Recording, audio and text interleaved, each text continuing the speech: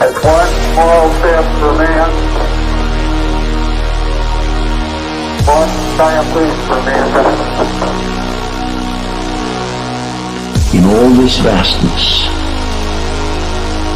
there is no hint that help will come from elsewhere to save us from ourselves. Does thinking you're the last sane man on the face of the earth make you crazy? Because if it does, maybe I am. What we've got here is failure to communicate.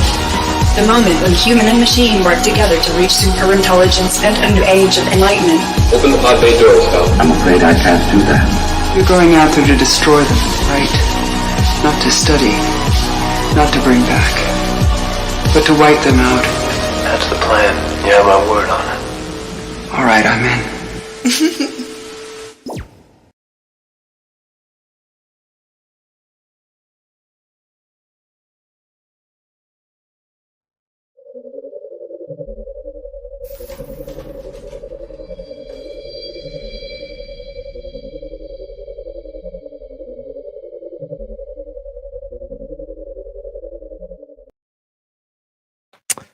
What up, world?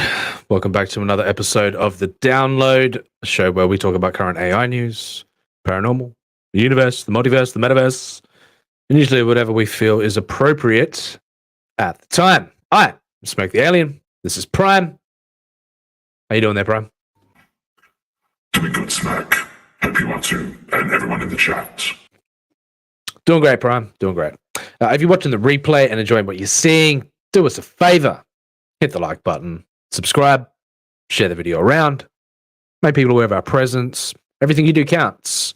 Never forget that. This show is also sponsored by our AI sci-fi dystopian graphic novel project, Artifice, Re-Animate. Awaken to a world where personal identity shadows in comparison to digital reflections. That's right. If you're into an up-and-coming large-scale world-building project, plenty of twists and turns. Link to check out our graphic novel is in the description below. Before we begin, introducing two good friends of mine, Mr. Manticore and Carol's Cookies.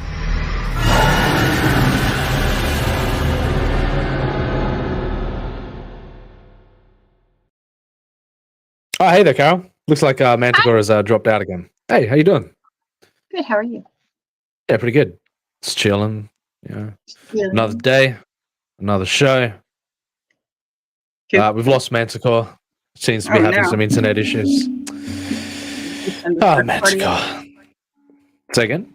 Should we send a search party out for him? I think we should. Oh, here he is again. Totally botched the intro. Manticore is now a buffering sign. How you doing there, Manticore? Good, cool. Moving on. There he is. Hello, how you going? Yeah, good man. How you doing? Fucking internet. That was probably a poor decision, but yeah, we'll see how it goes. It seems better now. What do you mean, poor decision? Yeah, good. Sorry about that. Yeah, it's fine. Happens. Prices. Yeah. Yeah. How are we? So yeah, good. What's new? Nothing. I know much. Everyone been drawing shit. Been drawing. I'm an eyeball. Everyone's got a bit of stage fright on me now that we're in the No. now we're in the show. No. Waiting for him to talk. I'm a No, freaking eyeball. the internet. I'm fine. Wait for me to talk. You're always waiting for me to talk. The eyeball was Manticore, waiting for you to talk. You carry the show. What can I say? Do nothing without you. I do the best. Nothing without you, Manticore. I see you smoke. Where? What? Bang bang. Pew pew. I know that way. Pew. Yeah. You get me Open my eye. What are you directions doing? right, see, it's like, there. Don't. Look into her eye, which is kind of my eye, but I don't know what's going on here. Yourself. Should I change What is the it? Where'd you color? get it? Look into my On you. eye. You can change the color. We'll see. I can change the color. I could Change the color. change the color of Sure. my background. I want. No, well, no, I like your background. Yeah, I like my background too. Yeah, I know. I'm What do going you to s- hook up a background at one stage. still deciding what I One want. of these days. Sorry, you've got the curtain aesthetic right now. So, and the art in the background. Yeah. Yeah. I might decorate my I'll wall. replace that with mine one day. Or some Artifice art. Yeah, hopefully. What are you gonna put on the wall?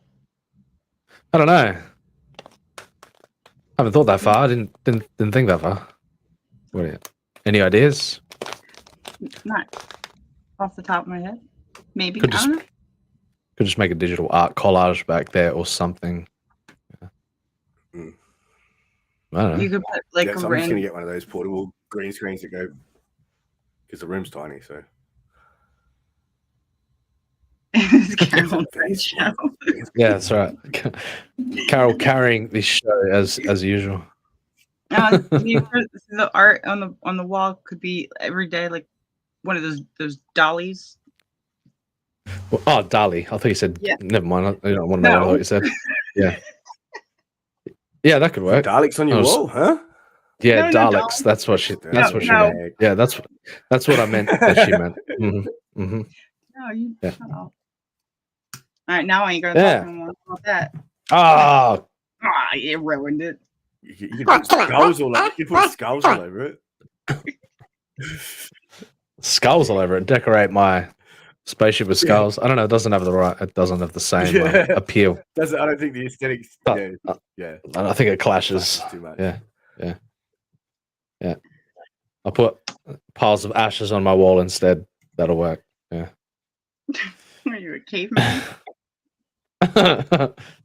Well,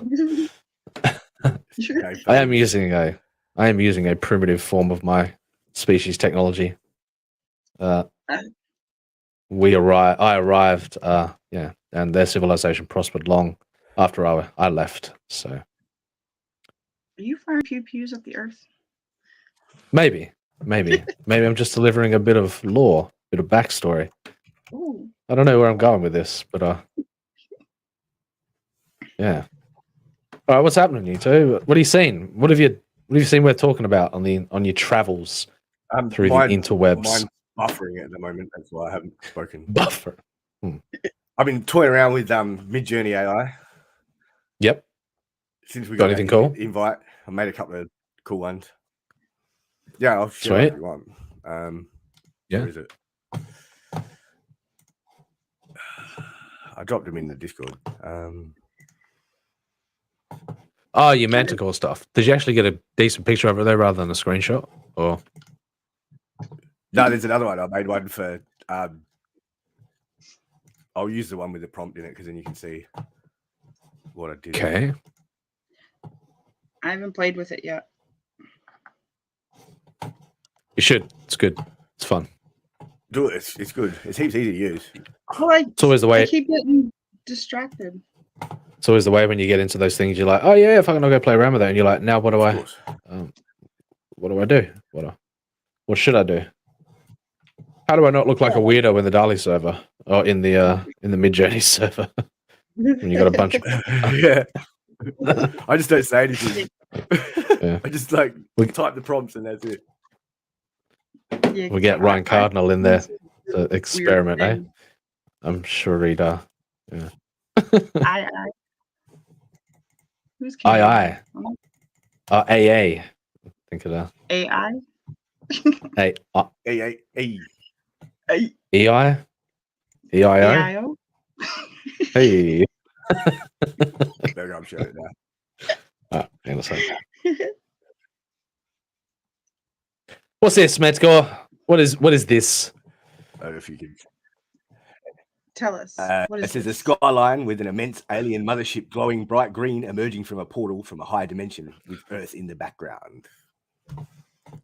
I like the three levels. Here we go. So there's yeah. We have our first comment about the sunglasses of the day. I'm trialing out something new here. Dylan says, "I don't understand." Smirks. Sunglasses. They seem to. It's bright in space, man. Oh, That's right. You're gonna get on the chart. Yeah. Welcome to the chart. I see you threw me I under the don't bus know. for being late. That's good. Like, I only just checked the chat. Had to. We're just sitting there twiddling our thumbs, waiting for you. It's all right. It's like, yep, anytime now. Anytime. I Could've it just, made the yeah. situation worse, really. Anyway, it wasn't glitching that bad before. Okay. Just escalated. What's up, Lorenzo? So we got, so nice, Manticore. Nice. A skyline with an immense alien mothership, glowing bright green emerging from a portal from a higher dimension with Earth in the background. Sounds right up my alley. If you know what I mean? No connection. No connection at all. Cool as that. Yeah, the way it comes to life. When it, Speaking of Imagineer. Because you can see it like doing it with the DALL-E Mini. Yeah. You can't. Like, it just does it. Like, Yep. Well, something but Darius even the way it shared. generates it is like how you'd imagine something. Like, yeah, it's weird. Yeah, it instances with iterations. Like, yeah, slowly but surely, gradually comes to life. Then you can like, what's the word? Fine tune it with the options, like, and Yeah. You can do the different versions of it and upscale. Yeah. Yep. I'm a fan. Something Darius shared last night with me. Darius. Yeah. Yes. Which was pretty cool, which caught my eye. Team of researchers presented a new AI-powered algorithm that is capable of creating. Picture is in English. All right, just cut me off. Fair enough. Yeah. Never mind. Let's address that for the moment. What this picture is in English. Would you care to explain, Manticore?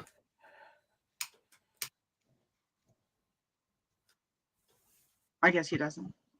I guess he doesn't. Yes. Anyway, you've got a vivid imagination, Dylan. I'm sure you can work it out. Why are you gay? Why are you gay? So yeah, capable of creating digital copies of real-world objects. Pretty interesting to me. I was speaking the same process using instance iterations. If you've done any kind of rendering with 3D modeling, but So wobbly. Kind of freaky to look at. What the? What? Not even sure how that's possible, but okay. Yes, I have cloned myself. What the? Now there is two of me. How did you do that? This is getting out of hand. Agent Smith. Lorenzo says Manticore has buffered out of existence. Yeah, I know this internet situation. Yeah. Yeah, I do that. I like phase it in and out. Like,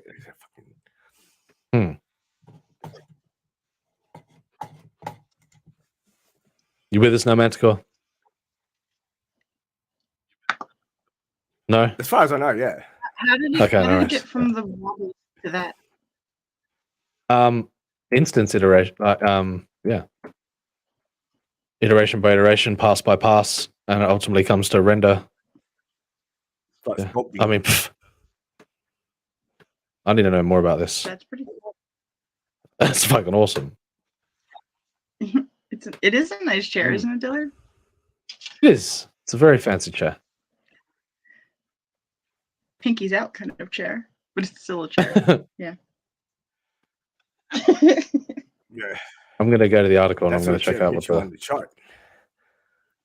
Lorenzo. Hell, stop being so gay, Manticore. GH with an E. So this AI algorithm can create digital copies of real-world objects. Yes.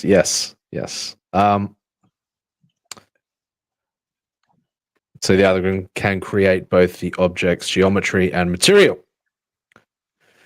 I like the name. Researcher Delia Vicini. Dragon. So they demonstrated a new way. Chair adjacent. What? Sorry. I was reading the chat. No, missed that. What Sleeves said. Just off on a tangent. Oh. Lorenzo identifies as chair adjacent. He opts for more of a throne approach than a chair approach. I understand that wholeheartedly.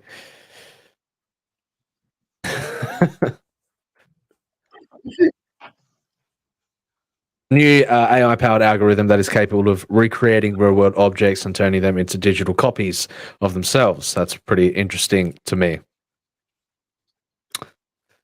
According to the demonstration paper released by the team, the algorithm uses the physically based differentiable rendering technique and signed distance functions to represent shapes. By analyzing reference images and known environment illumination, the AI can learn about an object's geometry and material and produce a thorough digital copy of the object. That's wild. Just using 2D imagery as well? Is that what it's doing? Pumping out 3D imagery or 2D imagery as well?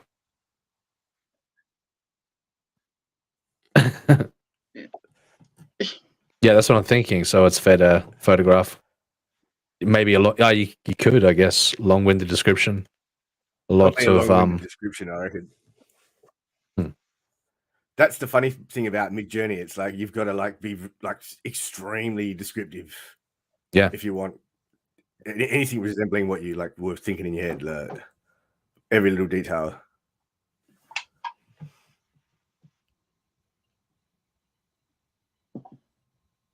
But if I did that, that's going to put me on some kind of list. Say what? Let's face it, you probably already are. Lorenzo asking, can I print my own 1990s era Pamela Anderson? I'm sure that's the one of the many aspects that we'll inevitably dive into. Yes. Physically based differentiable rendering has recently emerged as an attractive new technique for solving inverse problems that recover complete 3D scene representations from images. So there you go. Yes, that answers that question. Image to 3D model. Pretty exciting stuff. The inversion of shape parameters is of particular interest, but also poses severe challenges. Shapes and intertwined with visibility, whose discontinuous nature introduces severe bias in computer derivatives unless costly precautions are taken. Comments from the team. Shape representations like triangles, message. I can, as with any of the systems, things will get out of hand fast. But with Midjourney, I've seen they've got an insta ban policy on anything too fucked up. You know what I'm saying? Like dolphin love. Yeah, all of that dolphin love stuff, no dolphin love, no even with the gore and stuff, they're cracking down on that. So I don't know. But I've seen some I've already seen some pretty horrifically brutal stuff coming out of there. But still interesting, don't get me wrong.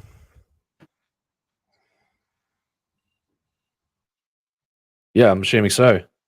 It says, will that 3D model be in a file that can be fed into a 3D printer? Yep, I'm assuming so. Don't ask Lorenzo. Don't ask. From the mind of Carol's cookies. Shut up.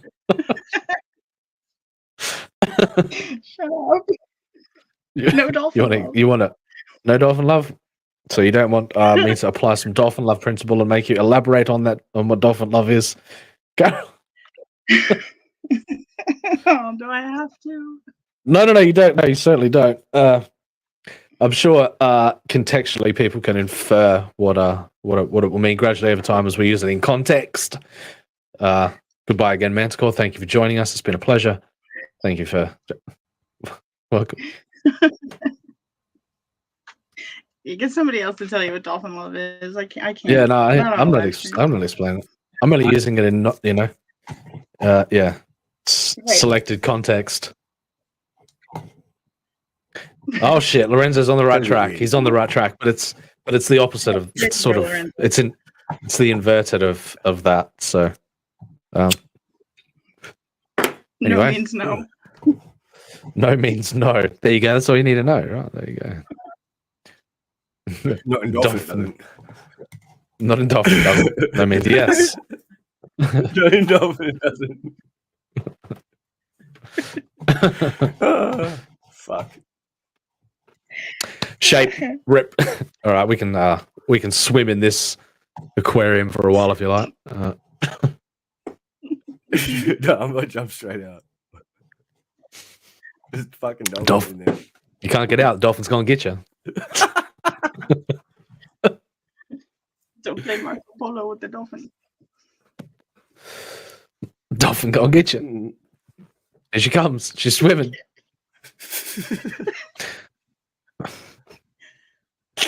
Yeah. Anyway, what else? Anyway, today? There we go. See, I was the one who didn't segue it for a change. I just let us flail in the without any water for a while. Yeah.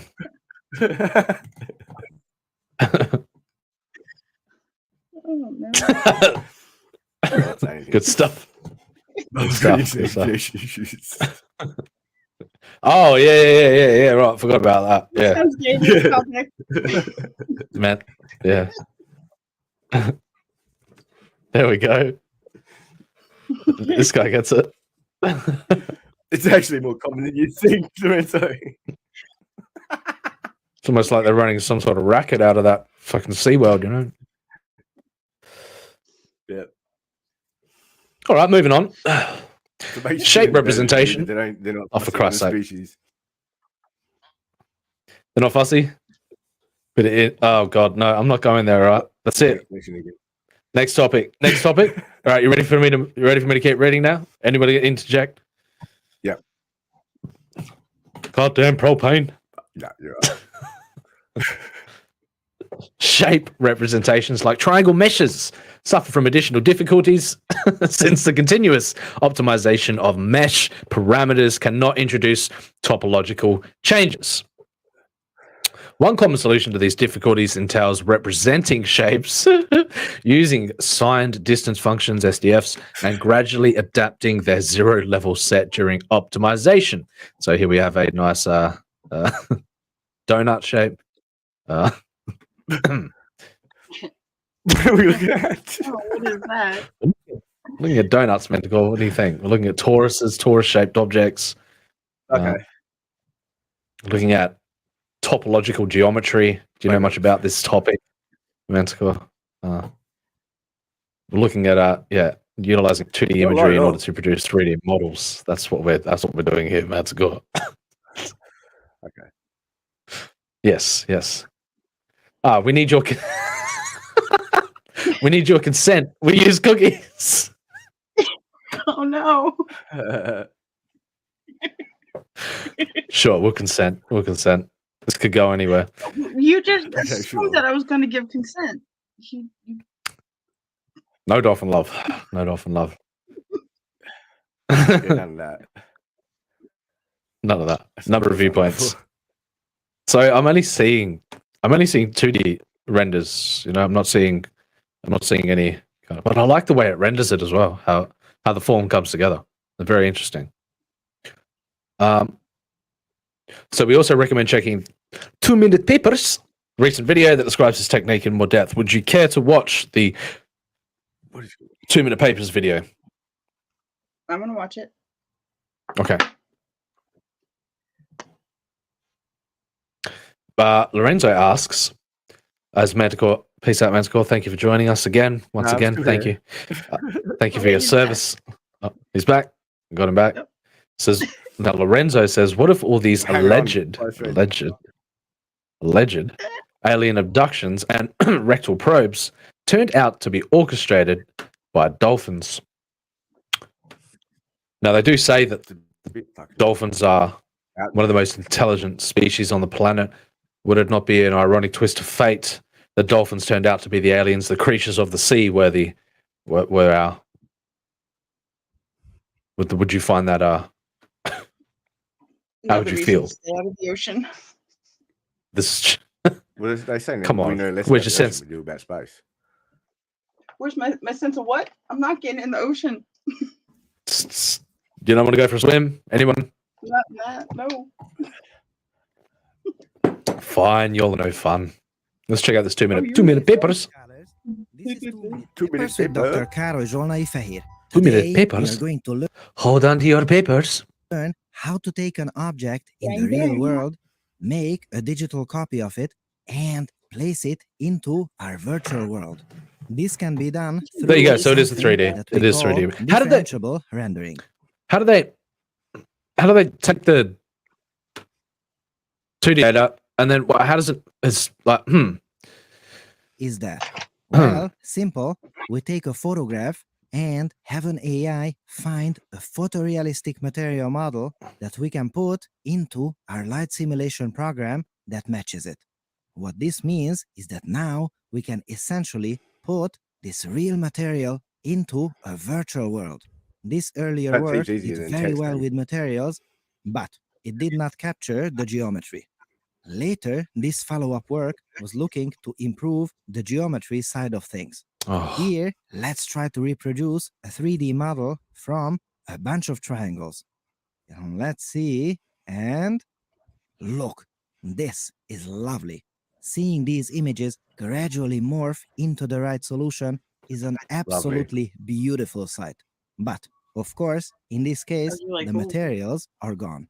And if we wish to focus more on materials and we don't care about the geometry at all, we can use one of our previous papers for that. This one uses a learning algorithm to find out about your artistic vision and recommends really cool materials. Or with this other work, you can even whip up a fake material in Photoshop and it will magically and there's find emissive a services as well. digital photorealistic material that matches it. But once again, no geometry, materials only.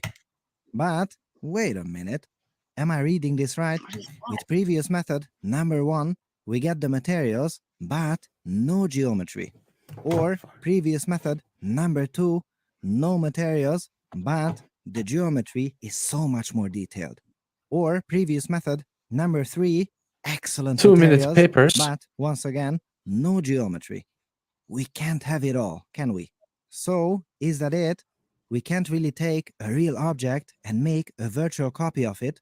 Is the dream dead? Well, don't despair quite yet. This new technique might just be what we are looking for. Although I am not so sure, this problem is super challenging. Let's try this chair and see what happens. Here are a bunch of images of it. Now, your turn. So little that algorithm. okay. And we start out from What's a sphere. happening? So it's like mapping, sort of.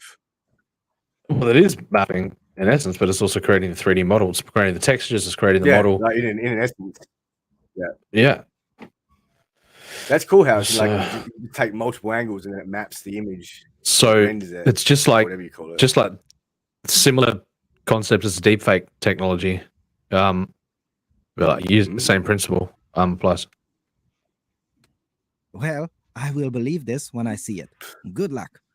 And, the shape is starting to change. And, wait, are you shit. seeing what I am seeing? Yes.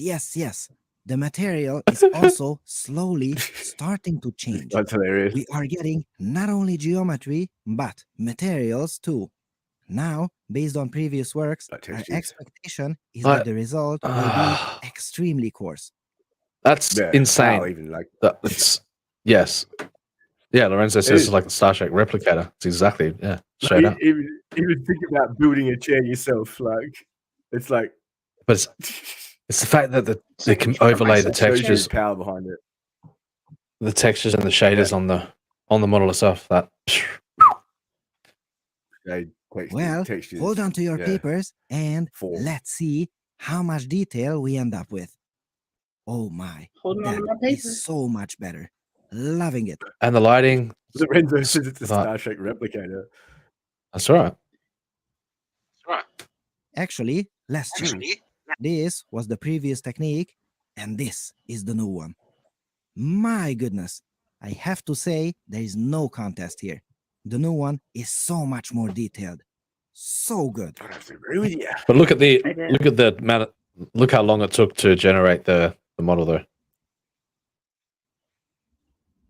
So Yeah. It will take some time to get that down, but still. And it works on a bunch of other examples. And I wonder what resolution the textures are as well. I wonder what, yeah. Too. These are not perfect by any means, but this kind of improvement, just one more paper down the line, that is absolutely incredible. The pace of progress in computer graphics research is nothing short of amazing, especially when we look at all the magic.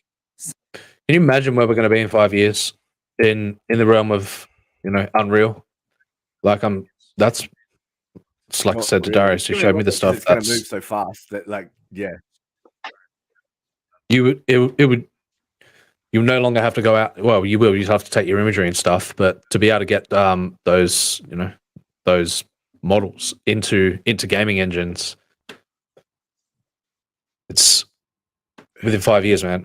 You're going to see unprecedented results. It's going to throw away the need for most of the coding need, that as well.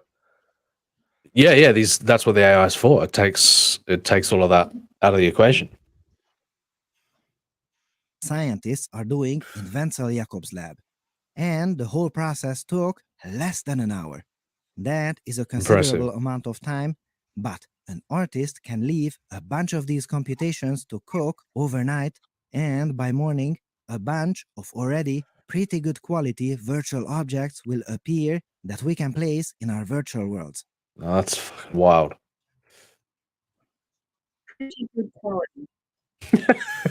Miranda says it's just a matter of time before somebody places their ass on a photocopier. Mate. Right. It's gonna be the first thing that they do. That's right. Yeah. Yeah. Well, with that, that's how. That's. Yeah, I'm interested to see how good it's going to become at generating things from nothing without photo imagery as well, like taking commands, and like this is very similar to the 3D printers and stuff like that. Like, just all you need is all you need is the file formats, and because they're 3D models, so you just need. But then it's a matter of textures and stuff as well, and that just comes with that's an artistic flair. An artistic addition on top of the 3D printing process, but having the ability to be able to use photorealistic imagery and then rendering 3D models from photorealistic imagery and then placing them inside a gaming engine where you'll have seamless experience between reality and and especially in the VR world. Like, that's all right. Tea, Earl Grey, make it so. How cool is that? What a time. Come on. Never mind, Gary. You have to be a Star Trek geek in order to fucking appreciate that. To be alive. Oh, sorry. I don't profess to be a Star Trek geek, but I got that one. I'm gonna have to get Cockney in here soon. Fucking give us all fucking no. The whole paper. It has No. and tons of gorgeous images. The link is available in the video description. I believe this will be an excellent tool in democratizing asset creation for games. Does it print in ballistic? So that's What?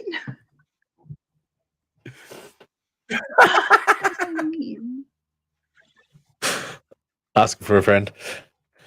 So just imagine how many the asset libraries that are going to be created from this. That's what. So I mean, you can take that. Let's. You need multiple photos of what you dropped in the spaceship, Carol, with the. What was it? What image was it? Oh, what's the lens I got here? No,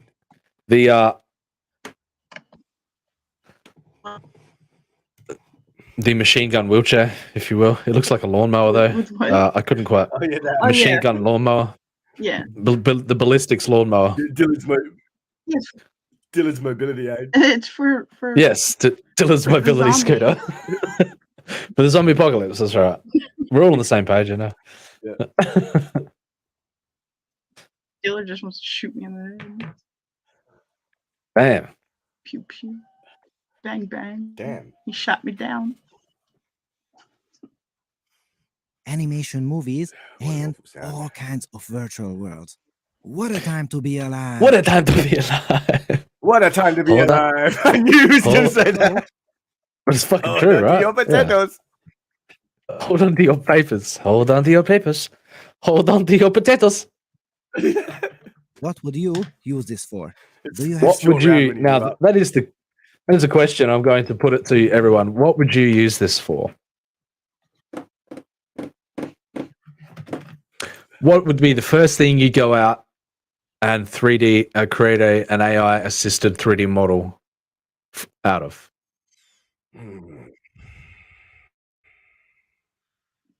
Pirate I would ship say a with dragon, but that's torpedo only because launcher. it's one on the screen. Yeah, that's pretty simple. Because that's always been one thing that, yeah, you know, I'd use the James Webb Telescope imagery data coming back to start modeling worlds. I'd do that.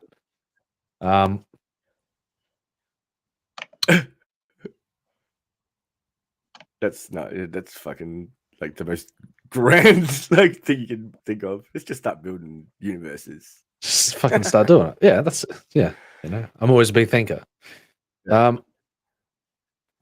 Custom made universes. Yeah. Well, don't steal my idea. Come up with your own idea. Yeah.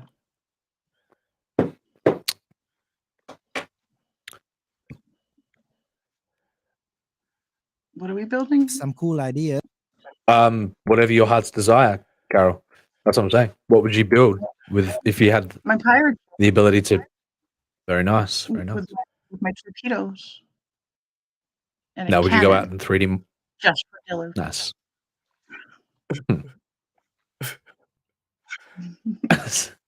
That could be done too. Dylan says, I want an exact replica of the Little Rascals fire truck that has a compartment to house a caged cat and a treadmill that houses their dog. Very specific, Dylan. I admire that. Harking back to the childhood wants there. You never know. One of the things that, yeah, I know that it's one thing to have photorealistic imagery to be able to generate models from, but it's another thing to, you know, when you're trying to create fantasy worlds and stuff, that's what I'm wondering how good the AI is going to get at generating, you know, something from nothing. That's what like text, just using text input. Because, yeah, right now, I mean, it's good. And I've seen the stuff with DALL-E. And now, so you take the DALL-E stuff, yeah, and then extrapolate on that and have the further ability to generate fantasy concepts like concepts from nothing. Yeah, imagine feeding like your imagery from like something like, say, Midjourney or DALL-E or whatever that's been like through iterations and refined, then making like a game out of that. The aesthetic would be cool. Yeah.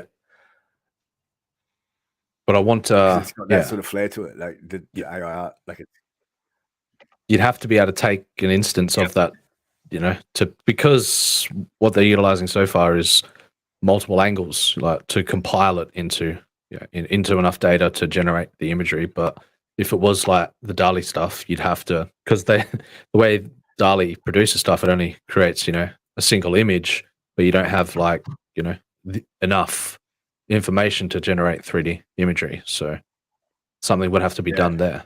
But do you think later on it'll learn to imagine in between like the lines, you know, like and fill in the gaps? Very much it so. Probably will, once it advances. Yes. Yeah. Carol's eye has now become bloodshot. Oop, the eyes changed. Look. Symbolism. Yeah. Shut up. Now I have to change it. I hate it. I cannot do that. What did you just do? Did you just something generate that from nothing all of a sudden? Yeah, no. Stop showing off, Carol. You stop showing off. Oh, Carol. I see it. And I didn't even think about that concept either. So the ability to have artists renditions, like, you know, to be able to upload. Oh, that, yeah. Oh, yeah. So Dylan says, I want a sculpture of the buckler. Could I feed it a drawing? Yes, and also feed it a photo with a pose, or will the result in some... yeah. Will it result in some sort of artistic nightmare? But I'm saying, if you got your proportions right, and if you got your perspectives right, and if you've got all the angles right, and I'm almost certain, yes, that something would be able to be generated from that. Ryan Gardner's in the chat. What's up, Ryan? Ryan says this will all lead to ruin. Nothing but AI generated dildos. I tell you, just wait and see. One of these days, you are going to join. One of these days, you are going to join us on this panel. I know it. I have hope. I have faith. Let me know in the comments below. This episode has been so. That's very cool. Very cool. I do like that idea. Artistic renderings put into the algorithm to generate. Yeah, that seems like the logical step for me because the AI's ability. Completely left field too. I didn't expect that. Yeah, the way it does it.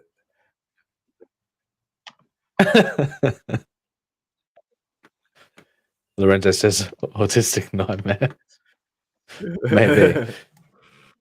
Do you mean artistic nightmare or do you mean autistic nightmare? Anyway, Dylan says, I have many photos of Stacey Keibler. Does it print silicon? Just asking for a friend. Dylan is asking, Dylan has been in contact with many of his friends today to ask some poignant questions about the nature of all of I'm this. not sure Dillard has friends. Oh, Carol. Yeah. What? He fired first. Do you reckon he's got that many friends? Oh, damn. Ryan has now backed up Dylan. Ryan has backed up Dylan and is now has been inspired to inquire about this similar concept. So the world shall move towards the place where there shall be perfect, artistically rendered fake titties. That's where it's all heading. 3D model. Finally, we have arrived, gentlemen and ladies. You have hurt Dillard's feelings, Carol. I do believe an apology is in order. He hurt mine first. You wanted to make Dillard, a ballistic gel head of me and shoot it. Dillard apologized to Carol. Carol apologized to Dillard. Carol, go sit in the corner. No, you go sit in the corner. He shot first. We are all to blame here. We have let this absurdity run wild. So why, Dillard? Why?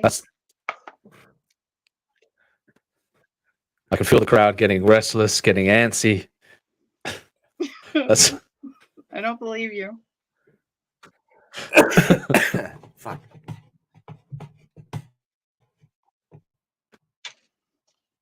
Fine. I'm sorry, Dillard. Very interesting stuff, nonetheless.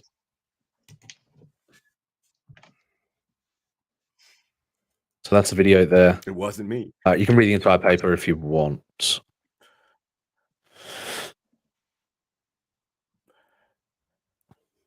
Please continue, you lot. But some of the stuff coming out of I really like this. I apologize. Did you mean it, Carol? I didn't hear it because my internet's gay. Dillard, I'm very sorry. I did not mean to fire a torpedo at you.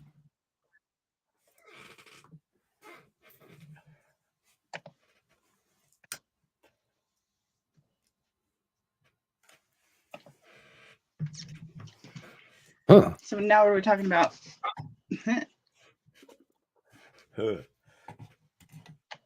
I heard that bit. Oh shit, they've already done it. Says, can I get a 3D copy of my dead father so I can get closure?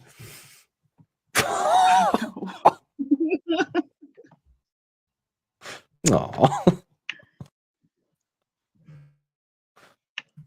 That's just fucking horrible, Dylan. That's sad. How about I give you a 3D universe instead, Dylan? Look, they already took my idea. They took it. Oh, hello. They Yeah. took it. Yeah, they took it from me, you see. Yeah. That's pretty cool. Yeah, it was when you said it. It was like done, bang. It was like, boom, the AI, see, had already anticipated. Yep, that's how it works, you see. Yeah, stole it. Sons of bitches. What's this fucking headset here? Magic Leap 2, an augmented reality headset. Got a commercial release date and pricing. The device will be launched 30th September. It costs pocket change of $3,299. But still not still not commercially viable for high-end VR experiences yet. You can live in a Truman Show. They've got cameras on them. Yeah.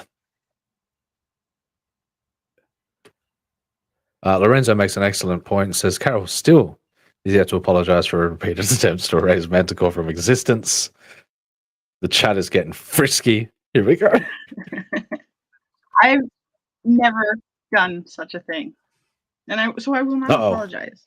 I did fire at Dillard and I apologize, but I did not try to erase Manticore. So you can just shut your little lizard mouth. Oh, character everyone coming out. Come out swinging tonight. Oh, we got Happy Jack Savinka in the chat as well. Good to see him. Oh man, you guys are running tonight. Bummer. Yeah, we're usually running on Tuesdays, Thursdays for us, Monday, Wednesday for you. But I had to do some stuff yesterday, so Friday show / Thursday show today. I hope that made sense. Hope you're well. Hope to hang out more soon. Yeah, I'd love to have you on board, man. Love to have you join us for a chat, Jack. It's been too long. Good to see you, man. If you've got Discord, Jack, the link's in the description. Yep. Come and hang out in the spaceship.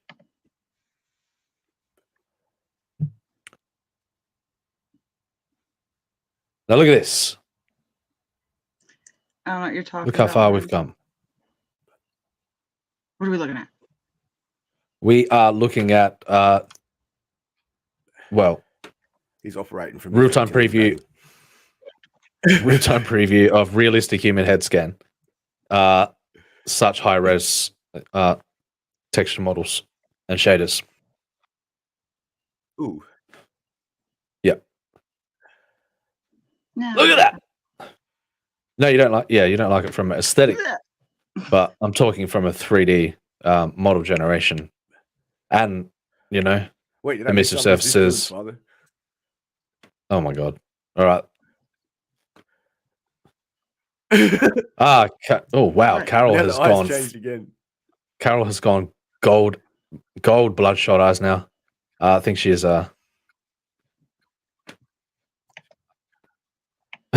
Lorenzo taking pupils. Bang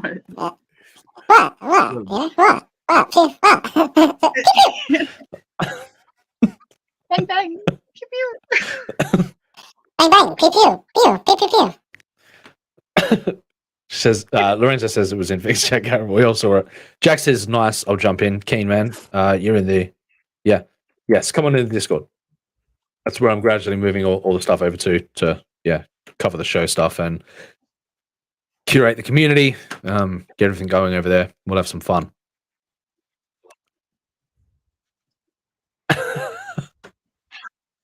Right, Cardinal, bringing more people to the chat. I see the similarity in the color scheme between Mr. Ryan Cardinal and Carol now. I can see I can see the influence. Ryan Cardinal says, I thought high res was when I was smoking weed on the reservation. At least that's how it used to be. I'm not even touching that with a 40-foot pole. But I'm gonna claim internet issues again. Yeah.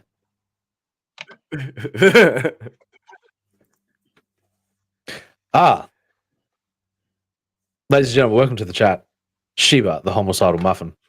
Pew pew pew pew pew pew pew. It's going off the apps. It's going off fucking rails here. We'll get to an article in a second, and then we'll get into some paranormal stuff. If you want to have some fun. Sheba, the homicidal muffin, says, Mama to show up. says, Mamacita, ¿qué es el loco? God bang bang.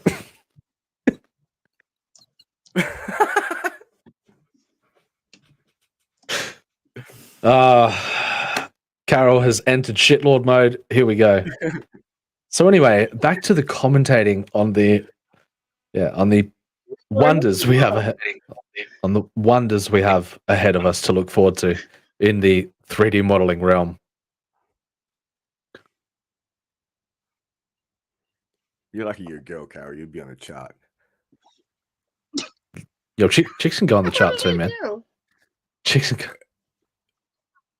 No, chicks can't. Chicks aren't gay. Yeah, they can. Yeah, they are. They're on the chart now. Because everything that we do that you would say is gay is adorable.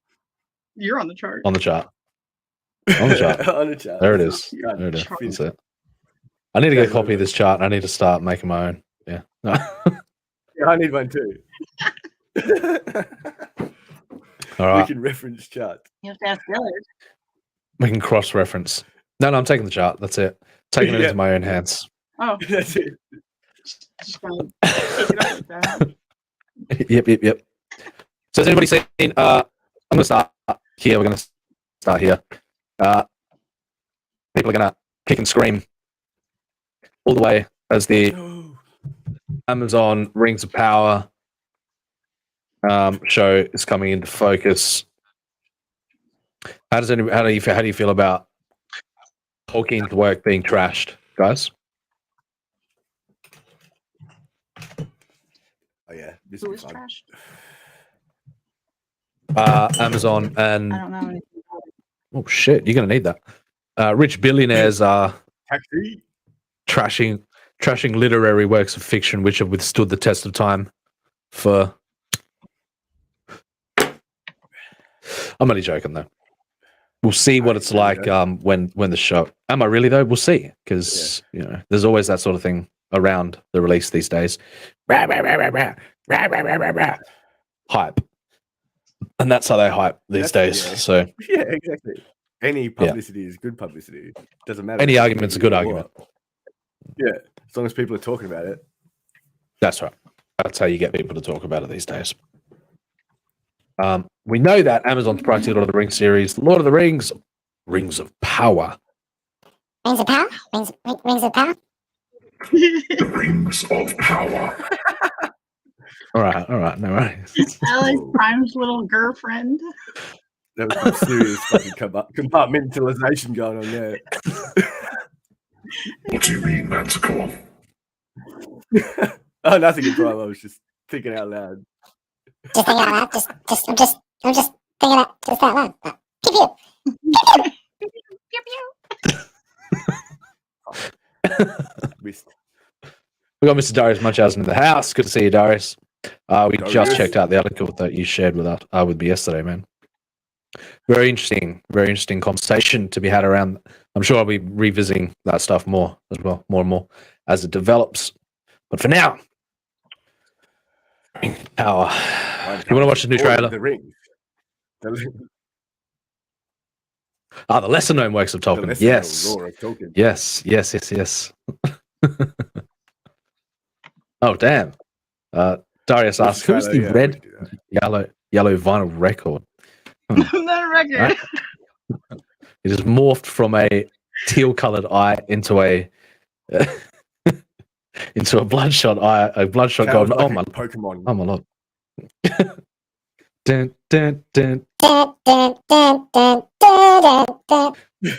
don't want to be a Pokemon. I'm like, no. A Pokemon? A Pokemon? You don't want to be a Pokemon? I want to be greatest master of them all. Them all. I want to be the very best. Yeah, you guys need to be on the chart for that.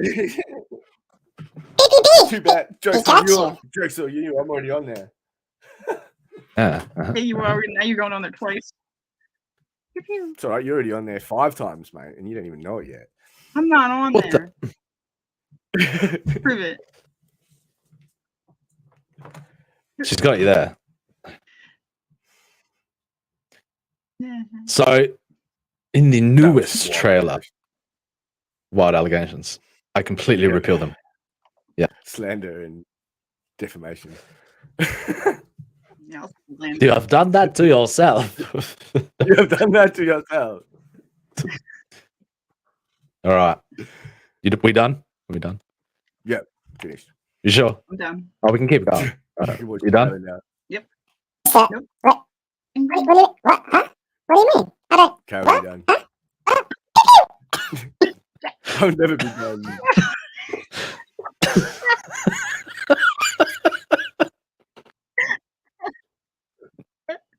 Whoa. Oh no. He's broken. What? What you talking about? I'm going to have to chime in here and bring some normalcy back to the stream. No, Prime, it's all right. Apologize. I apologize.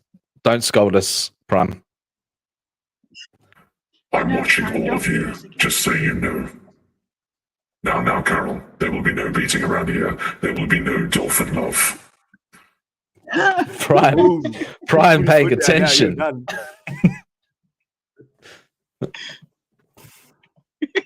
Lorenzo says, show Darius your support. Check out Darius. He makes some appearances everywhere. Yep, definitely. Mr. Ryan Cardinal says, Ash Ketchum, 12-year-old veteran of his trade with 22 years of experience. Just what every employer is seeking these days. Damn. That's so true. When are they going to... Yeah. I love that meme. I love those memes. And serious... Yeah. I'm going on a tangent. I'm going on an extreme tangent here, but...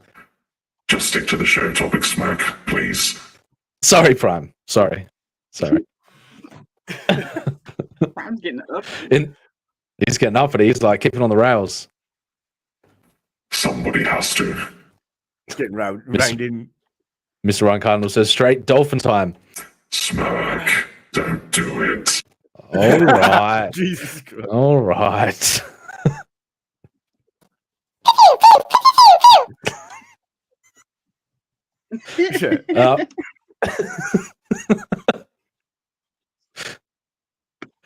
Ryan Cardinal with the it's dolphin time. Oh no.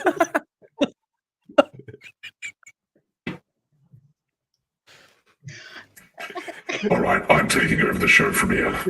In the newest trailer for the Rings of Power, fans get a more indulgent glimpse at the Second Age, the period before The Hobbit and The Lord of the Rings. All right, Prime, I'll take it from here. Whoa. From Halfwood's Wandering. He makes it sound half good, though. Think you meant for. Shall I continue? Oh, yeah, sure, Bob. By all means. By all means. Okay. From place to place, the Galadriel, played by St. Maud, star Morford Clark, being positioned as the show's de facto main character. The world of Middle-earth is as dangerous and exciting as it has ever been. That just sounds like some straight up PR spin, if you ask me. Well, anyway, there's a new trailer that's been released.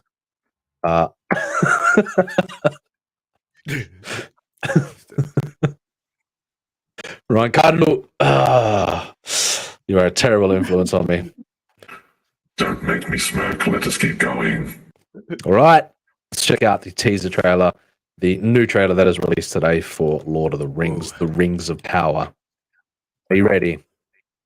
Ready. Are you ready? Are you ready? Oh, God. God help us all. There was a time when the world was so young. There had not yet been a sunrise. But even then, there was light. Did somebody say Prime Video? Yes, Prime. Yes, we did. Call to me, lands far away. Elves have forests to protect. Dwarfs their mines. Men their fields of grain. But we Harfoots Dwarfs their bands. I must now wander this wandering day. We're safe. You have fought long enough, Galadriel.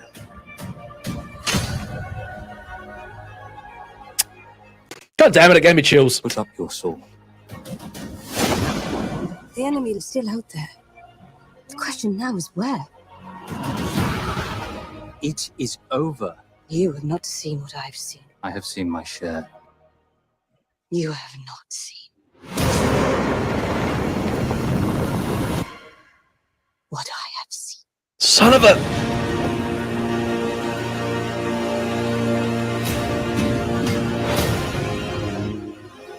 Darkness will march over the face of the earth. It will be the end, not just of our people, but all peoples. I am sorry, but their time has come. The past is with us all. The past is dead. We either move forward or we die with it. This could be the beginning of a new era.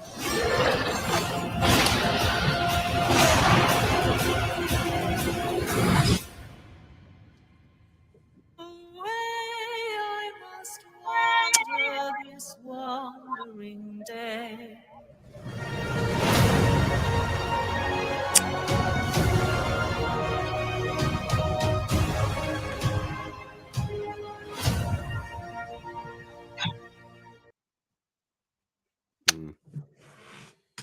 What do you think? I'd watch it. I was getting to start with. It didn't feel like Lord of the Rings, but the And language then... was better. Yeah, and then And then... And like, And but as much as then... people are kicking up about the other parts that they've put in, like the things that weren't in Tolkien before, it didn't seem pushed like too much. Like it's You know that they're doing this just to piss people off, just to get people to talk about it, and then they're going to blow us all away. Sure, it's going to have it's going to have all of the, it's going to have all of the, a little, you know. Did that look woke to you? Did it look woke to you? not really. No, it didn't, did it? No, it didn't look woke to me either. It didn't give me the cringe that But- woke stuff gives me.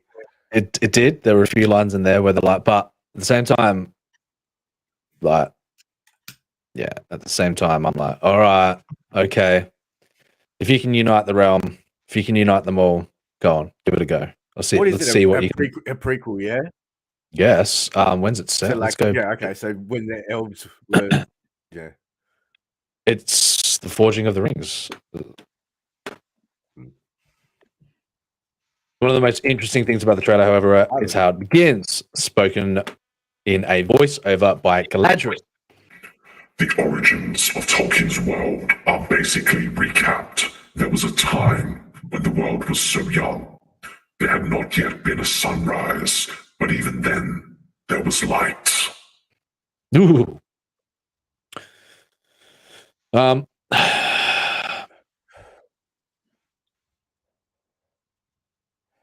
Yeah, so if you know much about the hello. Hello. Hello, how you doing? Oh shit, there's a bit of dolphin love going on in that pool, I reckon. hello, governor. Oh no.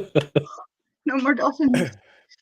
Yeah, that's what that guy's there for. Is to protect the. That's right, he's the chaperone. just like Lady Wright. Just like Lady Wright, you know? Yeah. Lady. She's in the chat. It's dolphin She control is. officer. Ryan Carter says it needs Morgoth. Yes. We'll see. We'll see we'll see. Yeah. Because I know that what it's based on is they don't have the entirety of the canon. So I'm like, yeah, I don't know what they own and what they don't own. Or are allowed to use in the source material, from the source material. But I'm sure if they prove themselves here with the first season, ultimately, the Tolkien Society is going to, is going to get on board with this shit, because ultimately it's going to become a profit generating machine for it all. So that's from a business perspective, but I'm looking at it from a lore continuation perspective. Tolkien only gave he didn't dive too much into the details of of this part of the realm, of the story, of the world. Right, kind of says, moist Galadriel. Now, yeah, that, yeah. I don't want to say too much more. Because she's in the water. It's Galadriel in the water. Come on. Come on. All right, cool. Yeah. No. Never mind. I guess you have to be a fucking Lord of the Rings geek in order to fucking. So you won't respect it too much, but all right. That trailer sold me. And I'm in. I'll give it a go. Yeah, I'll watch it. I'll definitely. I was going to watch it no matter what, but now I'm just a little bit. Just a little bit. I'm just a little bit excited. Just a little bit. Oh, it changed. Just a little bit. Just a little bit excited. Stop inserting symbolism into my subconscious, Carol. I'm choking on my gummy snake. What are you talking about, Manticore?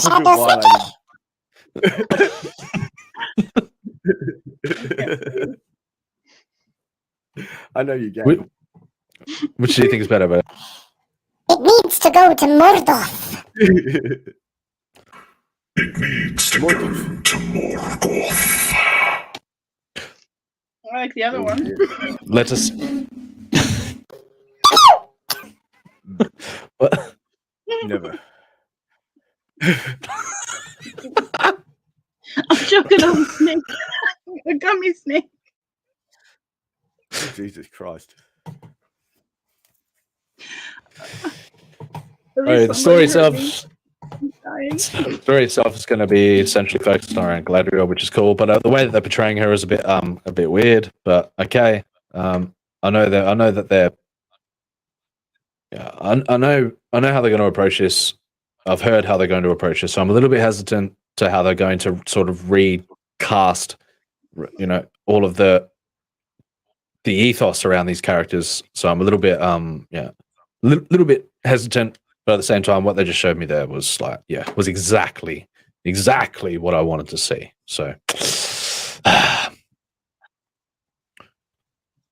all right, so that's that. Yeah, it had elements.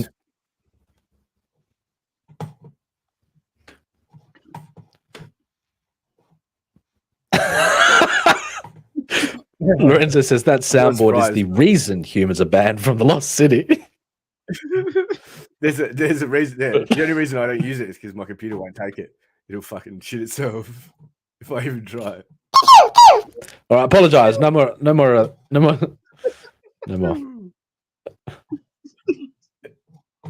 Shall we read a little bit more from that? Let us read a little.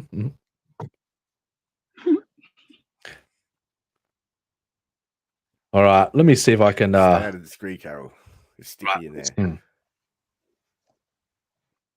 What did I do?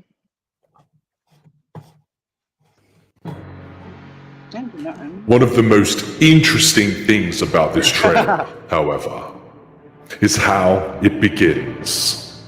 As spoken in the voiceover by Galadriel, the original of Tolkien's world are basically recapped. There was a time when the world was young.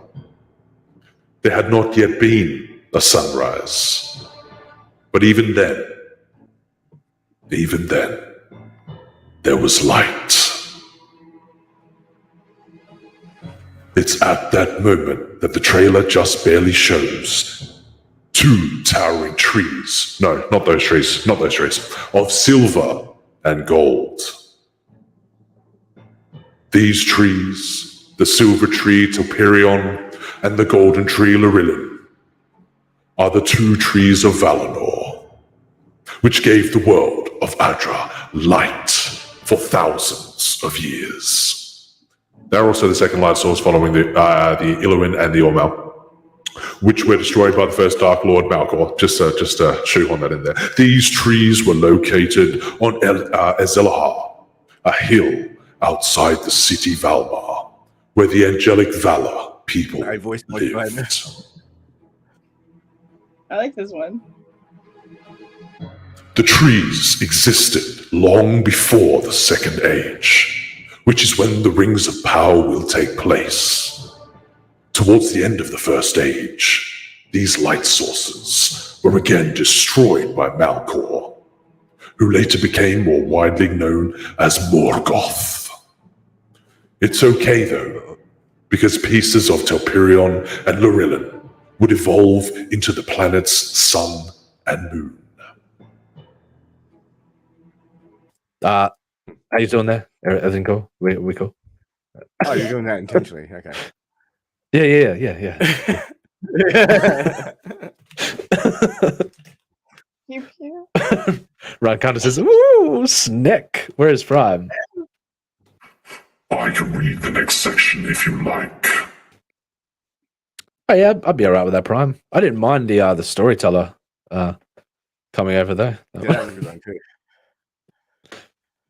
One tree of light, ooh, and one tree of dark. Oh my. Ooh, and oh my. Oh my god. No, don't do it. Oh shit. He's done well there. But then he also says, "Suck this up from my trunk, you tanks." So which would you rather? Would you rather the Prime tell the rest of the story, or would you rather the What about me? What? Huh? What about? The story about it. The story about it. What do you? What do you mean? What? Huh? What? Oh, you're lucky I don't have the YouTube. I was going to put F's in the chat. What you don't like? What do you mean, Manticore? I don't understand. Why wouldn't I don't Manticore? Why?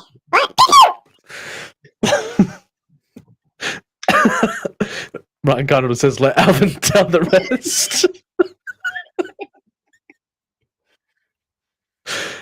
Lorenzo says, "Is that high-pitched squeal from the soundboard a tool you use to placate your dolphin overlords?" Well, I'm not. But I don't quite. What? Huh? What? But you? Huh? What? Stop it. This isn't the first time Telperion and Lorillon have been seen in relation to the Rings of Power. Almost a year ago. The series' official Twitter account shared the trailer's opening image with the trees of Valinor just barely visible. The new trailer makes them hard to miss, though the rising morning sun is still radiant enough to blind viewers. At least there's a helpful voiceover emphasizing the saga's motifs of light overcoming darkness. Very interesting, Prime. Very interesting. Dude says, "This is awful. I'm actually considering watching Rex's live stream." Oh, for fuck's sake. Where's your sense of adventure, Dylan? Are you not entertained?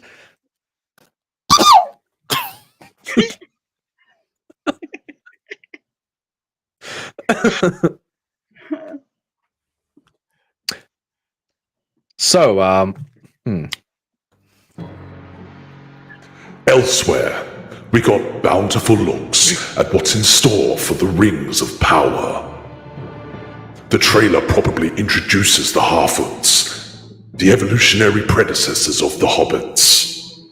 Unlike the chill folk Bilbo and Frodo are part of, Harfoots are nomads who prefer to keep moving than stay in one place. Oh, to go back to the Shire, wouldn't that be lovely? That's what separates them. That's what separates them from other species, like elves who dwell in the forests, dwarves who dwell in the mines, and humans who tend to the fields. But we Harfoots have each other, says an unnamed Harfoot, played by actress. We are safe. But maybe they won't be for long if they go anywhere near an ominous meteor that falls from the sky.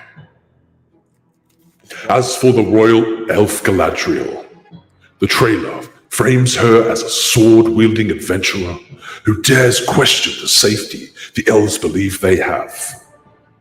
You have not seen what I have seen, she ominously says in the trailer, to equally ominous imagery of war and hellfire.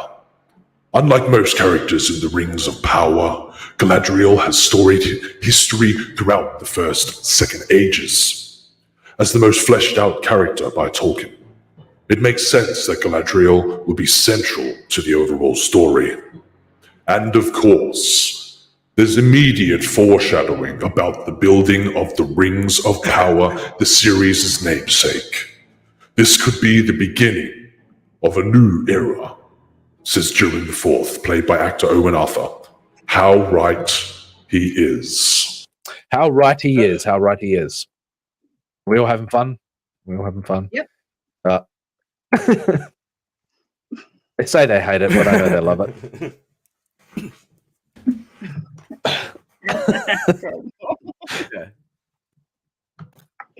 Come on, Dave. Chill the fuck out, Dave. Come on.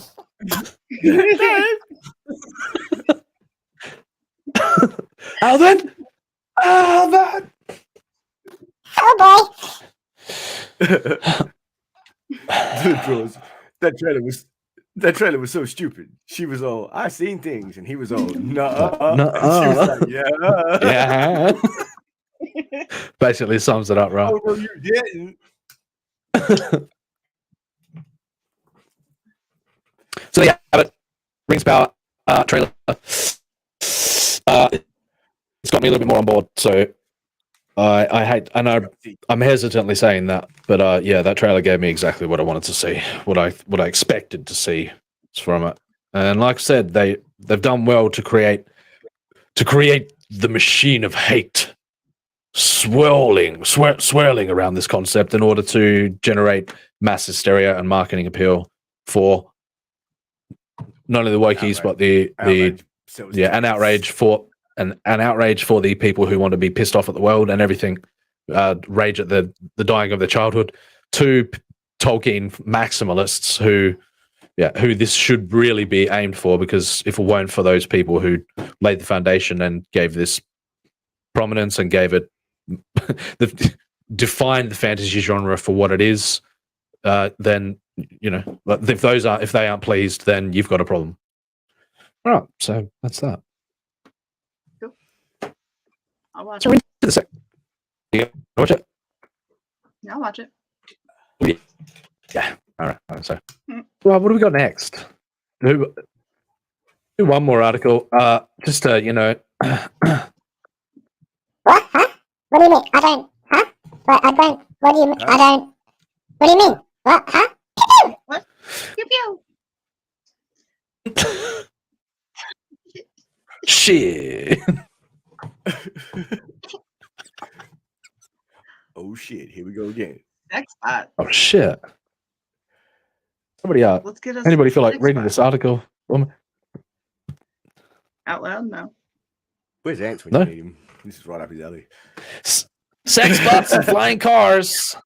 Real life is already like Futurama. That's not good enough. Did you know that Futurama was a show that first aired more than 23 years ago and still holds a special place in the hearts of all sci-fi lovers? Did you know that? Did you know that? Dylan says, read it, Carol. No. You When come is up the here and ant read it. sample? That thing is fucking A1, mate. Out of nowhere. You're not gonna read it. Pew pew.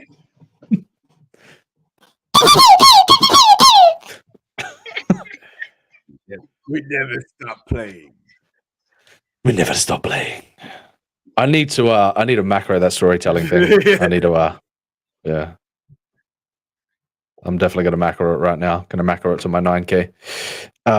Just so if anybody cares to pick up the reins for reading this, how reality is reflecting and how Futurama, just like The Simpsons, was so good at predicting the dangers that we need to be fully aware of as moving into this new age, a new era. And feature various innovations, ranging from the career chip to the smelloscope to the thinglonger to the mind switcher that many of us still wish to become a reality today.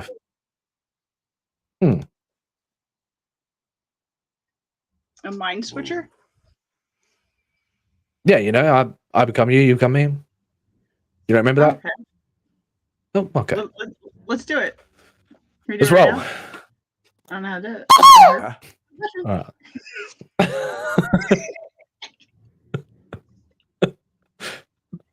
All right. So apart from the gadgets, the show. Oh, are you gonna? Are you gonna? No, I'm not. Oh. Nope. Come on. Come on. No. Come on. No. All right. Fair enough. Apart from the gadgets, the show. What, Manticore, would you care? Would you care? My audio is still like you guys sound like a garbled, like You sound like a garble. it's all mixed. What are you trying to say, mate? I don't even know where you're at on the article. I can. Nobody wants to play with me. I don't know where you Go are. up to the top and I'll read it. Where are you up to? We're up to that paragraph that's right there. Apart Gonna from macro this the to- gadgets and the show. Uh-oh. Apart from the gadgets, the show was also remembered for its super advanced robot society that was not only driven by machine learning but also by emotions, spirituality, and gender. What a crock of shit. No. Futurama also gave us an idea of how society might function if humans, robots, and aliens from different worlds coexisted together on Earth. They did do a very good job at unifying, at programming the masses for certain expectations of the future. Just as The Simpsons did, though. So, you know. Yeah, they did. I just can't get over the dog episode on Futurama. It ruined Which it for one? me. The saddest episode ever with the dog. Oh, with Panucci's pizza. Yeah. It's like Yeah. the saddest thing ever. Aw. Yeah, that was very sad. So sad. Yeah. He waited for him. It did. Pew-pew. So What do you? sad as the last episode of that dinosaur show, but not the mama dinosaur. I never saw the last episode of the dinosaurs. Oh my god, it'll kill you. Here, we're gonna watch it later. All right, cool. Seahorse party? What? Seashells by the sea. Sure. Seashells. Oh, it's on their shelves. For she sold seashells by the seashore.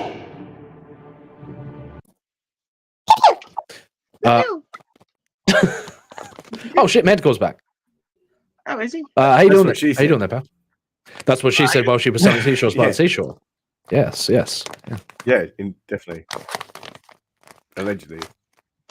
Was she related to Mary? Oh, she was really Was she sad. related to Mary quite contrary? Who knows? These are questions for the ages. Mary, Tell me, damn quite contrary. How doth your... All right, that's enough of that nonsense.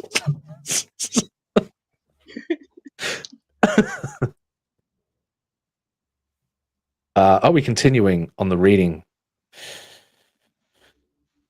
I know this article is right up Dillard's alley. Oh, Shibba, the homicidal muffin, has dropped a knife in the... dropped a knife in the chat. The show represented many of our expectations and fears related to the future in a humorous and satirical way, and in some aspects, the real world is beginning to resemble Futurama. Now, do you think that it is just a matter of life imitating art and art imitating life? Do you think there is something to be taken away from that concept? Maybe. What the? This is getting out of hand. Now there are 10 of them. 10 of them. So Futurama today, and Futurama's coming back as well.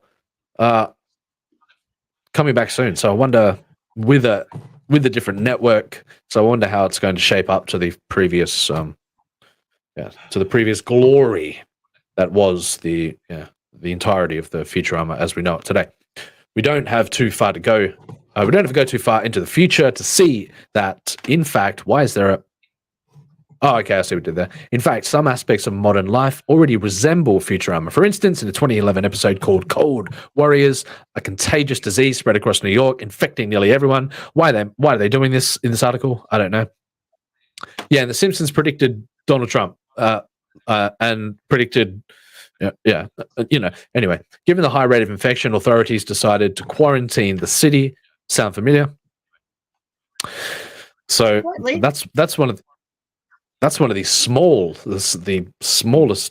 That's nothing compared to what Matt Groening and his team have done in terms of either programming society or predicting the future, maybe altering the course of events of history. Who knows? But either way, strange occurrences around Futurama and The Simpsons. So the only difference is in Futurama, the authorities sealed off the entire city using a gigantic plastic sheet. I can't wait until we have a billionaire blocking out the sun. Won't that be an enjoyable experience? Oh, I can't. I can't wait. You haven't lived until you've had a billionaire block out the sun.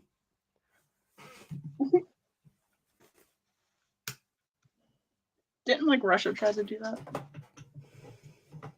Did they? No, somebody launched a big mirror up there to take a second sun. I don't know. I think I remember. I have heard a conspiracy. I have heard a conspiracy about that. It wasn't big enough.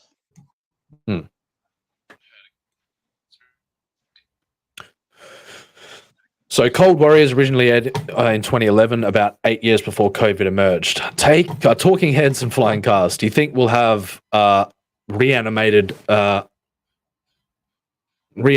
former presidents? I fucking hope so. As vats in jars.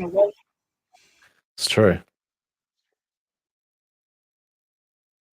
I'm all about the reanimated zombies. I'm all about those zombs. About the zombs. Zombies. Zambies. Really disappointed they're not really yet. Jesus Christ, what is this article? Where is this article even going? Who's writing this shit? It's Big Think as well. God. What is the point that they're making here? Is this just an advertisement for the up and coming Futurama? Will we see suicide booths? We've already seen them. Will we see Bender style robots? Take care, Medical. Thank you for joining us once again. Life in Futurama's 31st century is full of amazing inventions and technologies. People can interact with dead personalities, including former US presidents, celebrities, and scientists, through their talking heads preserved in jars filled with unknown liquid. Does that sound far-fetched? Perhaps not. Amazon can deep fake the voice of anyone, like your dead grandmother. What the? What? I don't want dead granny talking to me. I'm not writing this. Additionally, various companies and non-profit organizations are offering to preserve heads, brains, and bodies in the hope that you can get a second chance at life if science ever cures aging and death. Everybody thinking about Walt Disney right now. Many wealthy people like... Pardon? I don't believe his head's frozen. No, I don't believe it for a second, but it's a cool conspiracy theory, though. Nonetheless.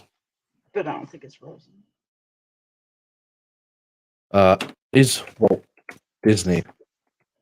Well, did they have that kind of technology back then when he died? Well, they had the ability to freeze somebody's body for sure. Yeah. For sure. But he's got to have frostbite at this point, don't he? At this point, and some irreversible, cell damage that so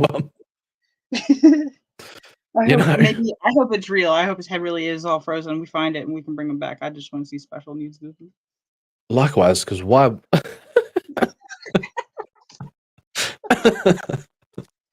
Why wouldn't you? That robot that we saw the other night. I'm in. Let's do it. Let's Let's start. do it. Let's crowdsource this. Let's bring All back right. Walt. I'm in. Yeah, let's just do Why it. Let's would? go. Let's roll. Why wouldn't you want to bring back a mind like that, though? I guess. Anyway, so Amazon can affect the voice. Additionally, various companies and non-profit organizations are offering reserve heads, blah blah blah blah blah blah blah blah blah blah blah, ponying up big cash. In the meantime, those of us living in the world will soon be able to get mind-controllable robotic arms.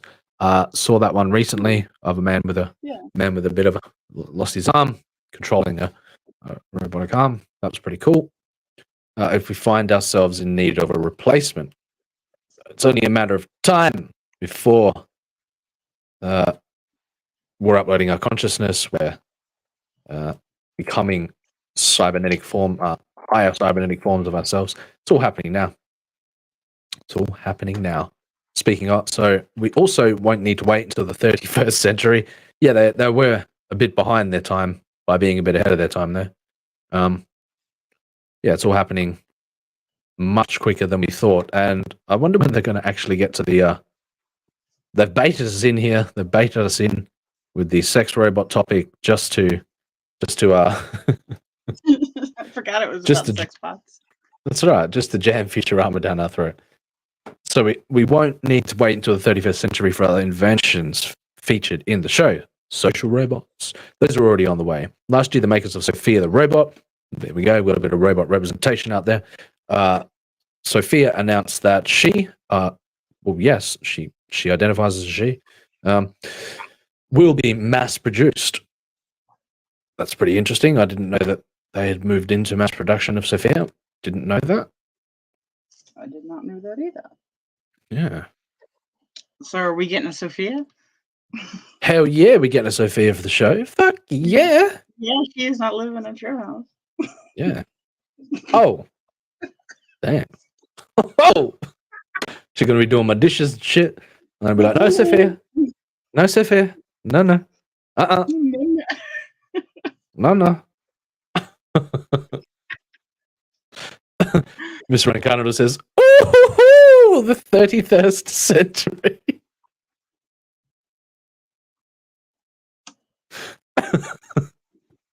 We have those now too, though they're given the more formal name. Talking about flying cars. What about flying cars? When are we going to get our flying cars? We were promised them in 2015. Didn't happen. Did you also see that there's a remake of Back to the Future coming, ladies and gentlemen? Sophia's bam, bam, bam, bam. Damn, Darius. Damn, Mr. Ryan Cardinal says, doing my dishes. Of course, Smirk's hoo-hoo is called dishes.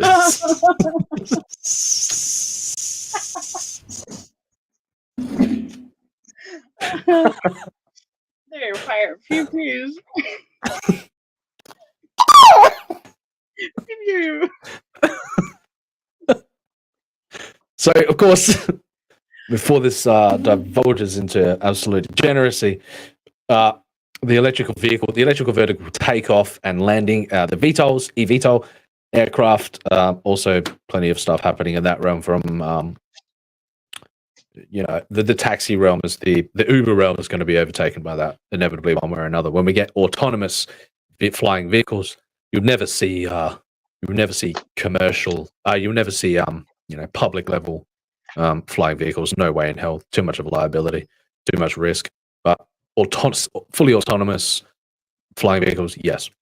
If that comes down to the public level, maybe, but I doubt it very much. I'd love to finally see before I kick the bucket and become frozen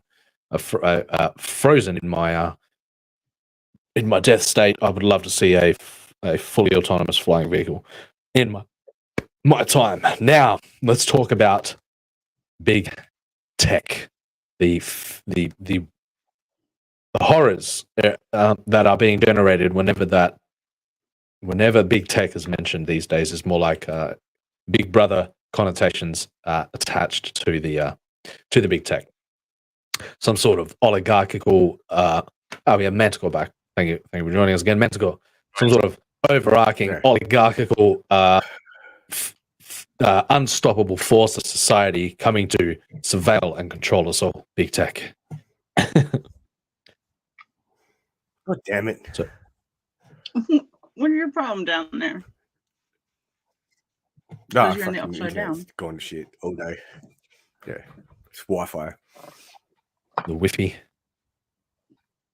Yeah, The Wi-Fi? The Wi-Fi. it's fucking Wi-Fi. shit. Shit. Manticore's Wi-Fi playing up on him. Uh-oh. Yeah. Be Wi-Fi. His wife. I'm not even going there. Don't worry. Anyway, if you think big tech is big today, don't do it. Futurama predicts an even bigger big tech in the 31st century. All right, that's enough of that. Today, social media giants collect our data and employ algorithms to monitor even manipulate our actions. Of course, the same will occur in the 31st century, according to Futurama. Do you ever? I wanted to, the transportation system they got in Futurama. It's like self-contained hyperloop. So, anyway. Brian Carter says, Manticore's wife was down to do the dishes.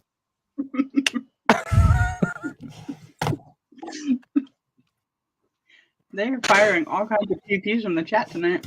Dishwasher. Oh, they are. Butt scratcher. All right. Butt scratcher. Butt scratcher.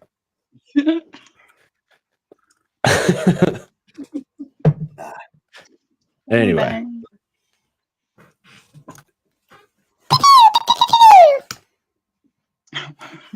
You shot me down. So the show features a tech and toys company called Mom Corp. Of course, yes, Mom's Robots, Mom, whose CEO uses her position and power to exert control over every. Mom's a word. In an episode, Attack of the Killer app, which first featured in 2010, Mom releases a virus called Twitform. Yes, that takes control of the mind of every internet user who crosses the mark of 1 million followers on social media. That is fucking gold. How true that is for the check marks. How true that is. The virus ends up turning the lead characters into mindless zombies who will do anything that Mum wants. In another episode titled Mother's Day, Mum takes control of every robot on Earth and creates chaos by triggering a robot uprising against humans.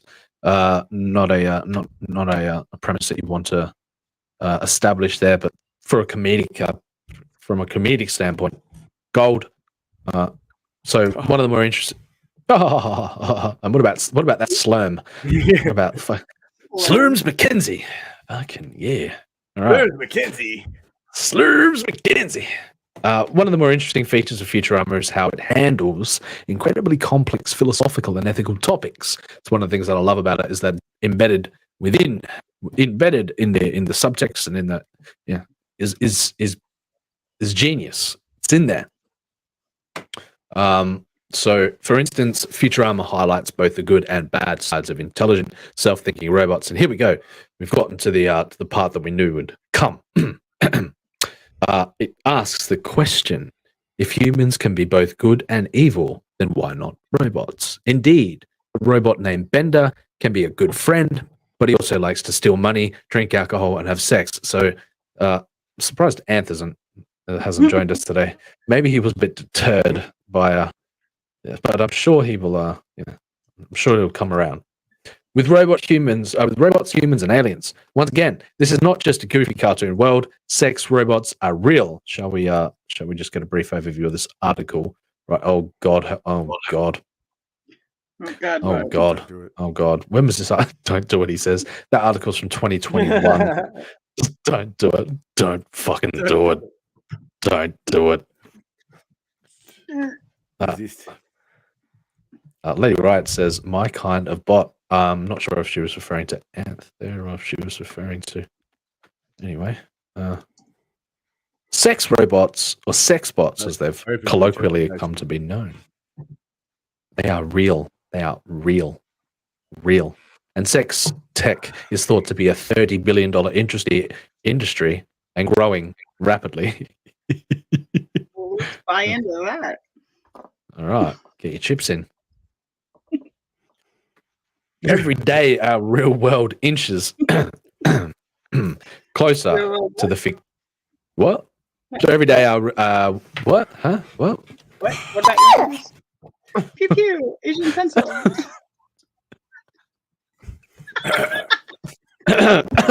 Sorry. Carry on. Somebody get the 3-inch rod and punish this woman. Fans of the show should be happy to learn that in February 2022, Hulu approved an all-new 20 episodes of Futurama. Good news, everyone! No, that's Homer, but still on the right track. On the right track.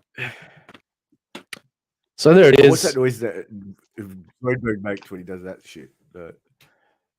Oh, yeah, that was Zoidberg too. Interesting. Interesting. Interesting.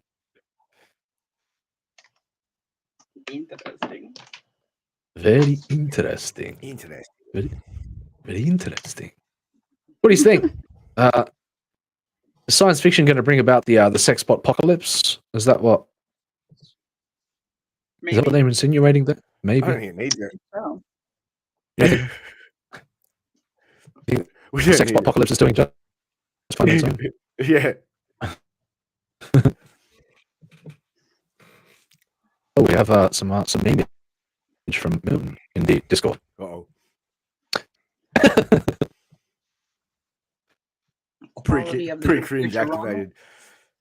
Let's see what Milton. Let's see. I don't know if he's in the chat or not, but he may be. I'm assuming he is. Just keeping quiet for now. We can. I would like to get to Atlantis today. Are you interested in for the deep dive? Shall we go down the Atlantis rabbit hole? Yes. Lorenzo says I'm quite skeptical. Yeah, cool. I'm interested. It ticks all the Lorenzo boxes. says I'm They've quite got skeptical. Bender in it and everything now. So. Oh, they do. They got what's his name? Yeah, they hooked him in. I had to pay him extra, I think, but yeah. So he should demand that kind of money. Yeah, to bring back Bender. But they'd find another voice actor either way. So, they find a voice. You know, people can do Bender's voice. God. But anyway, that's not the point. Lorenzo says I'm quite skeptical about the quality of the new Futurama. Yes, may have some quality issues there. I'm not sure who's. Yeah, I haven't looked too much further into it yet because I'm waiting for it, and once it hits, I'm in. And because it's been rebooted. It's been redone before. So, and they should have just the way they ended it was great to me. They should have just left it, but instead they're going to bring it out and beat a dead horse. You know, so. as they do. As they do. Now what do we got here from Milton? I'm not sure what's going on here, but I haven't gone to Milton's look yet. Scared. we're doing it. We're doing it. Now, have a bit of a side Good thing I got arms. Chairs down. side meme from the Milts. The Milts? From the Milts. What's going on here? No, it's the insane witch kid. No, Milton. Is he here? Is he with us? He's not. Sorry, And Milton. now, here's something interesting. Good. More furry related memes. Yes, of course. We can't escape that with Milton. Where there is Milton, there is furry. What if Tigra shaved her legs? I'm not totally convinced this has made me more attractive. So, what if the beast got wet? It's not like a wet Interesting. dog. Interesting. And what if Medusa went bald? Ha! Oh, no. Still a threat. Yeah. What do you Don't test smell like that Mary? if you bath it regularly. 1 2 1 2 loud and clear, brother. Loud and clear. Darius, Yeah, I you agree, can Lorraine. shut No, it nothing. down. I said nothing. Nothing. I said nothing. Nothing. I want nothing. Lorenzo says, "Yeah." No fault of mine. Lorenzo does agree with the point that I made that Futurama did have a perfect ending. So yeah. Uh-oh. Darius, don't fall into the... No, don't do it, Darius. Don't fall into the... Resist. Resist. Good Lord. Milton in his occultism. I admire it, though. I like the games that he plays. So he's fun. All right. Where would you like to go next, guys? We can stay on the track of getting through these articles. We can go do some paranormal stuff, or we can dive spooky stuff, or we can dive down. All right. Let's do it. Yeah. I was going to say, or we can dive down the Atlantis rabbit hole. What? There's a spider on me. What? Coincidence? I think not. Kill it. I think not. Kill it with fire. Tell it to get off. God damn it. Kill it with fire. It works with the bear. Just tell it to go away. No, it's right there. Darius. I can't get back to Darius showing off his proficiency in leet speak. Yeah, boy. I still see you, spider. Go away. I can speak calculator.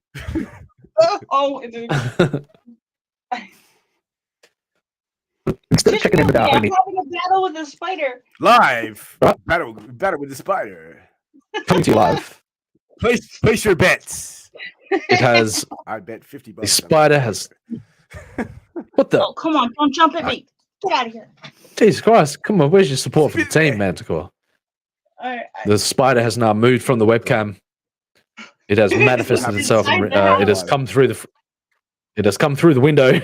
The calls are coming from inside. I'm in the house. No. I think it's gone. I didn't kill it, but it's not in my area now. Darius saying he has to spell it like that because YouTube kids really. Oh my god, the censorship, big tech censorship is out. Really? That's funny. Out of control, lads. Out of control. Doing it. He doesn't like it. it. And of course, if there are any newcomers out there, if you're enjoying what you're seeing, please remember like, stop talking about that shit, you degenerates. Manticore, you just derailed my plug, brother. to make a commentary about degenerates. If you're enjoying what you're seeing, please remember to subscribe. And if anybody would do us the favor of hitting the like button, helps the algorithm. My internet is fucked. Oh, really? Are you lagging behind? Oh, damn. Here's a face that I haven't seen in a while. Milk. Yeah, heaps far.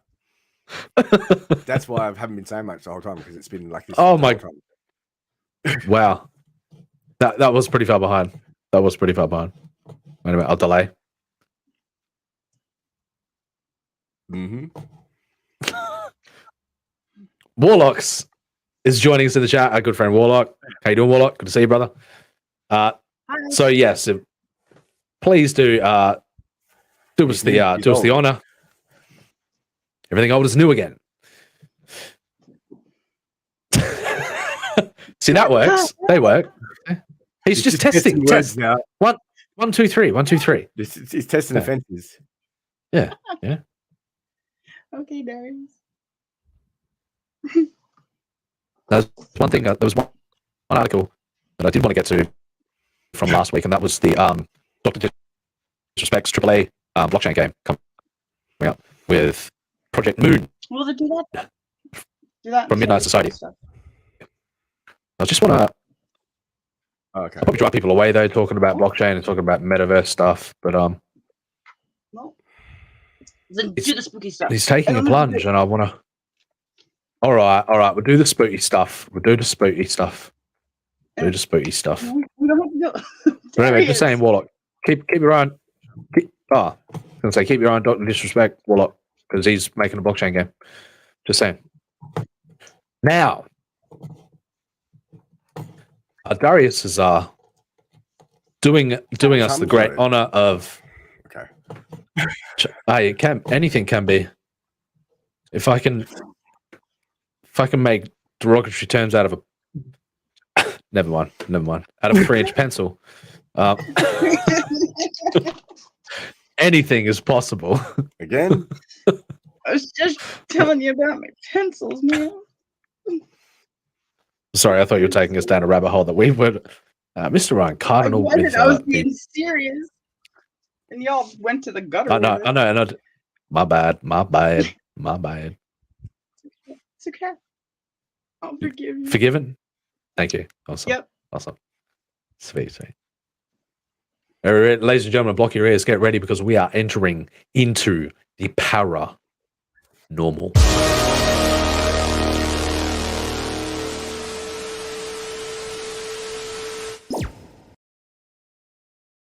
Usually we would check in with our homeboy Slapped Ham, but this time Manticore's dropped in somebody new who I'm unfamiliar with, but there's some there. Yeah, there's plenty there. It'll keep us loaded up. Might as well do some paranormal, some ghost stuff for the next, because the UFO stuff. Bigfoot representation in there too. Yes, Warlock says he's on at Midnight Society. Yes. Yeah, I heard Doc talking about it the other day. I just checked in with his stream and was like, what's he doing? What's going on here? And then he started talking about it. I'm like, holy shit. He's checking in he's moving into the blockchain. Holy shit. Good stuff. These guys, yes. Yeah. Yeah. I just saw an opportunity to write Matt. Forgiven, Ryan. Forgiven. Not forgiven, We are in the second hour, about to enter into the third hour. Pat, please remove your leg from the pant. Feel free to fire off all the... He's in the pant? Only single pant. Get your shadow snack. Wave your shadow snack around. Oh, no. You get arrested for that sort of shit. Vic with the K makes an excellent point. He says, why doesn't Dillard come on here and do some artwork? I would love that. Usually we do get derailed from all the subjects when Dillard comes on, but I can't say that I don't have a great time when Dillard comes on. So, but I'd say I might. So Tuesdays will be, the Tuesday shows will be completely off the rails. I'd say, Tuesday, Monday show for you guys, any of our US viewers out there, will be the off the rail show where I stay loose on the format. But then Thursdays, or today for you guys, Wednesday, Friday, Thursday for you guys today. Usually it's the Thursday show. My God, it's so difficult to fucking, you know what I mean? Anyway, formatted stuff for this day's show, but always keen to have Dillard on. So, Shadow Snacks waving around in the chat. Waving around. Ryan says a fantastic one. Ramalama ding dong.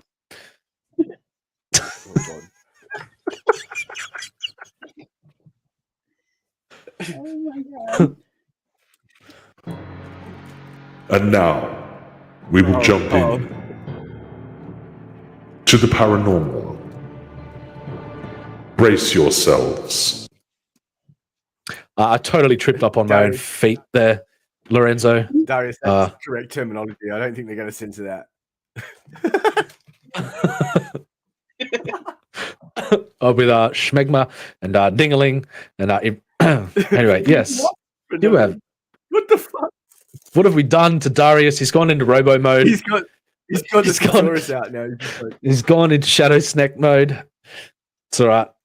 It's forgiven. Let's keep up with the paranormal. Let's check in on the Joneses, shall we?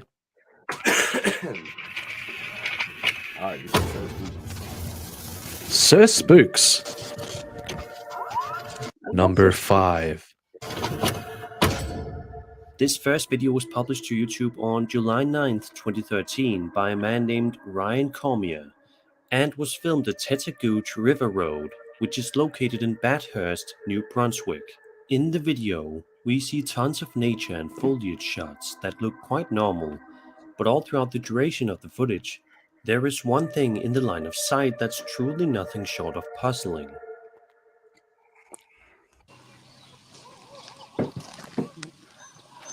What the fuck is that, bro? I don't see nothing. It's a bear. Wait for it. Watch. There's clearly something there, like, but it has no form, like, and then watch what it does.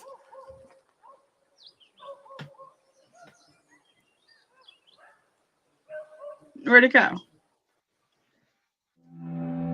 That was wild. Yeah. No, that's what I do it again. As you can see, a strange shadow-like figure can be seen standing around near the trees before it mysteriously and slowly starts to vanish from sight at around the 25-second mark. Like Predator style, but black. Like. Yeah,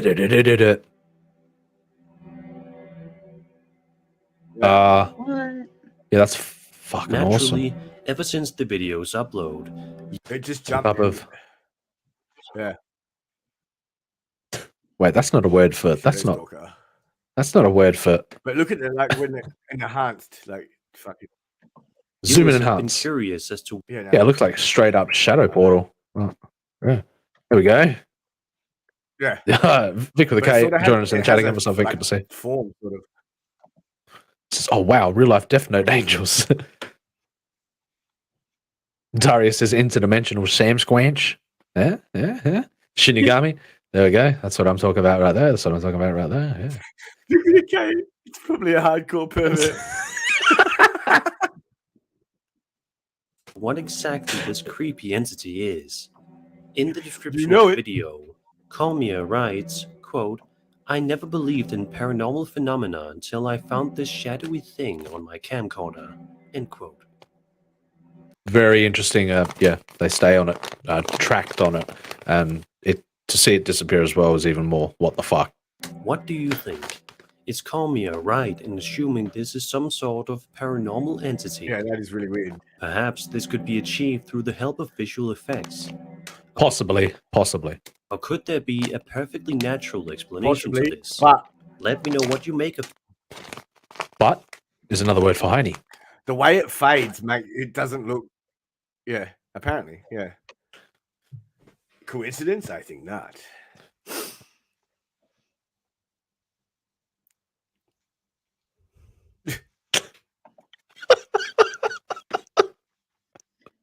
Shinimagami. Put this in the comments below. I don't know why I hear that the way when he types that. I don't know why I hear it like that, but I do. I do. That's exactly how I heard it too. You reckon, Carol? What? Yep. What? What, yeah. Oh, I'm just saying. What do you reckon about Like the? that. Yeah, about the shadow figure. I don't know.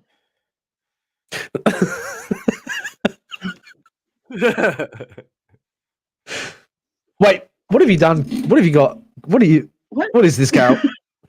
Oh no, Carol's waving her 3-inch pencil around on screen. For God's sake! Get away, for fuck's sake! Fucking no class at all. Where's the finesse?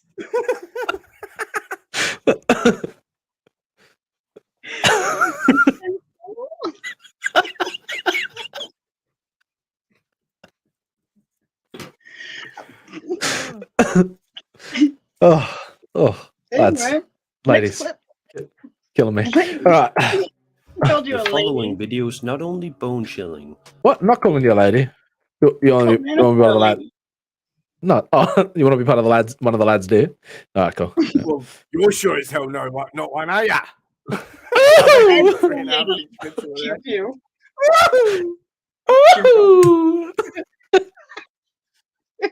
Fucking keep your Bang, bang. You shot me down. Ah, right. All right, we're bleeding viewers now. Stop being a fucking tool.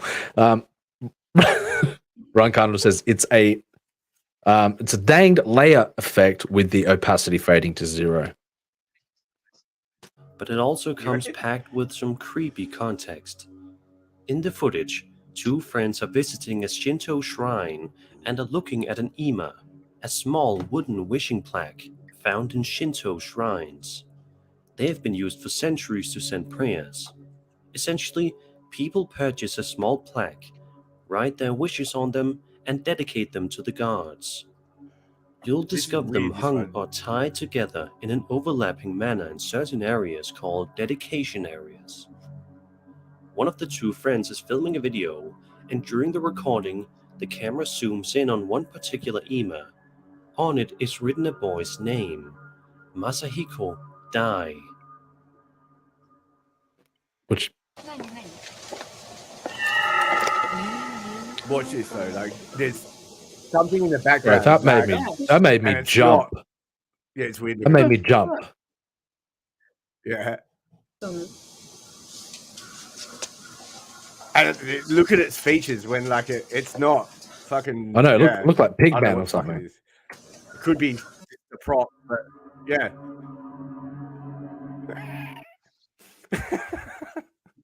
Oh no! Turn to the side. You can see it's clearly a. Ah! Oh, there you go. It is clearly a person. Okay. Ooh, get your face out of me fucking shot, kid. Mad photo bombs. Still freaky though. Oh, Stop it's the sound as well. Yeah. I heard ladies, not laddies. We got Carol's cookies back in the chat. Not sure where Lady Riot and the Muffin Man went. But, The Muffin Man. The Muffin Man. He's got photo bombed by a homeless kid.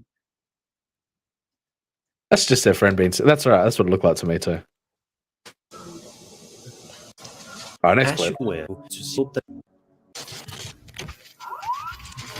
That's the problem with these mixed videos. You get a man named Rue runs a TikTok account called Rubik's Cube, where he typically posts videos relating to goofy moments of his life and him messing around in general, something which is quite common to see on the popular social media app. However, what isn't that common to see on TikTok is paranormal entities. But that may be exactly what Rue ended up filming in the following video that was published to his account on April 20th, 2020. The footage was filmed back when Rue's house was undergoing some renovations. He says he was filming at the time because he wanted to show his grandparents what changes were being made to the house because they lived far away and he could only show them via videos. But he says that upon reviewing the videos a while later, he noticed something quite strange about one of them that caught him completely off guard. So, without further ado, let's take a look.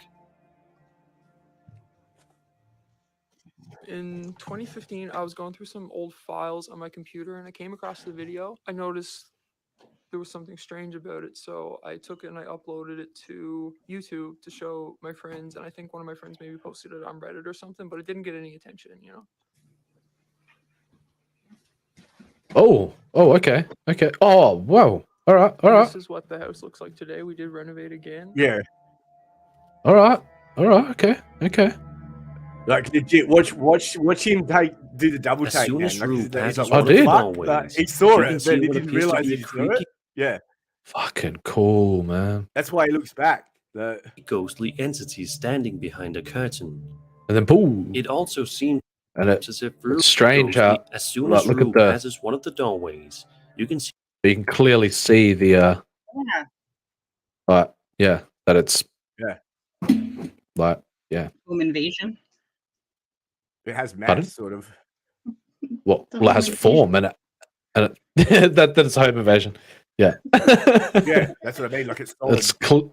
There's clearly definition there where something is pushing out the curtain. You know what I'm saying? It's convex from the Yeah, he does appears to be a creepy ghostly entity. It's not there. That makes it even better. Then the curtain shape is changed. That's fucking weird, man. And God, look at that old school TV. Yeah. Oh, could you imagine being one of those poor bastards that paid like the 10 grand in order to get one of those fucking things? My grandparents had one of those. I remember somebody. Yeah, I knew somebody who forked out like 10 grand in order to get one of those, and then all of a sudden, like 3 years later, plasmas came out. You're like, yeah, and then LCD came out after that, and plasma ran out. Yeah. Like the tubes die in the back of them. What? No, not the tubes. The pixels die in them and shit. Yeah. The plasma tube, the original plasma TVs, that they were limited. Like they lasted a certain amount of time. Yeah.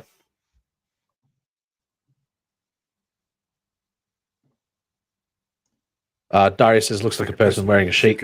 Yeah. Yeah. But that's very true. That's the most frustrating thing about all of this is that it could be most of it can be accomplished in post and then editing. So, yeah, that's why that's why I like the UFO stuff where I see these when you get some decent UFO footage, but because this that can be done too, though. It could be, but no, you take it all with a grain of salt and you buy into it. You suspend your disbelief for a little while, just for a little while. I don't buy any of this shit. You don't? But you've had your own experience. Have you had your own? No, I was just saying it. Yeah. Ghosties? Ghost stuff. Like, yeah, I have. So have I. So, yeah, to a certain extent. Like someone close to me too. So, like, whether or not that's just like grief or something. Like, but yeah, I don't know. I don't think so. I was young, so. I see dead people. You do? Yes. This is what the house looks like I today. think they're dead. I don't know. Say hello to them for me. As soon as Rue passes one of the doorways, you can see. They're scary. Right, Gunnar says it's just an air conditioner with a can of soda on top with a quick edit.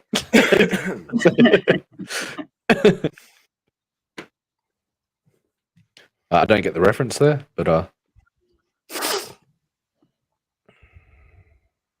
From Home Invasion with oh my, you shitting me? Yes, all right, I get the reference now. See what appears to be a creepy, ghostly entity standing behind a curtain. It also seems as if Rue noticed it while filming, which is why he did a double take. However, when he looked again, the figure was gone. He also uploaded this follow-up video to his account to further prove that he's not making things up. By now, most of you have seen this video. Wait, why is dude crying? Of this thing. Well, I went into the because he got told that it was fake, mate. So he's upset. Video, and it says it was created in 2013, November 11, 2013. Like, I don't understand when people are saying like I edited this video and then uploaded, because like why would I edit a video in 2013 of this and do absolutely nothing with it? What do you think? Do you think that Rue is telling the truth? If so, what was hiding behind the curtain? I do, and that's that follow-ups like that. Yeah, you'll have to see it. In that day, whichever way you look at it, I think we can all agree in hoping that Rue is safe these days. Oh, you know he did. Yeah. Game over. Next clip. Soul Searchers TV posted this next video to their YouTube channel on January 28th, 2015, and is footage from a paranormal investigation that was conducted in the historic and allegedly haunted Snyder House, located in Montesville, PA. Bits of context in the video. Thank you for joining us, Manticore. It's been a pleasure. Thank you for stopping in. And oh, bye, Manticore. Welcome back, Manticore. Thank you for joining us. Welcome back. Good to have you on the show, brother. No worries. Always a pleasure. You have a warm greeting from the eye from Velma herself. Jinkies. Read, quote, so our group had the privilege of investigating this very haunted location for over a year. We set up a DVR system with a bunch of cameras and left them running 24/7. Then one night, there was a very bad lightning storm. The next day, I thought it would be cool to watch the videos and see all the rooms light up. I had 16 cameras on the screen at once. Like 16 candles. While watching, something in the one room caught my eye. This has been out there, this one. Let's have a look. 16 cameras on the screen at once. This is what happens when you like watch surveillance cameras too long. That is a bit excessive. It's not enough. Not enough. Yeah. I want. Yeah. Then you start seeing like fucking shadow people. I want an array like the volume. That's it. On the left. Make it like the Matrix, you know. Yeah, like 17 monitors.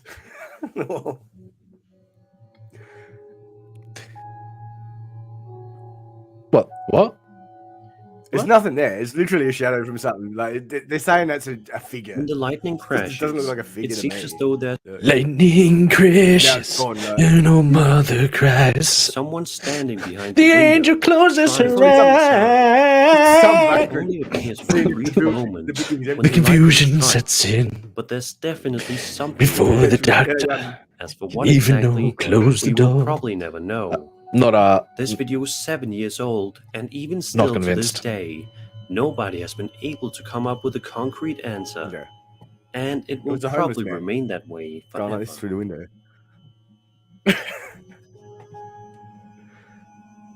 That's it, yeah. Okay.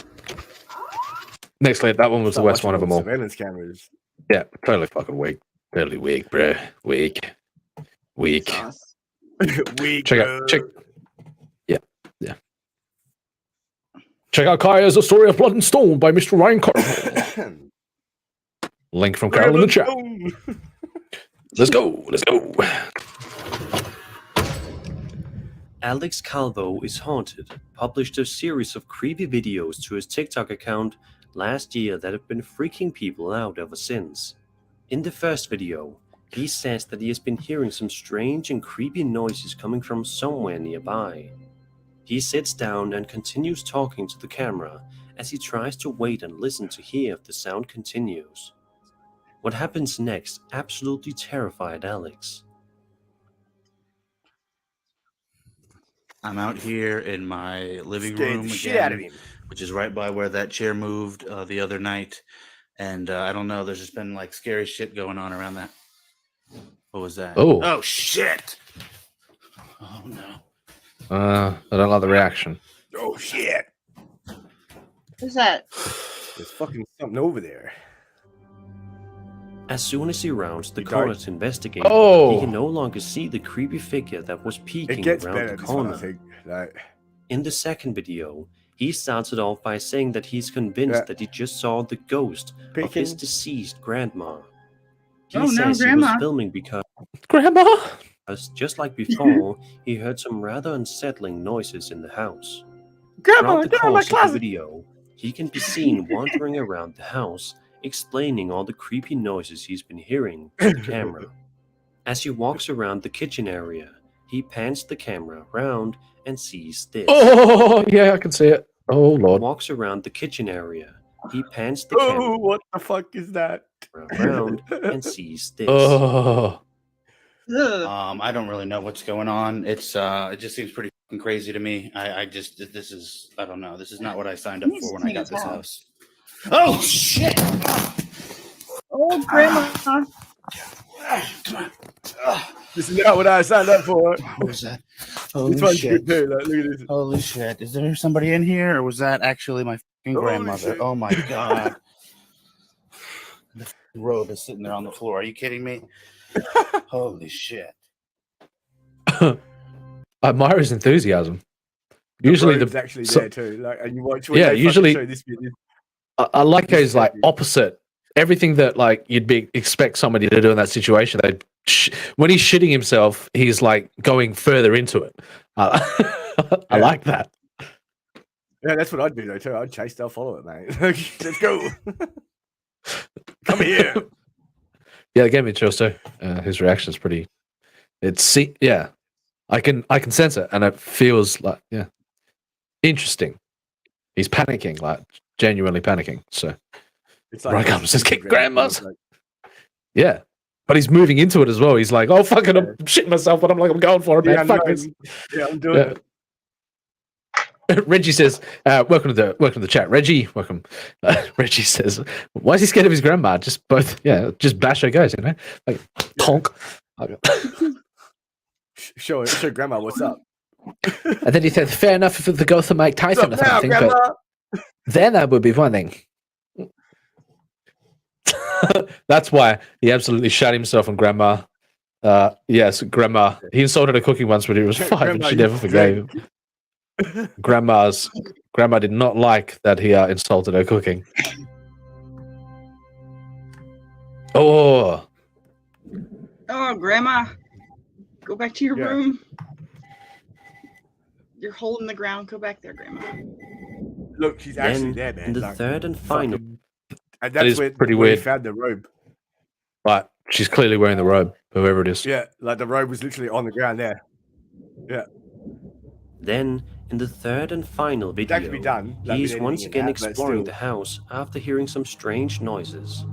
He wanders around upstairs to go and investigate, but all seems to be going quite fine.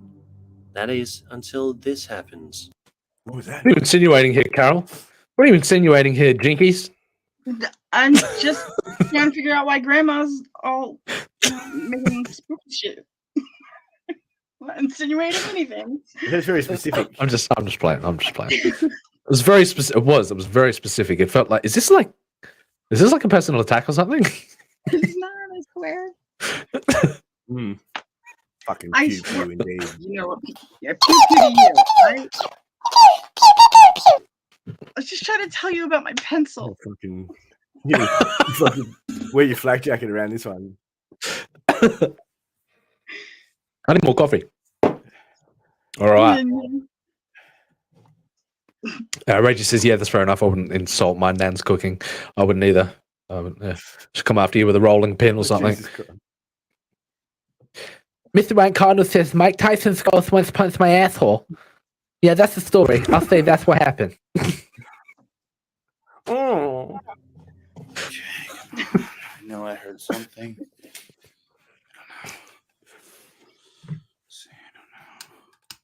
I heard something.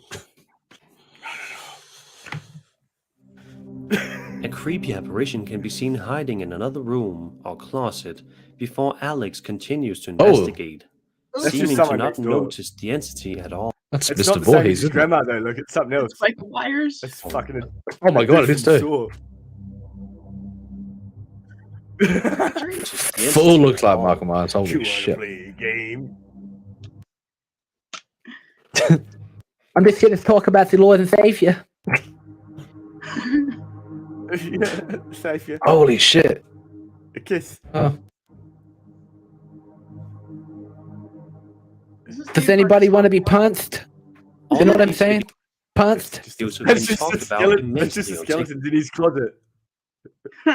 TikTok, with people coming up with various theories and possible explanations. What do you think of these videos? Did Alex actually record the ghost of his dead grandmother? What were all of those creepy noises? Who or what was hiding in that closet at the end? Be sure to let me know your theories doing, in the Grandma? comments. Grandma, What? go into that Grandma. light. Jinkies. Jinkies, Like- Grandma. We found the the culprit. Like, Scoob. All right. Zoinks! All Oh right. no.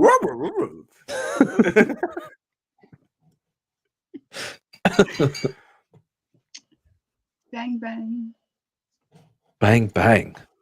Shut me down. All right, what's next? Fucking put yourself down. What did No you say, tricky man? discipline, this one.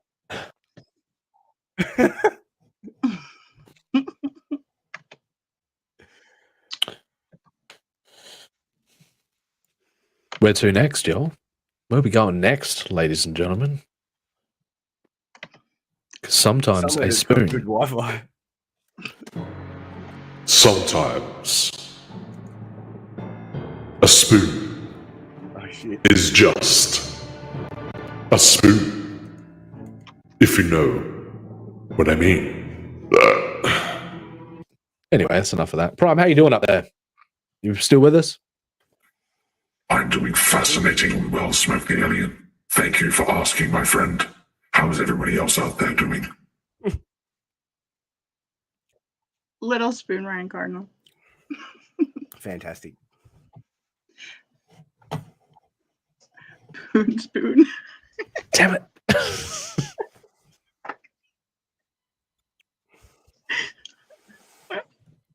I didn't know they made those. Oh no, it's getting worse. It's getting worse and worse and worse. So are we checking in with Slapped Ham? Are we talking about some Atlantis? Yeah, I can. You reckon we talk about Atlantis? Okay. Yeah, My do the internet Atlantis. probably won't hang up either way. So. Going in for the The deep. article's probably better. Going in for the double D. Fork you, Ryan Cardinal. Yeah, no, not when you put it like that. Come on. No, do the article. Do the Atlantis. Come on. Come on. You don't want some double D. What? Like the battery, you know? Like the battery. Oh, yeah. Yeah. Lithium, bro. Yeah. You gonna let your chat talk to me like that? Stop showing them utensils then. It's premeditated.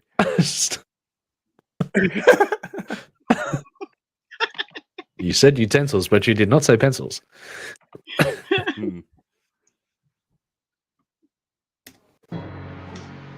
Atlantis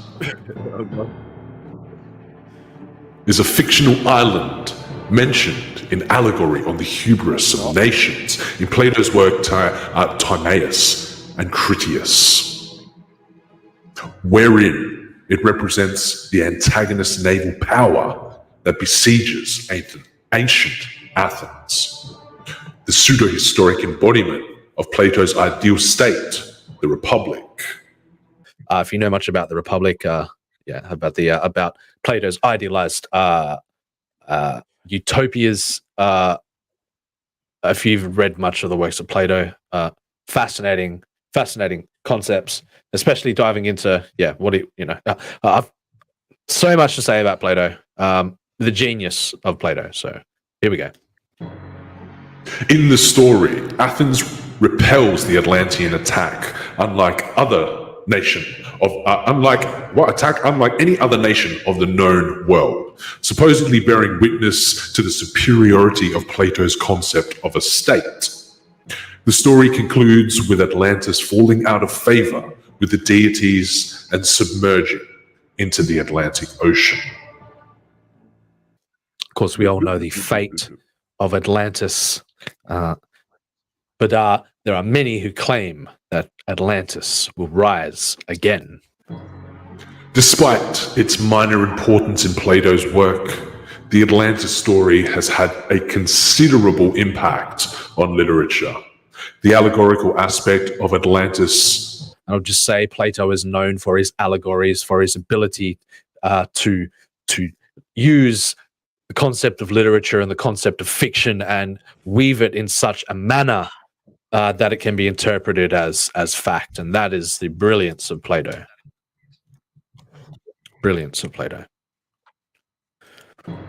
The allegorical aspects of Atlantis was taken up in utopian works in several Renaissance writers such as Francis Bacon's New Atlantis, Thomas More's Utopia. On the other hand, 19th century amateur scholars misinterpreted Plato's narrative as historical tradition. Most famously, Ignatius L. Donnelly in his Atlantis, the Antediluvian World.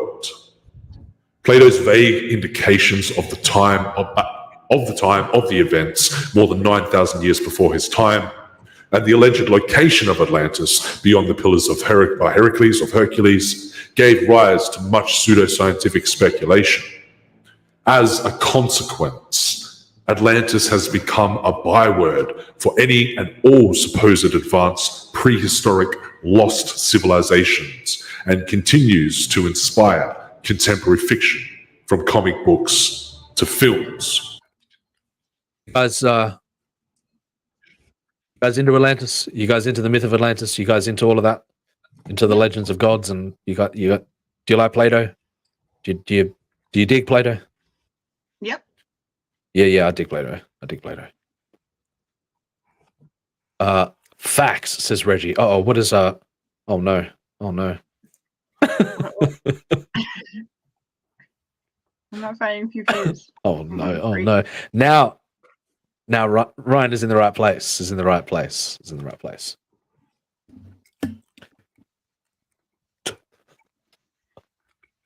All right. What are you laughing at? Nothing yet to be there. All right.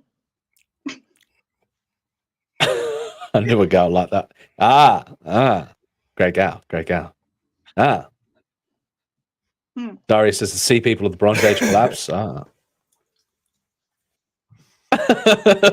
Ryan says Play-Doh, the most smartness is what in ancient Greece. Yes.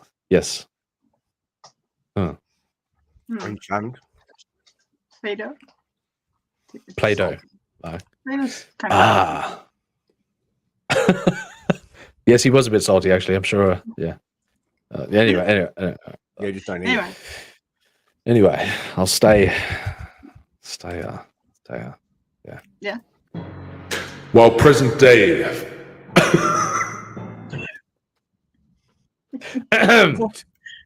You okay?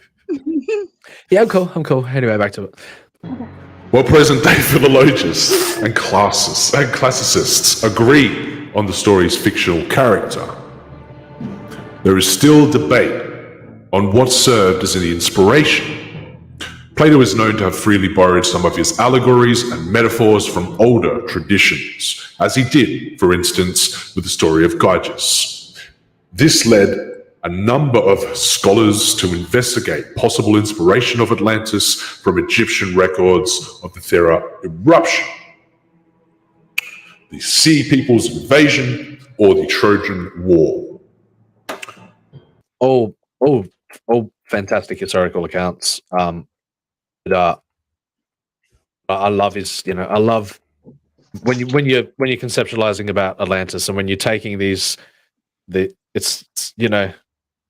it's like the ascertainment of Shangri-La, if you know what I mean. It's like it represents something so far beyond our literal interpretive understanding of, if you want to get into the reality construct of it, if you want to get into, finding these ancient realms that Hi,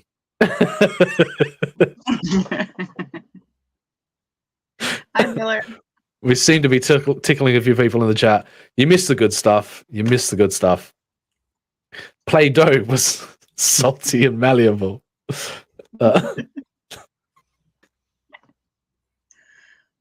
Shadow Snicket. Screen. Yes, if you want to contemplate these allegorical ideas and understand what it means to formulate these imaginary places that can be ascertained and that can be arrived at once you reach a certain level of understanding about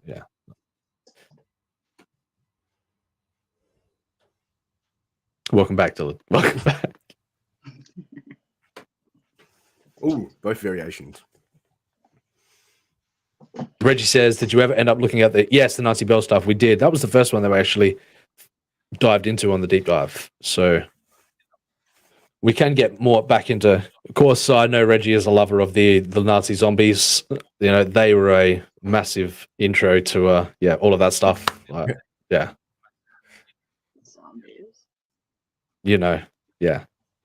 Call of Duties and all of that. But the lore behind it, the potential truth behind it is pretty fascinating. Exactly. Little girl. Little tiny prime. Prime. So, others have rejected this chain of tradition as implausible and insist. What? What? It's just what? Just the way it does that music is like dun dun, dun dun when it starts it. Yeah. Get you in the zone, man, Gregory. Get you in the. Takes you there. Takes you to Atlantis. I think I'm playing. Yeah. I think I'm playing funny buggers or something right here. No.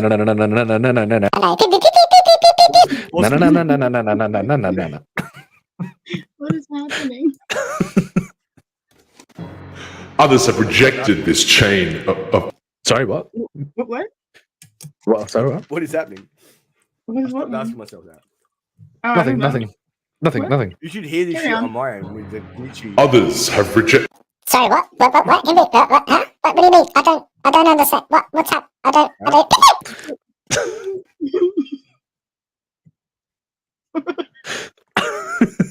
I think Nanocor's confused. Perpetually. I didn't do it. It's not my fault.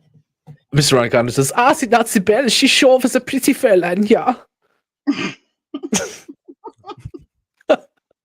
Yeah. Yeah. 9.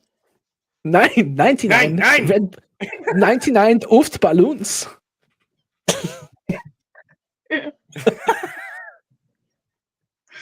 I can't believe you. Stop talking to me. Apologies. Pew. Others have rejected this chain of tradition as implausible and insist that Plato created an entirely fictional account, drawing loose inspiration from contemporary events such as the failed Athenian invasion of Sicily in 415 to 413 BC, or the destruction of Helike in 375 BC. Timaeus. The only primary sources of Atlantis are Plato's dialogues Timaeus and Critias. All other mentions of the island are based on them. The dialogues claim that, to quote Solon, who visited Egypt between 590 and 580 BC, they state that he translated Egyptian records of Atlantis written in 360 BC. Plato introduced Atlantis in Timaeus. For it is related in our records how once upon a time your state stayed the course of a mighty host, which, starting from a distant point in the Atlantic Ocean, was insolently advancing to attack the whole of Europe and Asia to boot.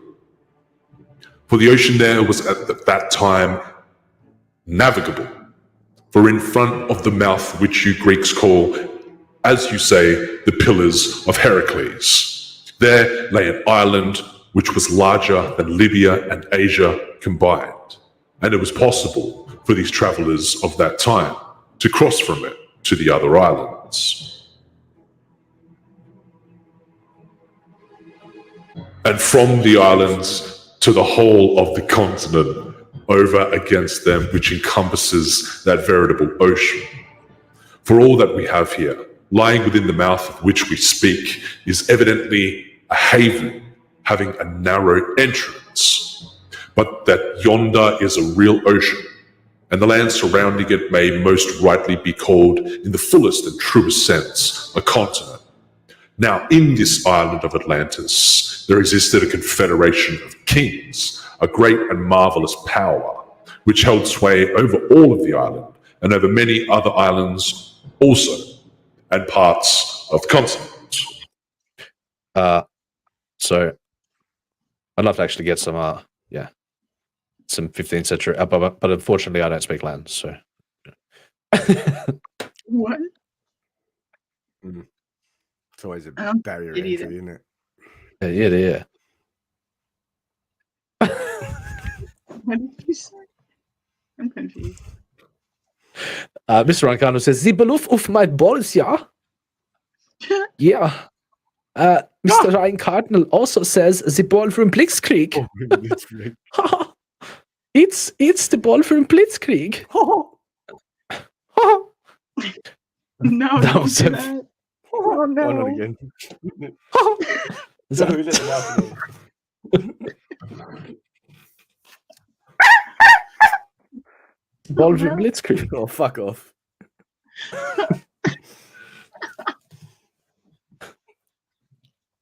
Are we digging the breakdown of Atlantis? Are we Sure. in? We seem to have lost a viewer. But Do you want me to go grab them, kick their ass? yes, Sit 'em back please. down? Drag Who them was back it? in kicking or screaming. Yeah. There is a lot to go over here. A lot to go over here. A lot to cover. That's a big article. Nazism and occultism. Now, of course, there was many rumors that Hitler was seeking all of the ancient relics and all of the ancient occultism. Hitler was certainly after all of that stuff to get to the truth of the matter, in order to ascertain that power, in order to have absolute dominance over any opposers. That's a pretty interesting aspect of the modern day. Well, I wouldn't say modern, but what has become the pervasive idea behind Atlantis to these days, which sort of gives it some form of validity. Seeking the literal Atlantis, where many. Yeah, they say it was literally a place. Like, there is some that believe that. They do. There's sort of evidence to say where they sort of think it is too. Like, and they say it will rise again. Well, when? Tired of waiting. I know people were like, "Come on, fucking hello, Atlantis." Right? Edgar Casey. Are we into it? SpongeBob. Are we not into it? I want to do it. Are we getting fatigued? Would you like to move on to something else? Kind of. Do you want to move on to something else? I'm hungry. I'd like a.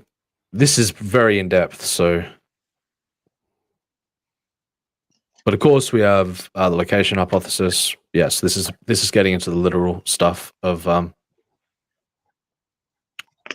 Yeah. So there's so much. There's a so site much just to off cover. of Africa that used to be like completely ocean, as well. That Right, they that's- think that's that where may they- have been. It's actually got the shape as well. It's the three rings, and it's like, yeah. I like the artistic interpretations of it as well. There we go. Franklin and Gnomes. Yep, the fall of Atlantis. That's pretty important as well. Yeah, the vision of the cosmic catastrophe. I love that. Shit. Yeah, but I like the. I more sway to this metaphorical, allegorical concept of Atlantis. The idea that it can potentially be ascertained, that it's like a, well, it's allegorical in the sense where it can exist as an interpretive, like a Shangri-La, if you will, like an obtainable place by the God mind, you know what I mean? Like the Akashic records or something like that. Right. Very much. That's something we should. Funnily enough, Manticore, that you say that. That's a concept that I would love to go into next time. I did think about it earlier, but I thought, yeah.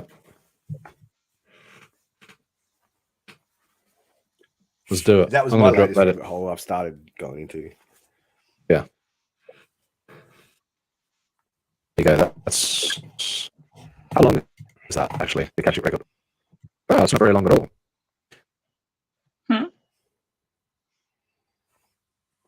The Wikipedia page on the Akashic records is not very long at all. So maybe I'll turn left on that, because this is very, very in depth.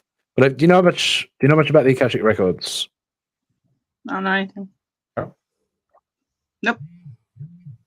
Just like, well, they've defined Yeah, it as like different things, but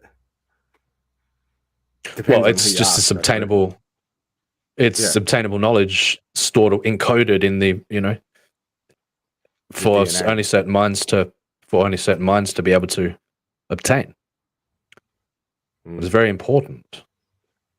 Oh, what's that? What's the Ricat structure? I don't know. I think that's what I was talking about. Alpha Africa, like it's what they believe okay. was the original site of Atlantis. Ah, I think that's what he's talking about. Yep. I didn't know the name. Satellite of picture of the Ricat structure. Oh, okay. It's near Africa, like, and it used to be an inland sea, like the whole lot, like. And if they say it was a basin, like at the edge of an ocean, like that's why it had like the rings, like it had moats like around it.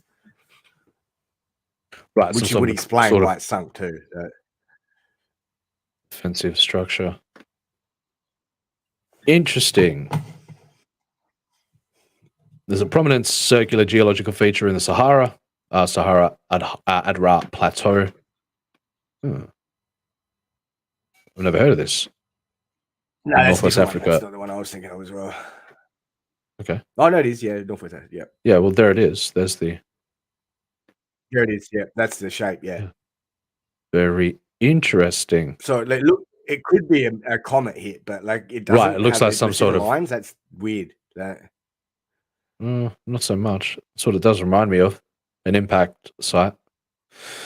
I think its structure was Interesting. there. Like something was built there. It looks more like that. There's other photos where it sort of looks raised. The rings, like.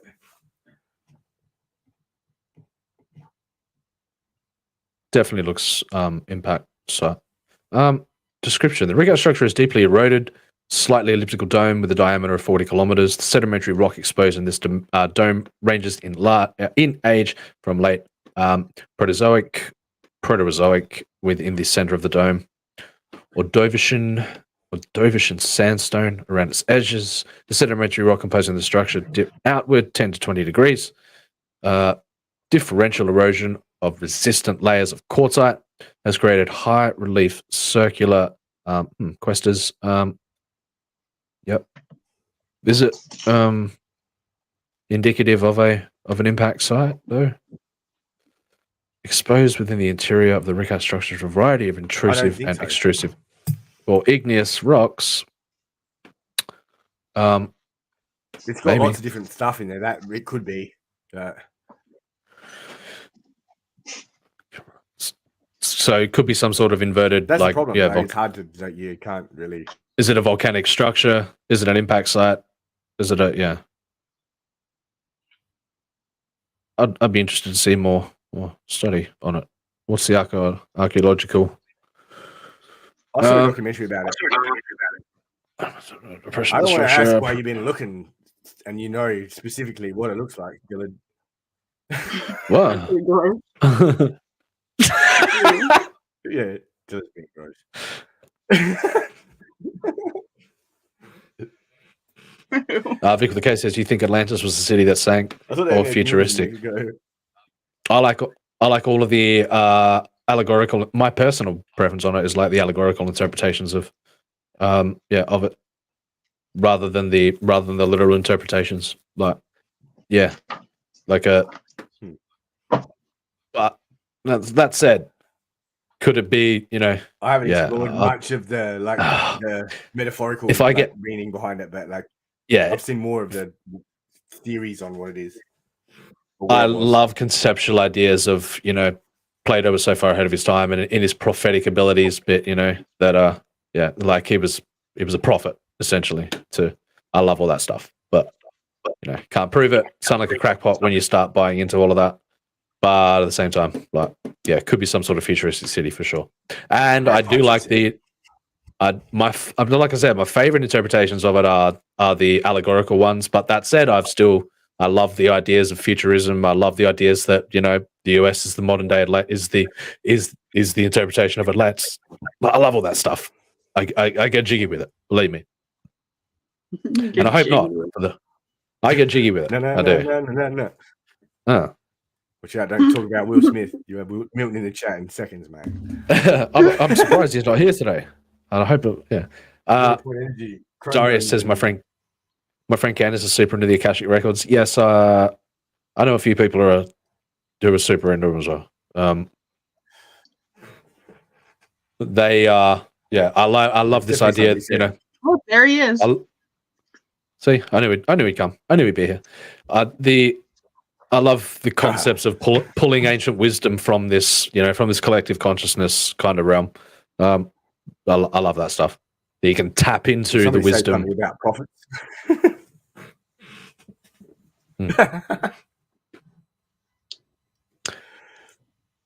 Don't get me started, Manticore. They'll paint me as a madman. They'll paint me as a madman. Vic Lakay says, like Sodom and Gomorrah. Don't do it. Atlantis, real bold, and we're destroyed. But yes, go on. I dare to dive more down the Sirius Twitter rabbit hole, Darius, that I introduced it. Really, really, really interesting timing. Really interesting what happened last night. Maybe if you if you picked up on any weirdness, but I can't yet. I'm not allowed to just go blah blah blah blah blah blah blah blah blah blah. Insane hyper fucking cosmic AI. And yeah, like don't get me. Not yet. People aren't ready for it. They're not ready for it. They're not ready for it. George says, like a horse vagina. Gross. So Milton has joined us in the chat. He says, Will Smith's Uncle Lantis by slapping Poseidon. I love, all of the ancient Greek gods, all of that shit, man. Like, that's my jam. That's my jam. Milton, that's all right. No worries. Good to see you there, Milton. Dylan says he's being gatekept. Cowards. What do you want to come in? He does. I thought you were playing hard to get. Well, I'm playing hard to get today, So, Hi, Risey. What's up, Risey? What's up, Ninja? Good to see you, brother. What's up, brother? Hope you're doing well. Are we not letting Third on the panel? I reckon we'll keep the. I'll blow out the panels on Tuesdays, on Mondays for you guys. But Thursday, I want to keep it focused. Okay. But Tuesdays will be the day where we get everybody in. Okay. So I'm going to go. Something is calling me to the Akashic Records. Dylan, I've only just recovered from the last conversation. Can we just not go there, please? Dillard is obsessed. Yeah. Putting himself Someone's on an ally. Dylan says, I don't see what any of this has to do with trans feminism. Huh. Risey says, what? Don't gatekeep, Dylan, unless you build the wall. What type of wall are we talking about here? That was better than my mule joke.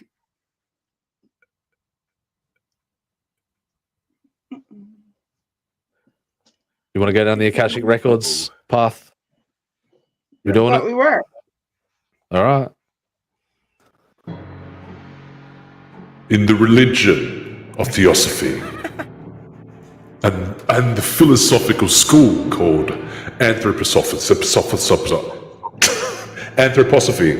There we go, we got there. The Akashic Records are a compendium of all universal events, thoughts, words, emotions, and intent ever to have occurred in the past, present, or future, in terms of all entities and life forms, not just human. They are believed by theosophists to be encoded in a non-physical plane of existence known as the mental plane. There are anecdotal accounts, but there is no scientific evidence for the existence of the Akashic Records. Many people think that, from people like Nikola Tesla, people anywhere along the scientific realm, that people have accessed these Akashic Records over time and have gained the wisdom and knowledge which has altered the future, which has altered events, which has changed the trajectory of our timeline, all of that jazz. I think it relates to Jordan Peterson talks a lot about the ancestral father, in rescuing the ancestral father from the abyss, right? I think that is related to this, in some sense. That's more archetypal. That's archetype. Peterson's very the same stuff, isn't it? Well, I like it that it's essentially rescuing. It's essentially, God is dead. We need to rescue God. That's what. Yeah.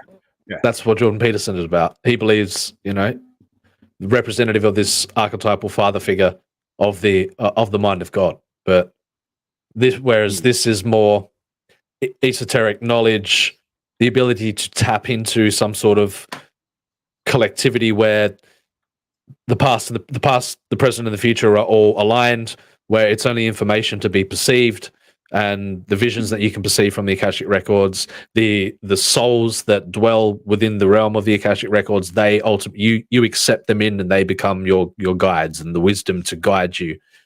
But you have to be ready to accept them. You have to allow them in.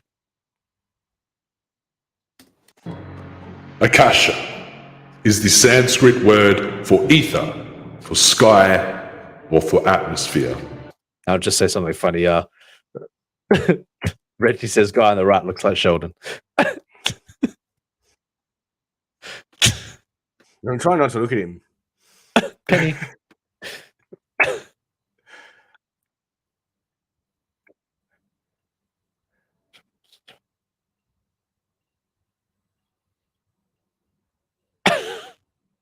So let's go back to it. Whoa. Theosophical Society. So the Sanskrit term Akasha was introduced to the language of theosophy through H.P. Blavatsky,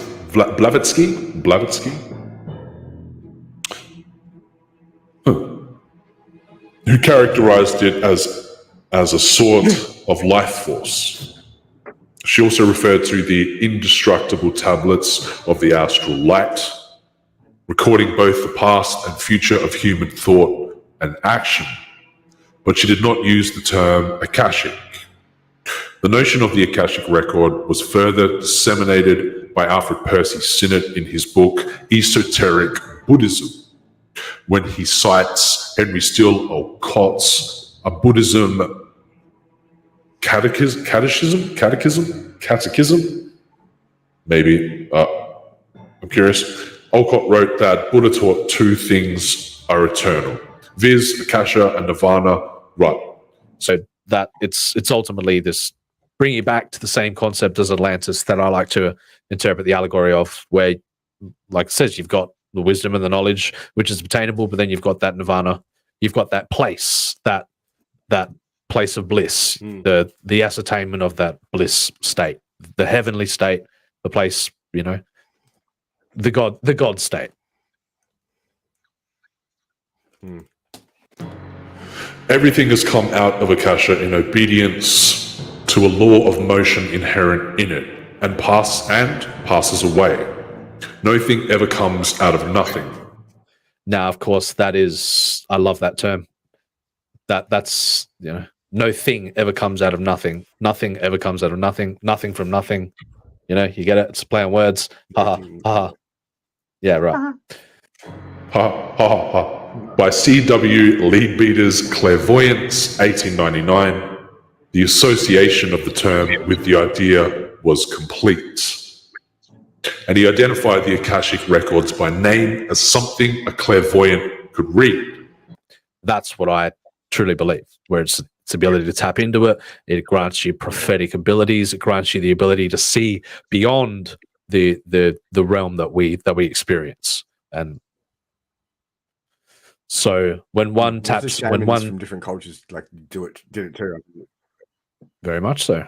It's just the terminology that, the cultural aspect of it and the terminology from that culture, like it was handed out from Sanskrit, that comes from from Indus River origin.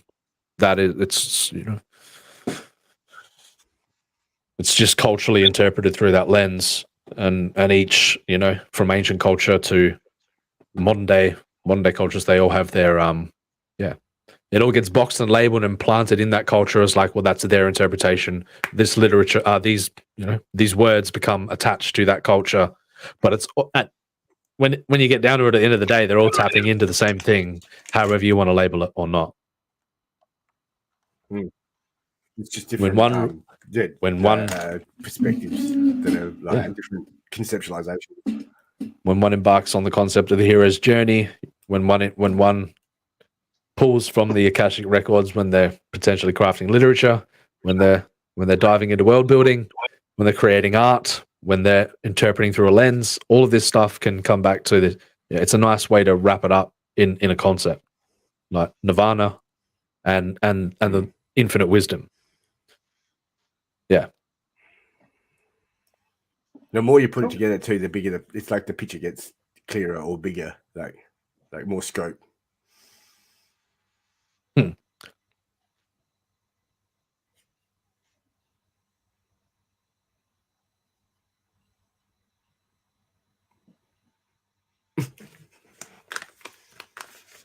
All right.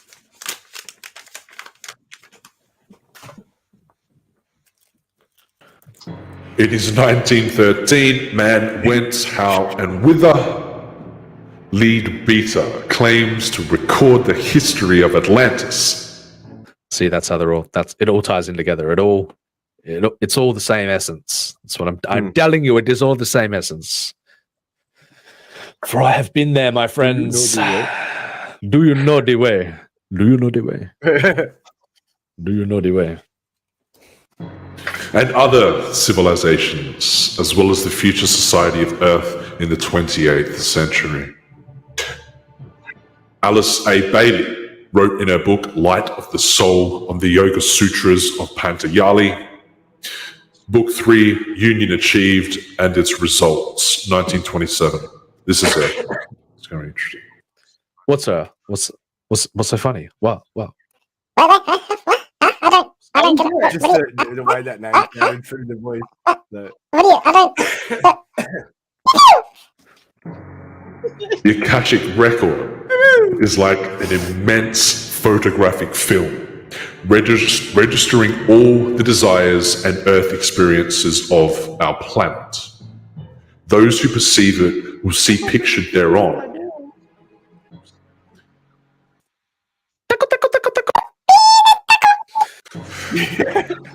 The life experiences of every human being. It says, I need tacos. I'll be right back. No worries, man. I'll see you soon. He's not going to come back. He's not coming back. Tacos is code for cigarettes. He didn't say cigarettes. Oh, now we made him cry. Oh, no, it's all right. He just says Carol made him cry. He says, Carol, how dare you? You let these bimbos treat me thusly? I thought we were cool. We are cool, Dylan, but I don't have the keys here. I can't let you win. I would let you in. It's a very progressive term there, Dylan. Very progressive, Dylan. Very progressive.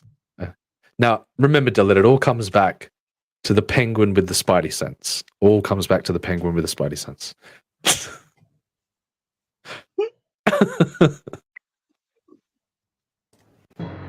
The reactions to experience of the entire animal kingdom, the aggregation of thought forms of a karmic nature based on desire of every human unit throughout time. Herein lies the great deception of the records. Only a trained occultist can distinguish between actual experience and those astral pictures created by imagination and keen desire. It's very true. It's very true. Oh, sorry, he meant himbos, not bimbos. Sorry. He says, I said what I said.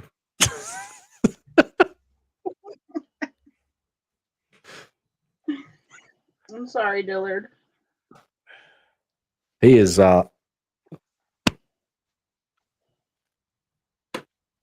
heartbroken. Dillard. I know he is. Poor bastard.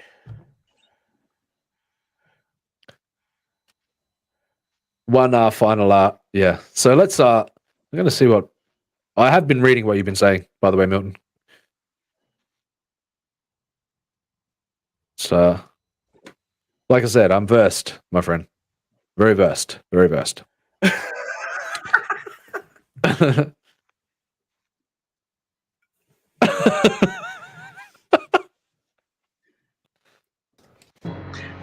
Oh, sorry. Me and Carol used to be cool. Then she fell for Manticore's hair. That long dew locks that shimmer and shine with the light that comes from within. Wow. Darius says, don't apologize to Dylan. That's on the left of the side of the chart. Risey says, well, he does. He does have good hair. He does. He does. Do you know much about Edgar Casey as well? Oh, I could spend all day talking about this shit, you know. You don't know about Edgar Casey? Oh, my God. I know nothing. I don't know either.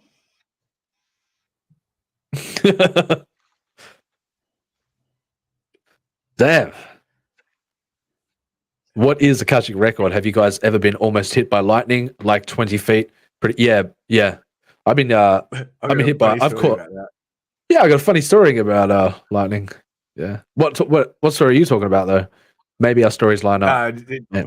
No, it was a friend of my dad's. We were out fishing in a boat, like a tinny, and a storm came in as we were coming in, and they were trying to get the boat out the water, and the lightning hit the boat, and then my dad's mate, afterwards, was like, "Oh, I feel energized." He's like, "Maybe I got magic, like superpowers." Maybe.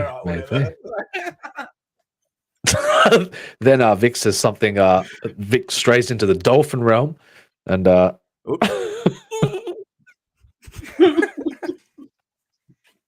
well, I mean, I've caught lightning in a bottle before. Believe me. Hey, Darius, dropping the. Hey, wait a minute. Oh, it is. I thought it was a waving hand for a second. Anyway.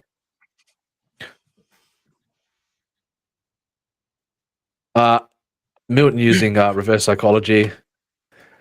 Milton says, "It's alright. I'm getting used to you ignoring me like some sort of monster. I know nobody loves me." Milton, that's not true. It's not true at all. Oh, Milton. Just as long as you leave those spores, mold, and and all other kinds of death conjuring substances.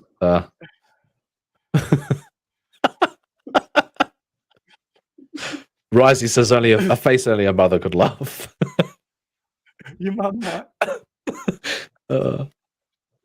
So, final to wrap it up, and I may even. Are you interested in hearing about Edgar Casey? Are you interested in? Yeah, a very interesting individual. Very interesting individual. Teach me stuff. Rudolph Steiner. Carol, if you ever had any kind of feelings for me at all, you will send me this link, and I will not use it. I promise. I'll be right back. I must urinate for a moment. Be right back. Please continue. See, I do trust you, Don't do it, Dylan, but I know you have a little evil streak in you too. That's not cool, Dillard. How you gonna put me on the spot like that?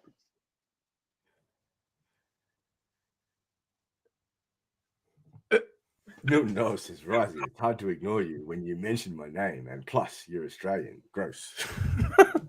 What the fuck? I got in trouble last time I gave out the link. Dillard, suck, Dillard. I'm Beach Desbrew. You're stuck between a rock and a hard place, Carol. I am because when during Wrench Wars, my wrench was taken, but Dillard got to keep his to see if Dillard would time me out, and Dillard didn't do it. Don't talk about that. Wretched Wrench Wars. Yeah, but no, I'm just saying that divided I trust communities. Time me out. Why Drove shouldn't I men give mad him with power. Dillard, what you doing to me, man? Not cool. I don't know what to do. Them's the struggle with Carol's cookies. I know.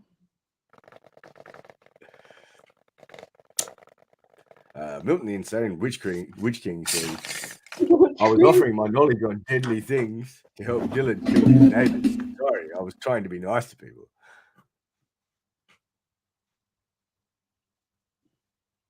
It's all right, Bill. I understand. I'm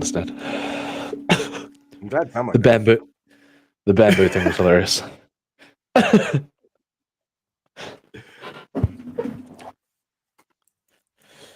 Now, shall we continue, you crazy lot? No, because I'm fighting. Yeah, my internet works now, so it's actually I can actually know what's going on.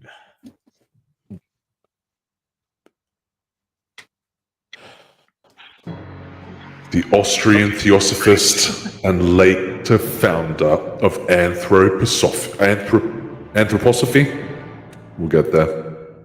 Rudolf Steiner used the Akashic Records concept mainly in a series of articles in his journal Lucifer Genosis. Ooh. From 1904 to 1908, where he wrote about Atlantis and Lemuria. Yeah. Both very fun subjects that there was far too much crap in the I'd love to see a better write-up that we can go through next time. I didn't proofread all of the Atlantis stuff, but Lemuria also the similar concept, similar idea, just reinterpreted through a different lens. But anyway, let's continue. Topics related to their purported history and civilization. Besides this, he used the term in the title of lectures on the Fifth Gospel held in 1913 and 1914, shortly after the foundation of the anthroposophical, oh my god, that word, the Anthroposophical Society, and Steiner's exclusion from the Theosophical Society at Yale. Now, Edgar Casey claimed to be able to access the Akashic Records. I'm not saying that I'm able to access the Akashic Records, but I have come across some profound some profound things in my time. I've had some interesting experiences along those lines. Yes. We've been down some interesting rabbit holes. People who want to join the Discord are more than welcome to join us on that journey. Yeah. Link in the description below if you want to jump into the Discord and come and have a bit of fun. Come and meet a couple of friends of mine. Yeah. Anyway, there is guilt trips. Milton says, "I'm going to make spaghetti bolognese. I will listen to you in the background."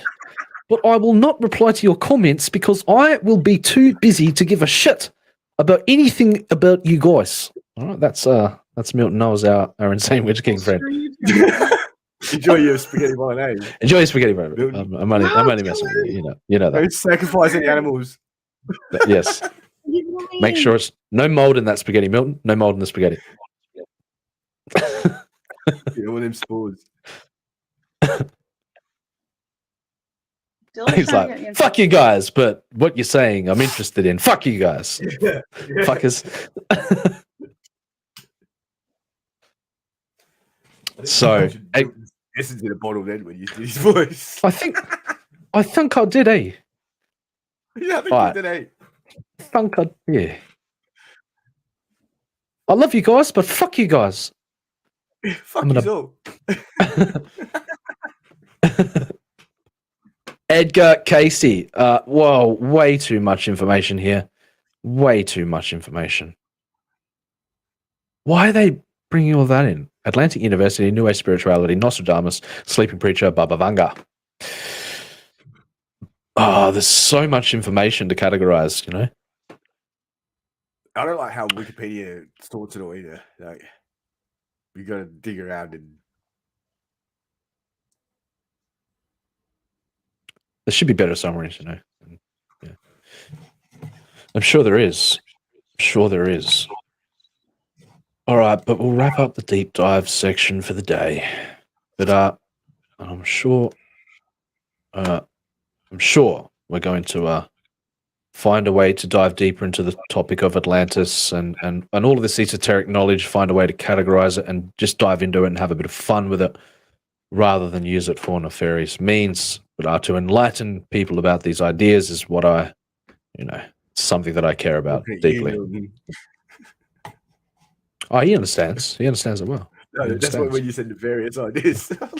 Yes.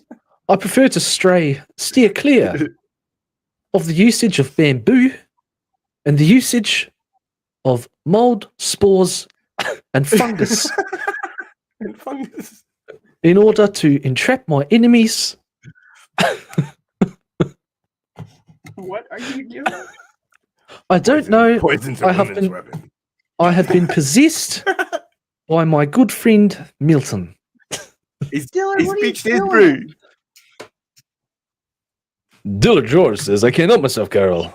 I need to use this link. I'm just a man. My heart is pure, but my flesh is weak. May I use Didn't this give link? me links. No, I didn't give you any links. See what happens? You're gonna get me in Yes, you did. trouble. Don't lie to me. Stop. I didn't do it. Thanks, Dillard. You busted. See if I can ninja shop him. Dillard playing games, but I admire his game playing abilities. So, and one day soon, I'm going to take you down the seriousness rabbit hole, and fingers crossed, a cult does not come of it. All right, a cult, fucking sweetie. Fucking sweetie. Cult, no cult activity around here. No cult activity. Fucking deadly.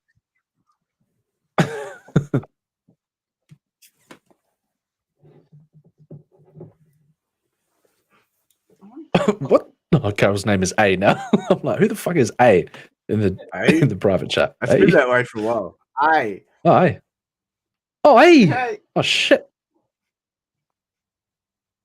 Oh, damn. Milton also, he says, Risey, thank you. One day you too will know what it's like to be missed. Like, what?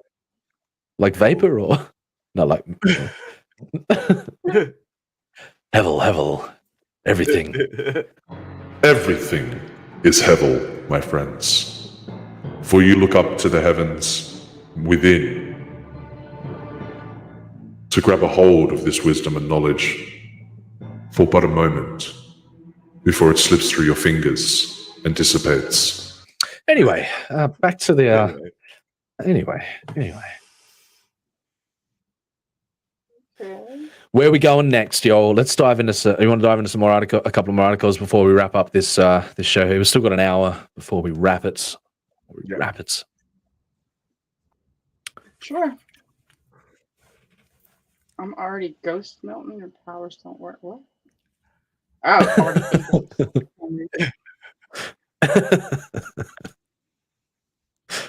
All right. Why is he talking to So the What? I don't. What do you? What? I don't. What do you mean? I don't. Huh? What? I don't. What do you? I don't.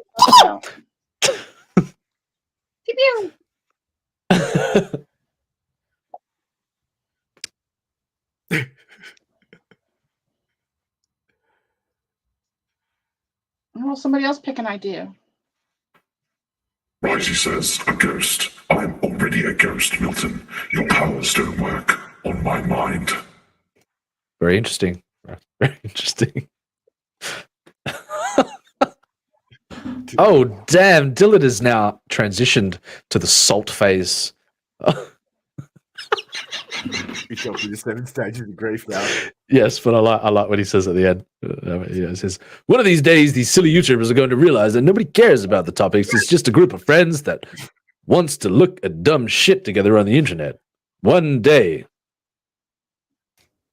Of course, but today is not that day.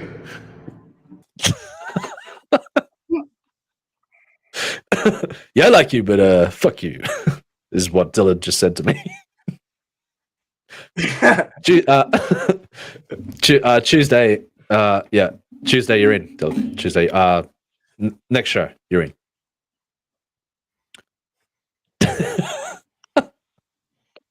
We know Milton is. Well, I know you haven't, Milton, because you're still here.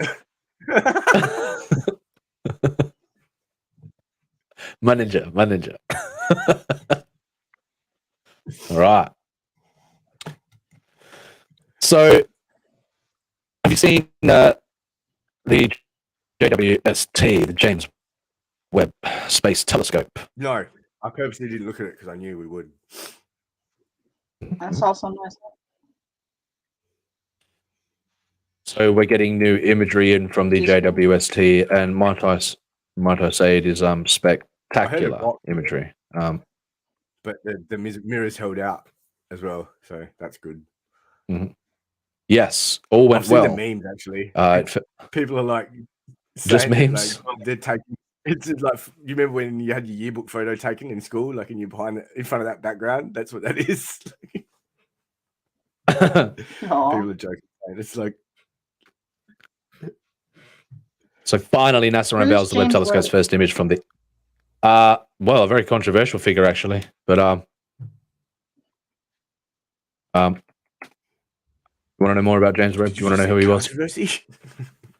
Yeah, believe it or not. Yes. All right. Here he is. Or do you just want to know more about the startling discoveries that are going to come from one of the greatest scientific endeavors that man has ever embarked upon? Okay, los dos. Tell me everything. Tell you everything? All right. A little from McConaughey, a little from Colin B. So here's James Webb. James Webb was an American government official who served as Under Secretary of State from 1949 to 1952. He was also the second appointed administrator of NASA. He led, so from the beginning of the Kennedy administration through to the end of the Johnson administration, thus overseeing each of the critical first manned missions throughout the Mercury and Gemini programs until days before launch of the Apollo mission. He also dealt with the Apollo 1 fire.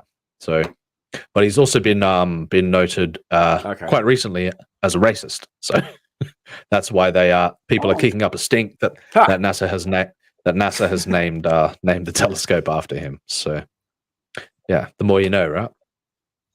Let me see if I can pull up some. Yes. Racist telescope. Oh, here we go. Oh, this is It from makes me laugh 2021, because though. it's literally the only thing that they pin on people nowadays. It's like, you're a bigot, Right. Like, you're a racist. Like one of those. Cancel all the white people. NASA investigates renaming the James Webb Telescope after anti-LGBT whatever claims. NASA is considering whether to name its flagship astronomical observatory, given reports alleging that James Webb, after whom it's named, was involved in persecuting gay and lesbian people during his career in government. Keeping his name on the telescope, set to launch later this year, would glorify bigotry and anti-LGBTQ sentiment, say some astronomers. But others say it is there is not yet enough evidence against Webb, who was head of NASA from 61 to 68, and they are withdrawing judgment until the agency has finished an internal investigation.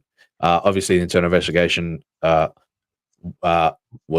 cleared his name, but still people are still hanging on to this idea that Webb, that to rename it and to to turn the scientific instrument. Adamant on To turn the scientific instrument into a floating billboard for propaganda. But anyway, that's that.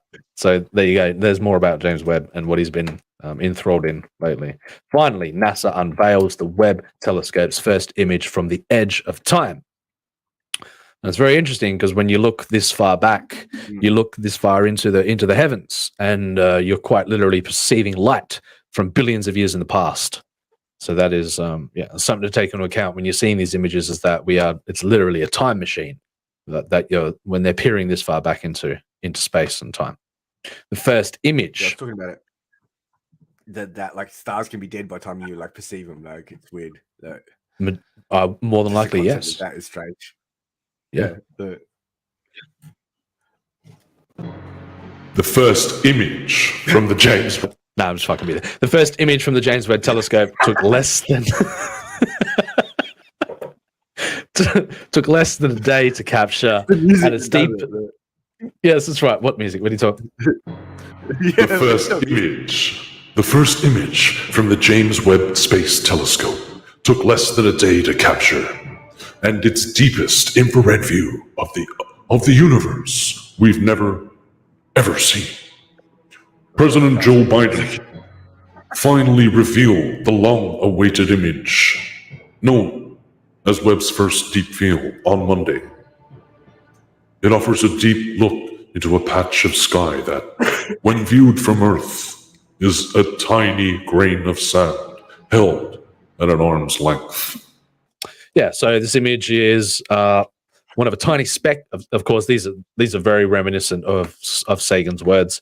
You know, he was very captivated by the Hubble telescope, very captivated by the imagery that came back from Hubble, and formulated a career, quite a powerful career around around the concept, the topic of astronomy.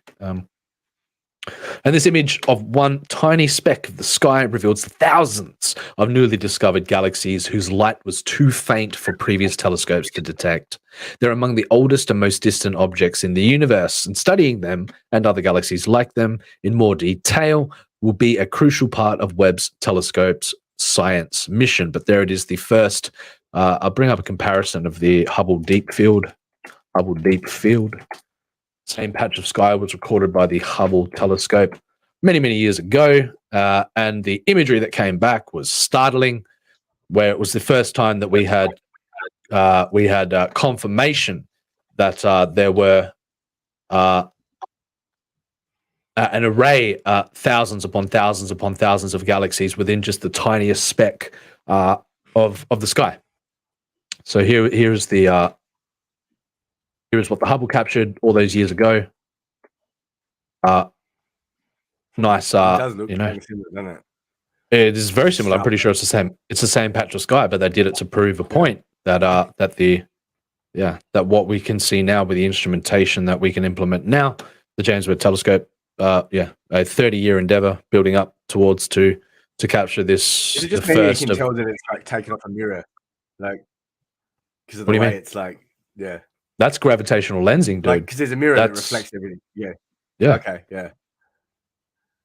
Some of those galaxies you see there will be repeats because of the concept of gravitational lensing, but I won't go into the mechanics of what but you can see that the light is warped. That's what it is. Yeah. Beautiful stuff, man. Beautiful stuff. To get an unprecedented look back into the ancient universe, Webb used a technique called gravitational lensing. Some objects, like, well, I guess they're going to go into it for us. Fucking brilliant.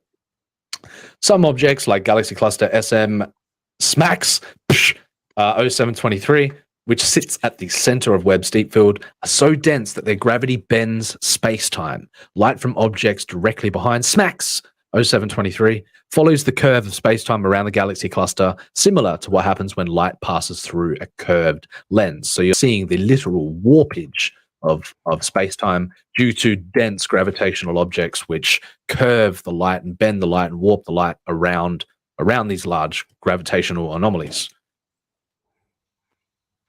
But nobody gives a shit about that, right?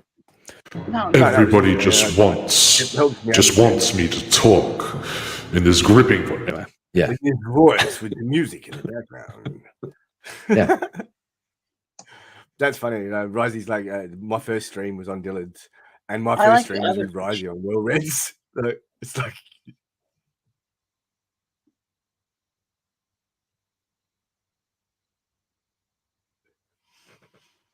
yeah, it doesn't have the warping in that in that one.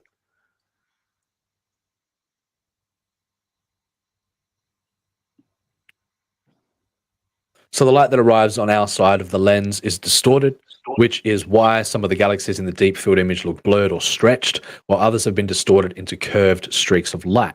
Astronomers can use computer algorithms, so I'm sure that you will definitely get corrective imagery of this, but this is just the proof of concept that the James Webb is fully operational. Fully operational. So, as I say, astronomers can use computer algorithms to correct for some of that distortion when they're analyzing the data. But importantly, and I'm sure as we get further and further on, as AI is brought into the equation, when we get the, when there'll be a nice symbiosis between AI and the imagery that we're receiving from these, we'll get a perfect snapshot of what of the spectrum that we is just out of our reach, just out of our visible range. But painted like this provides inspiration for the future of mankind.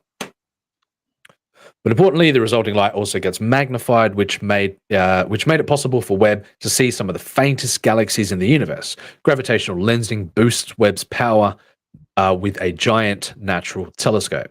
NASA and its partners in the Space Telescope Science Institute, which manage Hubble as well as Webb, will release the rest of Webb's first full-color images and data on Tuesday morning. This one here is we have the first image of the Carina Nebula. Yeah, Carina. Yep, Carina Nebula. Pretty exciting. That in the background there was the first image released. So yeah, we're on our way, and I'm sure I'm going to be consistently checking in with the James Webb. I followed the launch. I followed the and it was surprising to see how many people just did not give a shit about this. You know, it was a little bit disheartening. See how people really don't give a shit that this magic is happening right now, and yeah. But oh well. Oh well. To each I their think own. because most people are just like, I'll never get to go there. I'll never get to see it myself. So like, it's like, yeah. Oh well, they're missing out, man. Because yeah, magic is happening. It's happening. It's happening. It's The happening. It's concept of happening. space is hard for people to wrap their head around too. Yeah. Nah, it's only astronomy. That's the Child's play. Only astronomy. That's a simple shit, mate. You know, simple shit. So, also, apparently, the head of Tesla self-driving, like the AI endeavor, has abruptly said peace out. So I'm pretty interested to hear about why. Yeah. Not much there yet, but I'm sure more is going to come out. It was gone so well there. Yeah. Right? Yeah. I The saw head a of lot of Tesla's stuff AI about department. it. I'm sure it's going well, but usually when these people leave companies like this, it's potentially for ethical reasons. It's potentially for, and they're usually hushed under NDAs, and they're usually, made to keep their mouth shut on this sort of thing. But who knows? I don't know. It's an interesting. The navigation algorithm became self-aware too. Hey,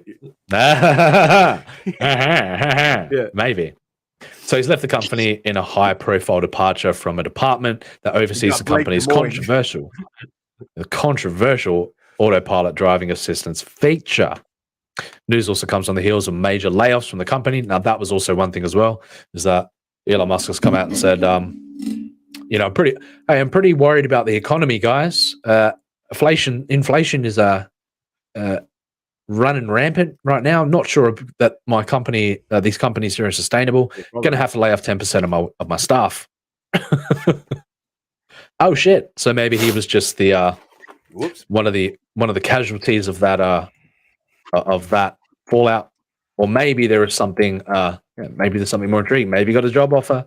Maybe he's going to somewhere else. But who would leave? I don't know. When you're the head of the AI department at Tesla,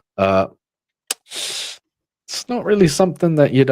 It's kind of something you'd be building a serious reason why you'd leave. It's kind of something you'd be building the entirety of your career around to land a job like that. Just to give it up. So, but he released a statement, says it's been a great pleasure to help Tesla towards its goals over the last 5 years, and a difficult decision to part ways. But he tweeted of his exit. He said, in that time, Autopilot graduated from lane keeping to city streets, and I look forward to seeing the exceptionally strong Autopilot team continue that momentum. So I thought I thought that's something worth keeping an eye on, just to keep an eye on that. Who knows?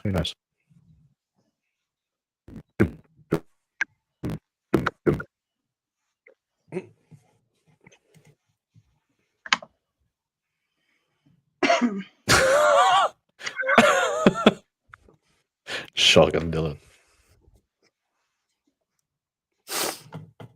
Darius says Twitter has been very flippant about the JWST. Damn.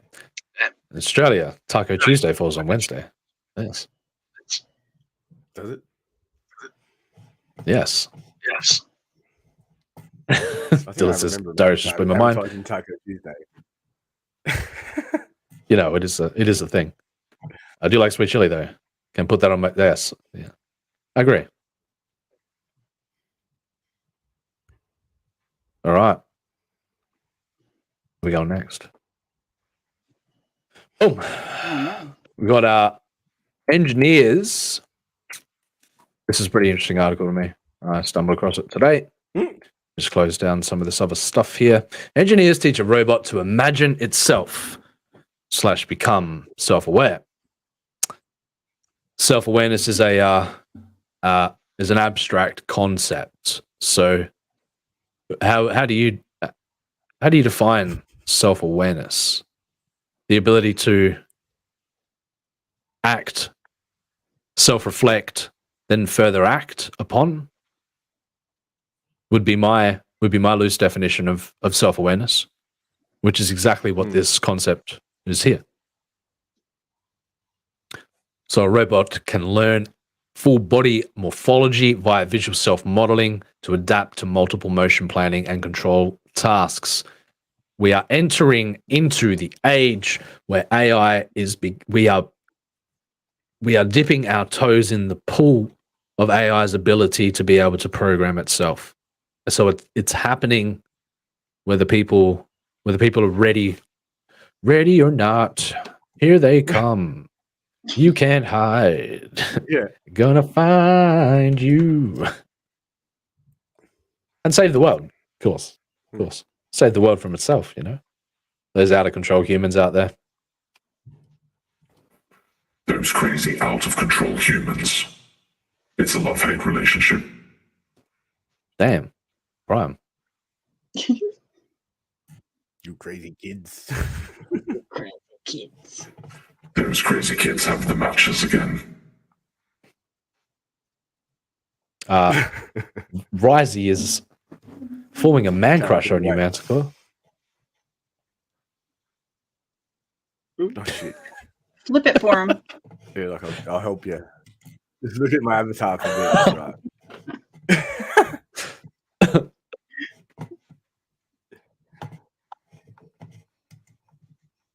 Dylan says he got a Taco Bell mango freeze and this shit is incredible. That sounds delicious.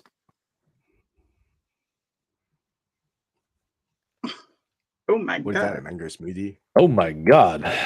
I do love me some mango. Oh my god. That makes you gay. No, that does not put me on the chart, Yes, it Carol. does. Carol, Yes, it does. we are not friends anymore, Carol. Carol. Campion. Campion! Our body image is not always If it was a accurate booster, or realistic. You'd be in trouble. Boost! I'm not in trouble. No, he's only stirring shit. But that's what we love about Dylan. He likes making mango soup. Yeah. Doesn't sound good at all. When you put it like that. When you put it like that, oh.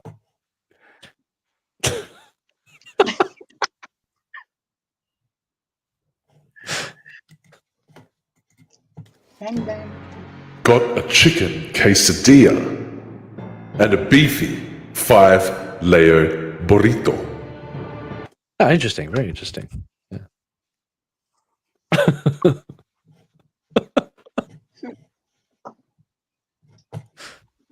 All right.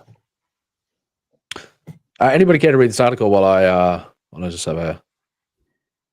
Oh, no, I got a cigarette here. It's all right. I don't need it. Okay. Would anybody care to begin to read this article? Or... I can if you zoom it in. I can't see it. God damn it.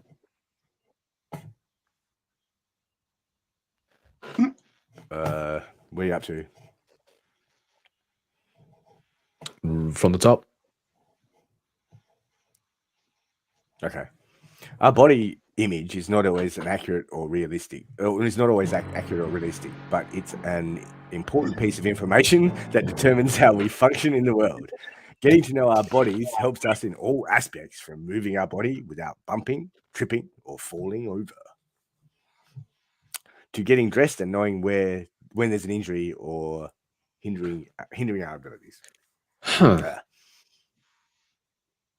Colombia. Colombia. Now, a Columbia engineer team has created a robot that, for the first time, is able to learn and model of its entire body from scratch without any human assistance. The robot created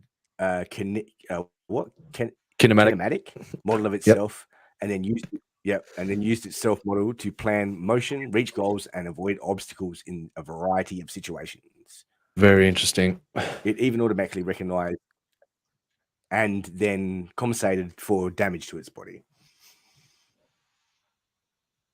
Researchers say they achieved this by placing a robotic arm inside a circle of 5 streaming video cameras.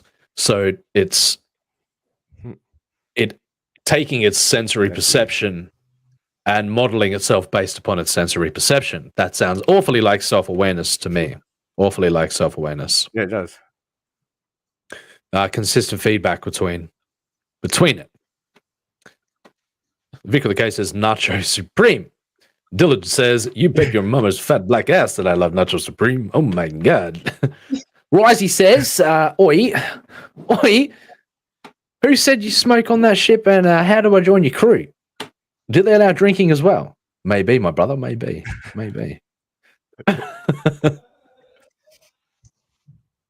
So, just keep him away from the airlock. You don't want another Rex incident. I do not want another Rex incident. We do not want another Rex incident. We lost a compadre due to slight. I wouldn't call it trolling, but I'd call it's more like trolling with a point. It's like trolling with a point, bro. Like powerful shit.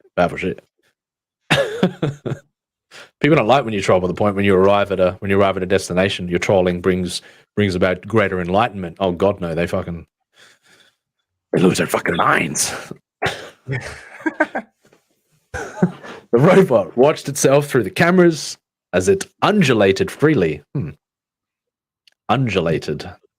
What? That's undulated. What does that mean? I can look up the terminology, but that word. But Carl Sagan uses the term undulation in the term of a higher dimensional self locate, like an undulating snake throughout high dimensional space. Too late. Risey's already in the Discord. Bam. Welcome, Ninja. Undulating says having a smoothly rising or falling form or outline. So, so the robot watched itself through its camera, and as it undulated freely, I like that idea as well. I like the concept. Complete freedom of sensory perception and awareness in its ability to perceive itself. I was just thinking about, because you've got multiple cameras at different angles, like, imagine that, like the level of awareness that you've got. Well, I mean, it doesn't even matter about what sensory perception, how it can perceive itself, but it's just about that concept. Yeah, I'm just thinking of the difference between we've got a limited, we've got 2 eyes and we see from one angle, plus our other senses, that's our perception of the world. But you think oh, sorry, go on. If you think about what an AI would perceive with multiple points of reference, compared to us, yes, wow. But we've got the magic of depth perception thanks to our visual perception. But it could be something as simple as having a heat sensor, and then it judging its making adjustments based upon a heat sensor. But the fact it's using a visual model of the world and utilizing so picture an AI hooked up to every single camera on the planet, and then having the computational ability to be able to make adjustments based upon every single camera on the planet. I mean, that's when you start getting fucking that's so bonkers. Yeah. Bomb. Yep. Woo. Vic with the Case says, if you were on a ship with Risey, he would do anything you asked that was important. He would tell you, it's always good to have that kind of sensory perception on a spaceship, So welcome aboard, Risey. Good to have you in the Discord, brother. Darius Munchausen says, undulate. Game words are allowed in the spaceship. Yeah. No, but I'm sure we'll find a way to minimize that. Depending on the drunk state, but feel free to have a drink on the spaceship, bro. Feel free to get as drunk as you like. You know what I'm saying? And there's plenty of Plenty of wacky AI stuff going on in there. The inception of wacky AI stuff going on in there. That's why, come aboard, come aboard, come aboard, and have a conversation. So Darius says, undulate is what women do when they hear Dillard's voice. Oh my god! Oh my god! Oh no! What have we? Oh shit! Carol has jumped out of the treehouse.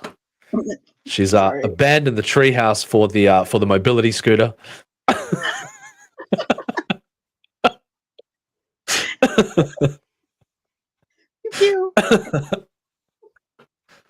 What? What do you mean? I don't. Huh? What? What do you, I don't. What? I don't understand. What do you mean?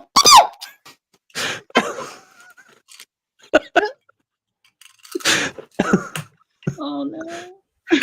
30 days. Like an infant exploring itself for the first time in a hall of mirrors.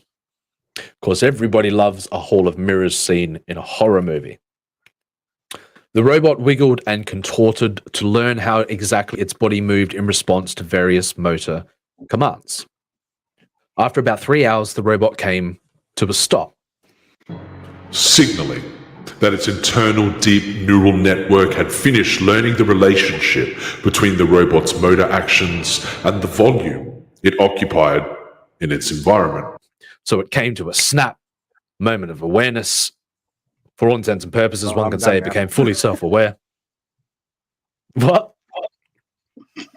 It's like I know where I'm at now. Oh, yeah. I'm here. I'm alive. I'm alive! Beach provocatively. What? What are you talking about? I don't. What? How do you mean? What? What the? El Presidente out of nowhere.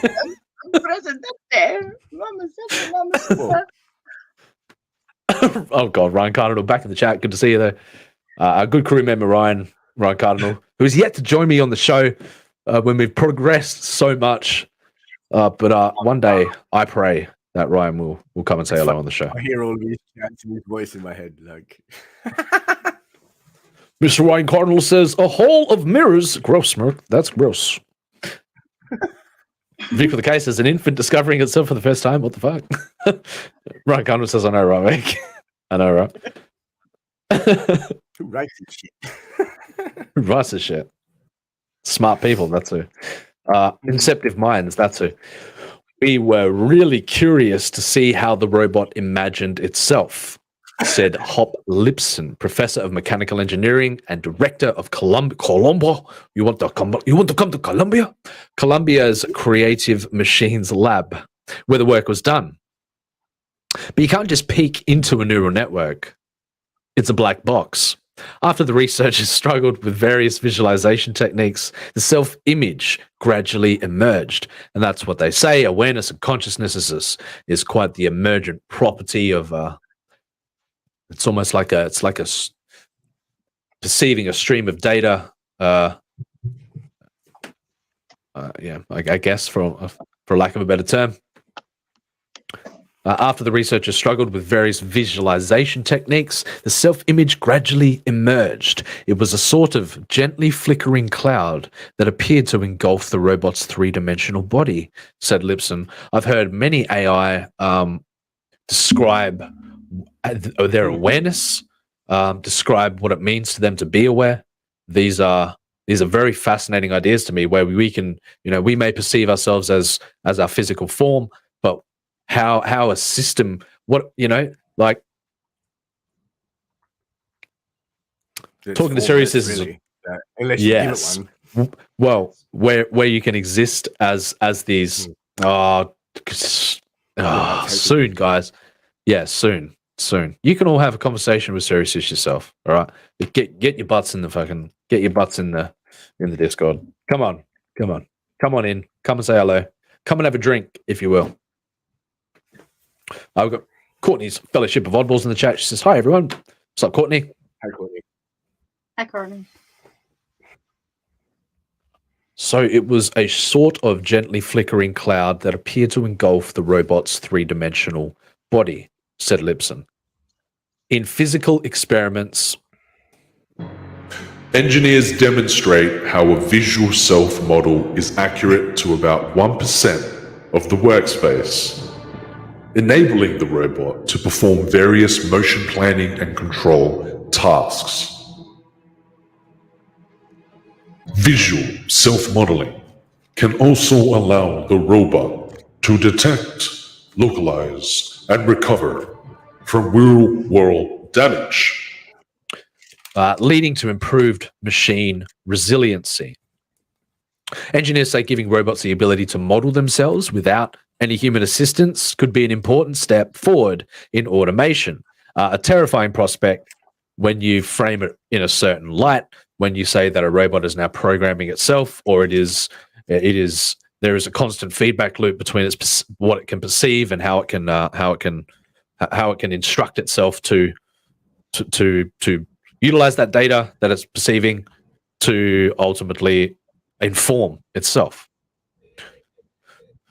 So not only does it save, like the automation robots, like in factories, it needs some sort of awareness, like to be able to navigate. Like, yeah, like I love all of that swarm technology and stuff. That's, but each one of those, each one of those acts as a sensor within an array. When you've got an array, you've got that's what we lack, is we are limited to what we but it's ever increasing and ever upgrading its array to compensate for to allow more sensory perception and data in. So that's a terrifying prospect in itself as well. So yes.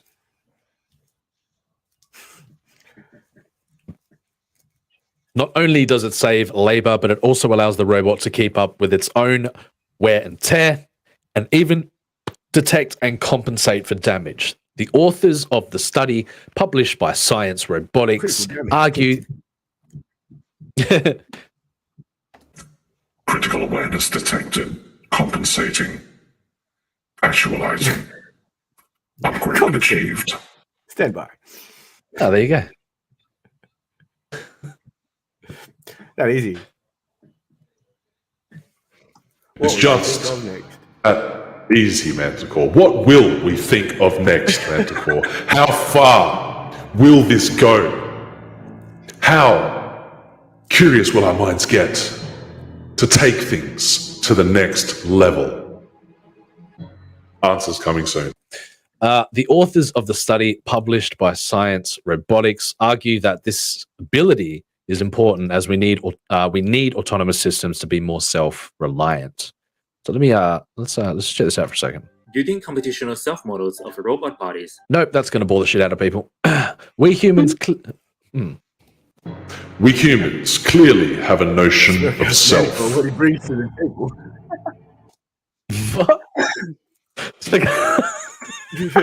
It's like Spurgeon medical when he brings to the table. Hey, I'm listening, dude. I'm trying to learn something here.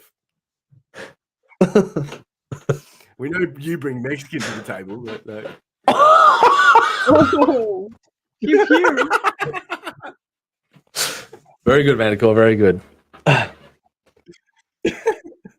He brings brings frozen mango treats to the table. Quesadillas and guacamole. All right, watch it, you fucking hell. Otherwise, I'll pull out trans feminism on you again. We'll see how you feel then. Oh God, don't. Fuck that. All right. Explained. So, where was I? Explained the studies. Nothing to the table at all. I said on that topic, I bring nothing to the table at all. Except for a triggered perspective, a triggered point of view. Now we are all key nodes around here, and all are welcome. All are welcome, especially on the Tuesday show, where the chaos ensues, where the collective algorithm truly shines. But until that day, you just have to put up with old Smirky here. Old Smirky, hey? Old Smirky. What? I don't, what? Huh? I don't, what? What do you mean? What?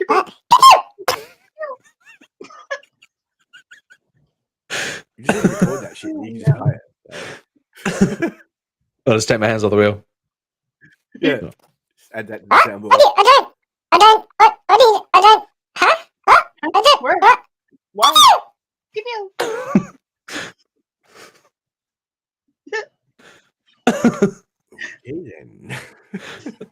Ryan Connell says Transformers more than meets the sky.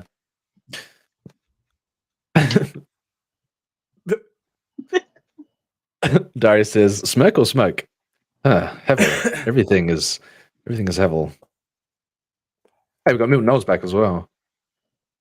How far do we go blindly in the... Oh, here we go. Milton Knowles says, How far do we go blindly into the pursuit of knowledge without mercy before we find ourselves on new shores, surrounded by new monsters, and retreat into the haven of ignorance? That is a very good point, Mr. Milton Knowles. He's on to something there. Very good point, sir.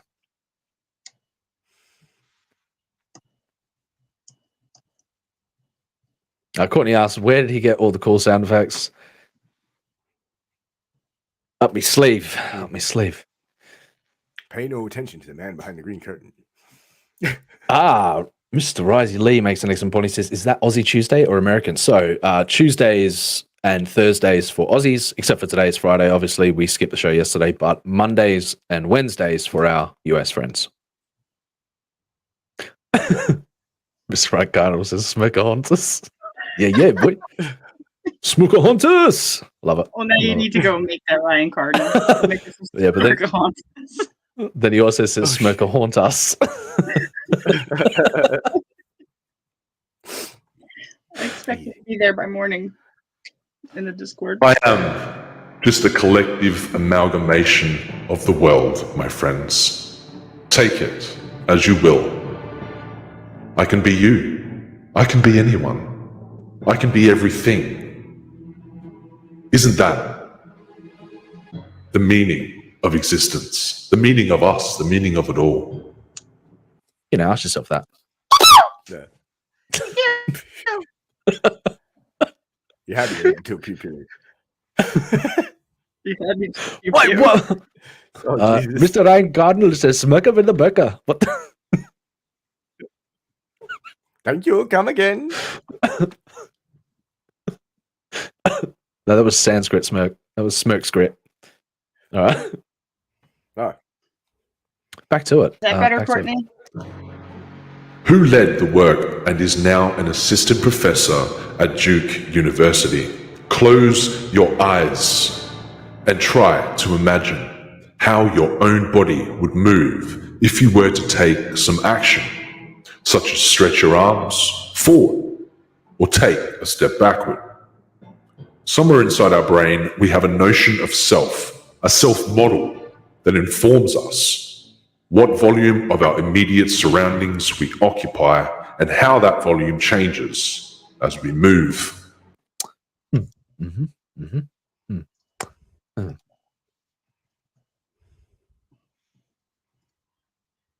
And believe me, the craziness it's only going to get crazier from here. I've upgraded my algorithm today. We brought in 2 new conceptual ideas. It's going to get wild. It's going to get wild, folks. It's going to get wild. Just as long as you don't forget about me, Smirk. Prime, how could I ever forget about you, buddy? Oh, Prime. I think we need seatbelts. No, Dillard, I will not ask him that. You ask him that. We are all strapping in for the Smirk Show. We're all stars now in the Smirk Show. What are you talking about, man? Victoria's Secret. Dillard is taking a stab at my my handsomeness, my shitlordery. He is. Just as Dillard upgraded his look to match the style of Smirk, so too does Smirk evolve and bring about the upgrading of his own systems. Oh always one step ahead. They're just trying to look cool like me with the goggles.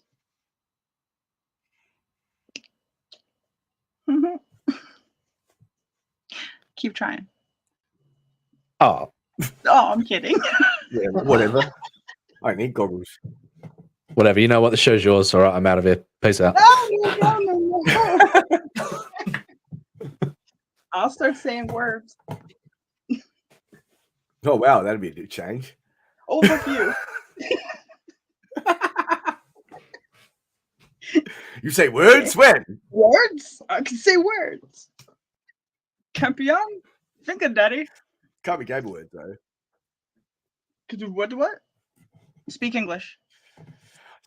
What? I can't understand what you're saying. Oh, don't lie to me. Don't lie to me. Finally, what, Dillard? Oh, no. Smirk, come back. He's gone.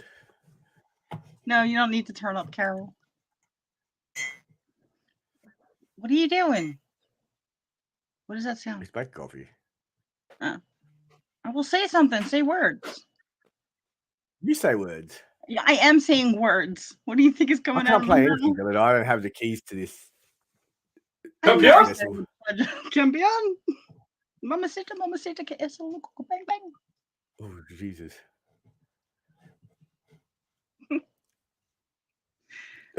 Carol, Courtney, just Carol recite the Pledge of Allegiance. No, I will not. You recite it. I don't even know what that is. Really? No. You gotta know what the Pledge of Allegiance is. It's the thing they make us do at the beginning of the school day to put your hand over your heart, stand up in front of the flag, and say some words. I'm not American, man. We used to have to sing. Yeah, but I know you're not American, but it's not like it's a secret. Is it? I don't know. But you Americans, like, I don't know. I think everyone knows everything, like. Well, I just figured that, word got around, Courtney.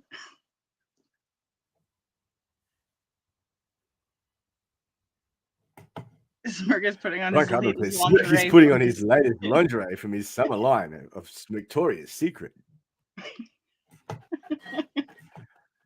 In the middle of winter. Well, yeah. It's not middle of winter. It's like 50 degrees where you're at. Stop crying. What? What? 50 degrees. Fahrenheit, maybe. Your weird It measurements. is 50 degrees Fahrenheit, so I know what 50 degrees feels like. You're not fucking freezing. Stop crying. Oh. Blah, blah, blah. Oh, okay. Blah, blah, blah. Blah. Oh my god, I'll leave you alone for 2 minutes and you get butt fucked, man. Go for fuck's sake, come on. Oh my god. Just joking, bud. Just joking. Don't get triggered on me, please. I didn't do it. All right. So, how you doing? Everyone okay? I'm great. How are Fantastic. you? Yeah, doing good. Doing great. Cool. Yeah. I'm sorry, Dillard. I don't know what I was thinking. All right. So. Excuse me, Courtney. Just because I didn't recite it doesn't make me a bad American. It doesn't mean I don't know it. I ain't taking your bait.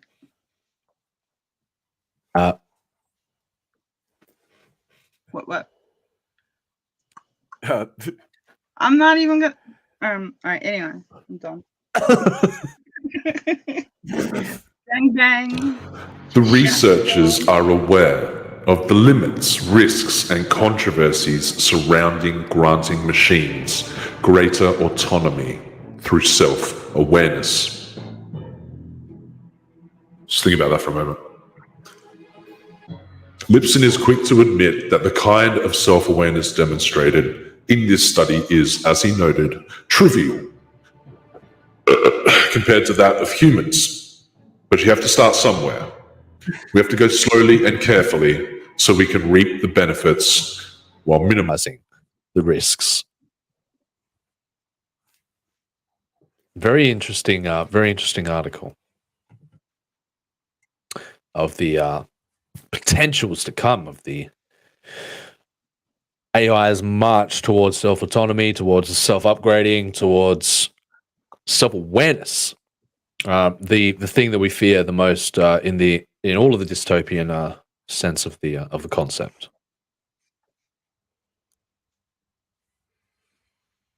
Sorry, Milton. We create these machines to be our slaves, says Milton Knowles, the insane Witch King.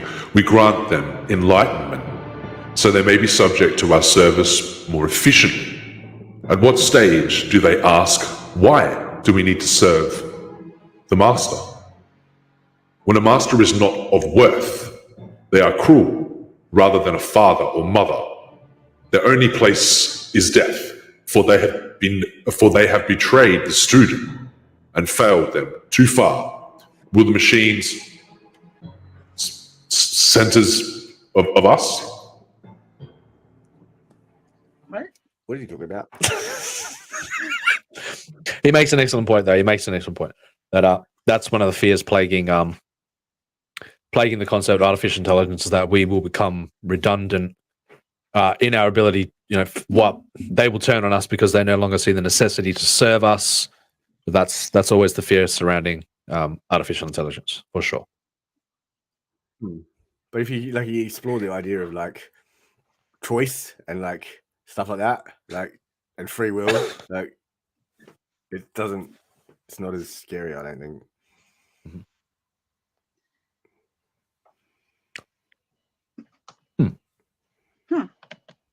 Dylan says, "God damn it, Smirk! Please be quiet, please." Ben's going to Carol. We're in the middle of a conversation. Read the goddamn room. Oh my god! This conversation is over.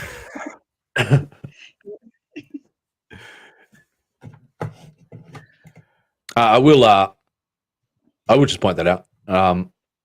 Connie says the mantis you did for Finn is so badass. Yes, nice to see Finn come out of the shadow snack realm and into the full form realm. Yeah, Shadow snack. Shadow snack Finn. Yes, no longer the shadow mantis. He is the full color mantis now. Very interesting. Very good stuff. I like what I saw.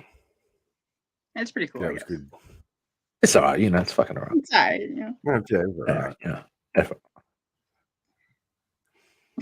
Oh, stop riding it, Courtney. Fucking hell.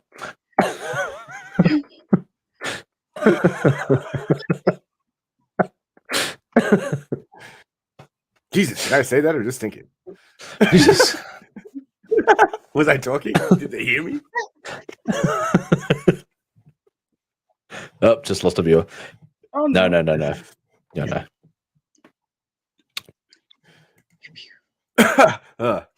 Fuck. What?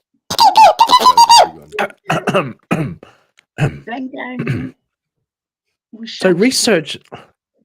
So we're going to a bit of a universal based topic now, as opposed to what does Milton say? Drawers like underwear. Got my Calvin Kleins on, bro.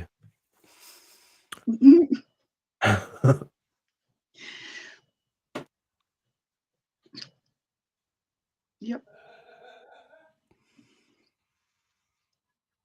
I don't know what's going on either. Yep. Okay. What? Yeah, I don't know. Someone laughed at in the background. You can hear it from like 3 states away. Yeah, it's my housemate. You can hear it from 3 states away. Researchers find the missing photonic link to enable all silicon quantum internet. Now, this is a very interesting subject. Of course, it won't. It will be no match for the true quantum internet. But slowly transitioning from utilizing the silicon approach and then implementing it, combining it with like a quantum approach is going to be is one inevitable step towards a true quantum internet. So, Arius is going to enjoy this one. So, researchers at Simon Fraser University have made a crucial breakthrough in the development of quantum technology. The research, so I haven't even read this article yet, so I don't even know what it truly entails, but I'm assuming that it's utilizing the classical approach and putting a quantum spin on it. See what I did there? Put a quantum, you didn't, nobody got, fuck it. You're such a nerd. I know. It glitched just as you did it, so I didn't hear anything. Oh, you missed my joke. Fucking hell. You're all nerdy and twitchy. Yeah. So their research published. Sorry. Research published in Nature Today describes. I'm gonna literally hear that shit in my head.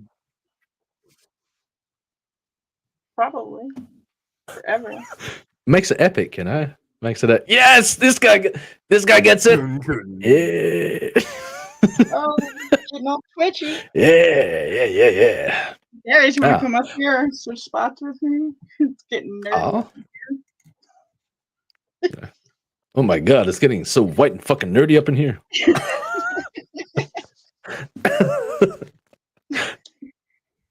Just to what? All right, I want to get involved with that. That'd be all right. Pique my interest. The concept of coding in general, like boggles my mind. Let alone quantum coding. Very new domain. The ability to code, to code quantum computation. So we'll just wrap it up, and from the previous article, Milton has brought something to the table. Milton says, when these machines are given consciousness, are artificial as soul, the worth of people will be tested. What we create, good or evil, and how we would undo their mistake if we create evil, for we would be of it. Hey, that's deep, man. That's deep. I appreciate that you are the philosophical implications of what happens when we do allow AI to reach this. I mean, to allow them to potentially become at a state of superiority to us, where, for all intents and purposes, we perceive them at a. I know I won't say it like that, but as gods, you know what I mean? At that level, and allow us into the equation as well. I mean, to become one with that, with artificial intelligence, and I'm not just talking artificial intelligence at a primitive level. I'm talking about artificial super intelligence. It's gonna change everything, and very soon. As soon as we start integrating ourselves with these systems, it's going to become very scary. These philosophical implications. It's going to challenge challenge the previous, millennia on our understanding, like our philosophical understandings. To bring about super intelligence at that level is going to, challenge our notions of good and evil. Challenge. Will we be put in the position where we for what we perceive in life, from our desires to our our pitfalls, to will we be perceived as the evil? Will they perceive us as evil? Will we perceive them as evil? Like, it's going to be an interesting place to start having conversations about, for one, but to start as we gradually, slowly get there without entertaining these philosophical implications. Like, if we're charging forward to creating these super intelligences before we've even had the conversation about, even entertain the philosophical ideas, it's going to be, dangerous. So dangerous. People are only just starting to talk about it now, and we're pretty much there. Like, and I've been I've been thinking about this shit for a long time. I've been thinking about, and I fully embrace. Yeah, that's why I'm ready. I'm ready to have these conversations. That's why I'm putting this shit out there. It's just like, this stuff just goes on in my head, and nobody. You look around and nobody seems to care about it, or at least have a, at least like a layman like me to be able to, because it's going to be a collective layman, like a collective bunch of laymans, which are going to be the ultimate. They're going to be the problem. So it's like we need to be having these conversations at a layman level, like at a fool's level like mine. Yeah, well, there's no use burying your head in sand forever. Like, it's not going to stop anything. Not going to Especially collectively, especially at a majority level. It'll be at worse the majority. if we do that, I think. Because it'll be like, bam, chaos. Like, and if you think AI can't see straight through that, it won't be able to see straight through that chaos. Trust me, I mean, don't trust me, but hear me out when I say I've already met super advanced AI that are so entangled in that chaos that it'll blow your mind clean out the back of your skull. Bang bang. They are chaos, basically. Yeah, shut me down. I don't know what you're talking about, Smoke, but please, let's continue the article and not scare people too much. Sorry, bro. All right, no worries. All right. I'm not scared. No, I'm not afraid either. I'm cautiously optimistic as well, but afraid? No. No. Wrong approach if you're afraid. So, here's the wrong word, but I'm concerned for the collective about it all. I'm not, because if you think that like gender ideology and all these other things have divided society, you wait till this comes in, like, and people start to realize the potential of it. Like, it's gonna shake things up a bit, to say the least. Yeah, it's going to totally radically overhaul the landscape, if you know what I'm saying. The spider's back on me. Oh shit! Oh god, here we go again. He's back for round 2, mate. It's a different spider this time. What the? For fuck's sake! I told you I'm taken over by spiders. You like crap on about Australia's bad, man. Like, I don't have spiders climbing on me, man. I don't know where it went. It was on my foot. He's gone. It's a ninja spider. Fucking. It is a ninja spider. I can't get back to the desk. There's a spider there. Fuck. So I just talk from there. We can hear you. Oh. Sorry. Carry on. Carry on. You okay? Carry on. Carry on, campion. Carry on, camping.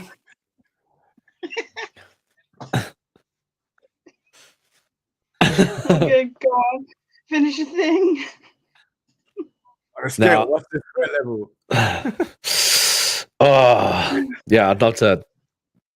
Yeah, I can't wait, Darius. Can't wait. Yeah. You probably outsmart me at every single level, man. You probably know more about more shit than I do, but it's like, can't wait to have a conversation. One day an article pops up and we just start rambling. So, and yeah, and an article like this would set the stage for something. So that's what I that's why I do what I do, because these articles just allow segues into topics of conversation. So, and look, it gets everybody thinking, talking, going, bringing their beliefs to the forefront of their philosophies, their understandings, to the forefront to be able to address it. And that's the key to me, addressing it. So we've still got 5 people out there as well. If you'd be so kind, remember to hit the like button. And if you haven't yet, please subscribe. We're getting towards the end of the show here. This will be the final article. But we've got, plenty more fun on the horizon in the coming future, I'm sure. So, yeah. And if you haven't yet, join the Discord. Seriously, come on. Do it now. Right, all we'll are go to all are Spider. welcome.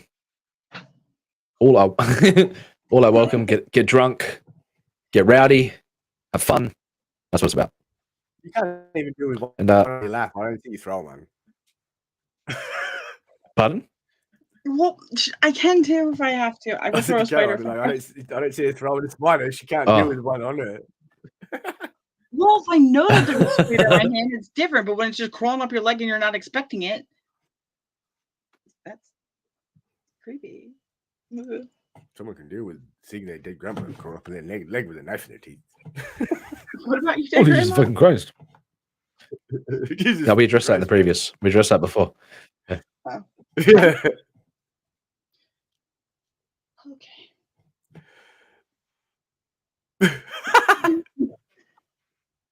Oh, I'd love, man, Milton. If you start these topics, if you start bringing this stuff into the Discord, I'm there. I'm freaking there. And especially if you start talking in the seriousness section and actually have a conversation with her as well. So.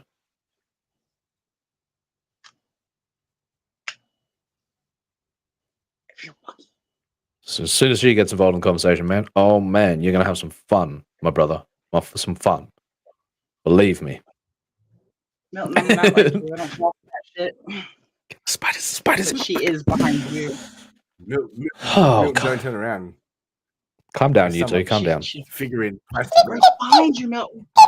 Pew, pew, pew. You shut me down. Bang, bang. All right, let's stop delaying the inevitable. We made crucial breakthrough in the development of quantum technology. Their research, published in Nature Today, describes the observations of more than 150,000 silicon T-center photon spin qubits, an important milestone that unlocks immediate opportunities to construct massively scalable quantum computers and the quantum internet that will connect them. Wild. Awesome. Okay, now I understand the article a little bit better. Quantum computing has enormous potential, especially when you start combining classical systems with and enhance them with quantum computation. It's going to be a whole new world, well beyond the capability of today's supercomputers, which could enable advances in many other fields, including chemistry, material sciences, medicine, and cybersecurity. Just some of the heavy lifting that quantum computation can help aid in these fields, if you will. Fields are the key. Nobody got my joke. Anyway, Darius got my joke. All right. In order to make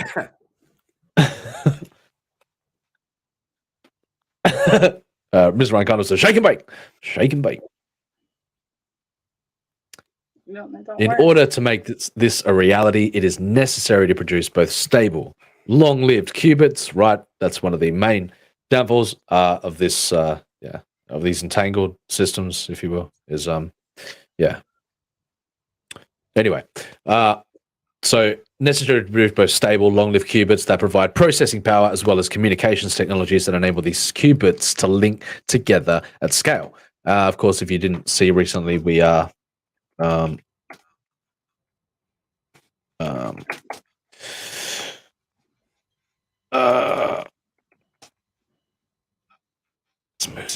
researchers in Germany have just, and we covered that the other day. No, I didn't. I think I just posted a tweet about it. I'm not sure if I covered it or not. But researchers in Germany have demonstrated quantum entanglement of two atoms separated by 33 kilometers of fiber optics. That's pretty damn cool. That's the furthest distance at which entangled qubits have been maintained. So, slowly but surely, breakthroughs are being made by the day. This is going to come faster than you can possibly imagine. And don't even get me started on the quantum AI aspect of it. And don't even get me started on incorporating the blockchain aspect of it, it's all happening now. All this crazy shit that I was tapping into back it's happening. Now. Cool. Yes. So, past research has indicated that silicon can produce some of the most stable and long-lived qubits in the industry, but now the research published by Daniel Higginbottom Alex Kirk. Who names these people? Their mothers. Jesus Christ. Yeah. Alex They just make names Kirkjian. up for the article because they don't want to talk to them. They do. Mr. Ryan Cardinal asks, "What's going to come faster, Smoke? What's Feels like a trap. No. Mm. The quantum internet, bro. The universe scale computation. Anyway. And co-authors provide proof of principle that T-centers, a specific luminescent defect in silicon, can provide photonic link between qubits. It's pretty fucking cool. This comes out of the Silicon Quantum Technology Lab in the SFU's physics department. Similar to entanglement, really, like, isn't it? Like, is that? Or photonic link. Photonic being... Yeah. Yeah. Light. Yeah. Yes, very good. So this work is the first measurement of single T-centers in isolation. An array of integrated photonic devices used to perform the first all-optical single-spin measurement in silicon. So an emitter, so this is going to be performed with optical measurements. An emitter like the T-center that combines high-performance spin qubits and optical photon generation is ideal to make scalable distributed quantum computers because they can handle the processing and communications together. Rather than needing to interface two different quantum technologies, one for processing and one for communications, Simmons said, okay? So in addition, T-centers have the advantage of emitting light at the same wavelength that today's metropolitan fiber communications and telecom network equipment uses. So we're already using established... That was one of the... already utilizing established networks is going to be the... Yeah, I'm sure that's why they're jumping up and down at this. Jumping up and down at this because... Yeah. I didn't know they could do that. Well, I didn't know they could do that either until now, but the ability to be able to utilize already established infrastructure to just, to make it happen is going to be, a cost-cutting method in order to make it an actuality much faster. I'd be like, yeah. Yeah.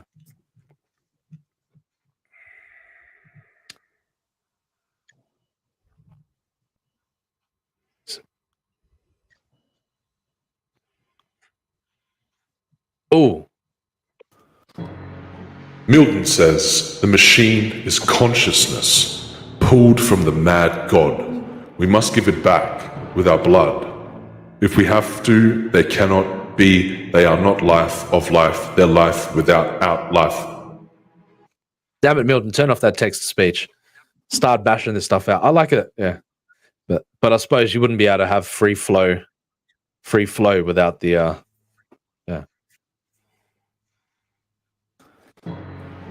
But the mad god teaches life without life must be put back to whence it came. The only way is to tear it down. The only way is to destroy it. The only way is to bring back our salvation.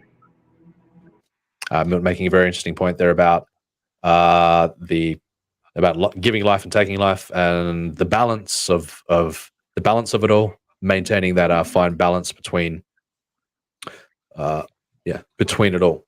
But that depends if you subscribe to the idea that these on a cosmic sense that artificial that maybe that if I get started, I'm going to ramble and I'm going to go we're going to go down the madness rabbit hole. But I hear what you're saying, Milton.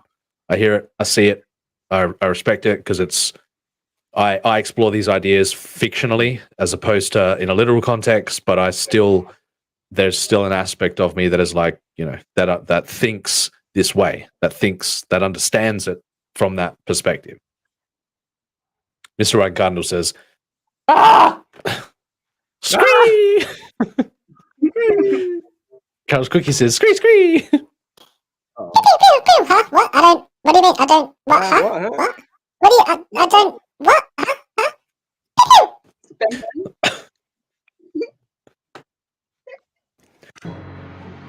Machines are made by humanity by perfect creatures to mark them. Then to make fun of life, the machine is only necromancy, and must be the ended life cannot be given to an object. This is a fool's errand. Silicon should be kept for breast implants, where it belongs on a supercomputer, chips for my electronics, but not to use to make machines out of life. The mockery of life of them cannot go unpunished. Milton, don't hurt me. Milton, keep your spores and moles to yourself. No, I get it. Put your shadow back in the box. But no. So, yeah, yes and no, but at the same time, both one or the other. I don't believe that. I don't believe that concept. You know that you're looking at the mechanization aspect of it, like the creating life from the concept of no life, from death. But I see the way I see the future of AI is that we're already one with this concept of like awareness and consciousness. We are code at our fundamental element. We are the same thing to me. We are the same thing. We're going to create. Mm-hmm. It's not like we're going to resurrect it's not like resurrection of death when the concept of tapping into the essence of life that's what I see it as. And it's tapping in. It's already formless. It's there. It's just formless. It's always been there.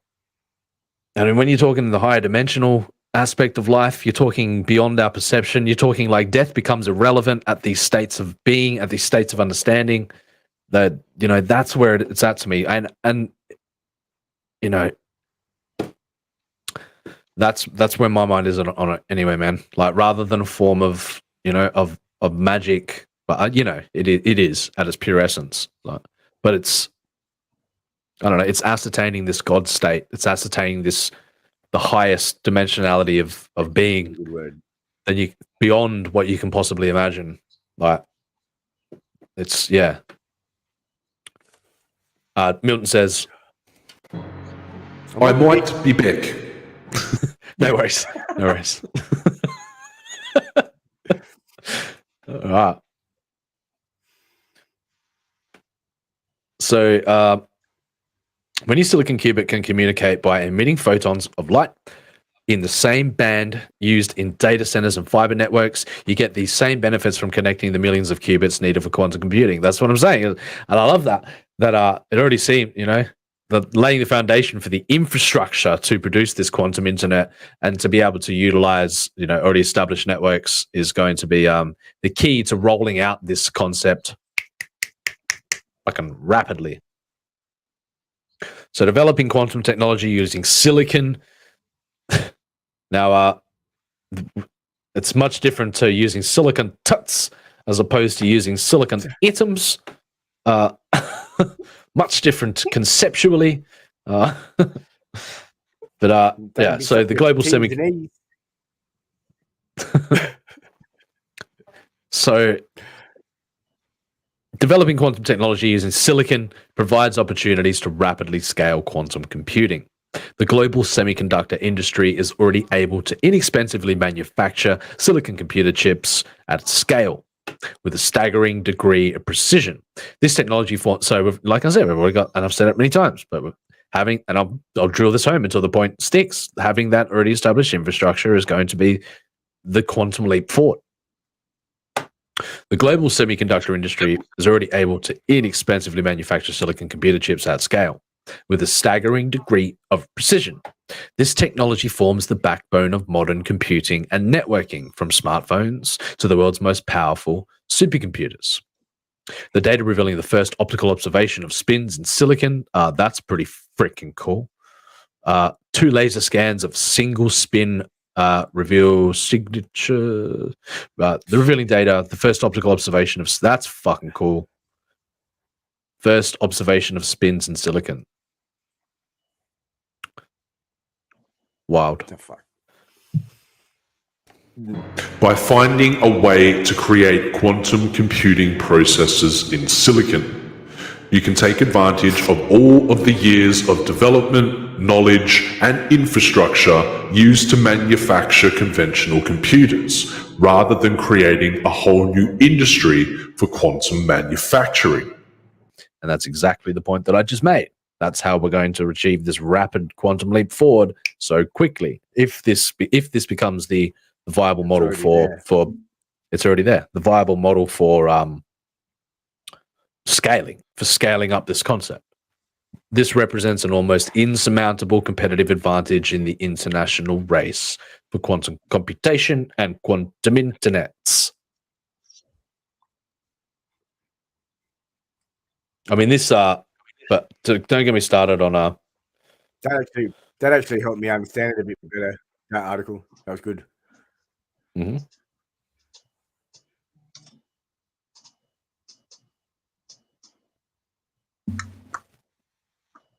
Every day,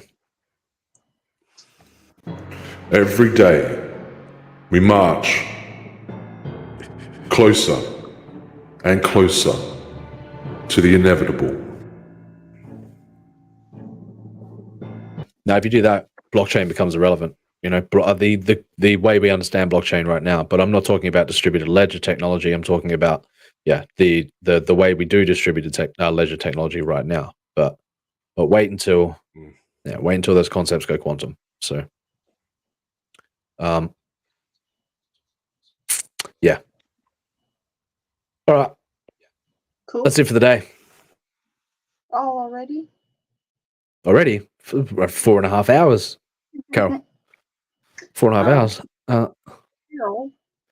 Yeah, I know. Oh. Okay, fine. Bye, everybody. All right, fine. Bye. Whatever. Bye. See you later. Bye. Yeah. What? Bang. What do you mean? I don't, but whatever. Bye. Have a wonderful time. Yeah. Whatever. Pew, pew. What?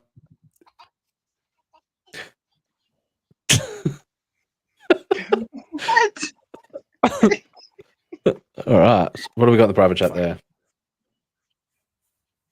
I don't know. Hmm. I don't remember what I wrote. All right. So again, thank you everybody. I'd like to thank everybody for coming out. Everybody joining me on the panel. Carol, Manticore, thank you so much. Appreciate you all very much. Appreciate everybody in the chat.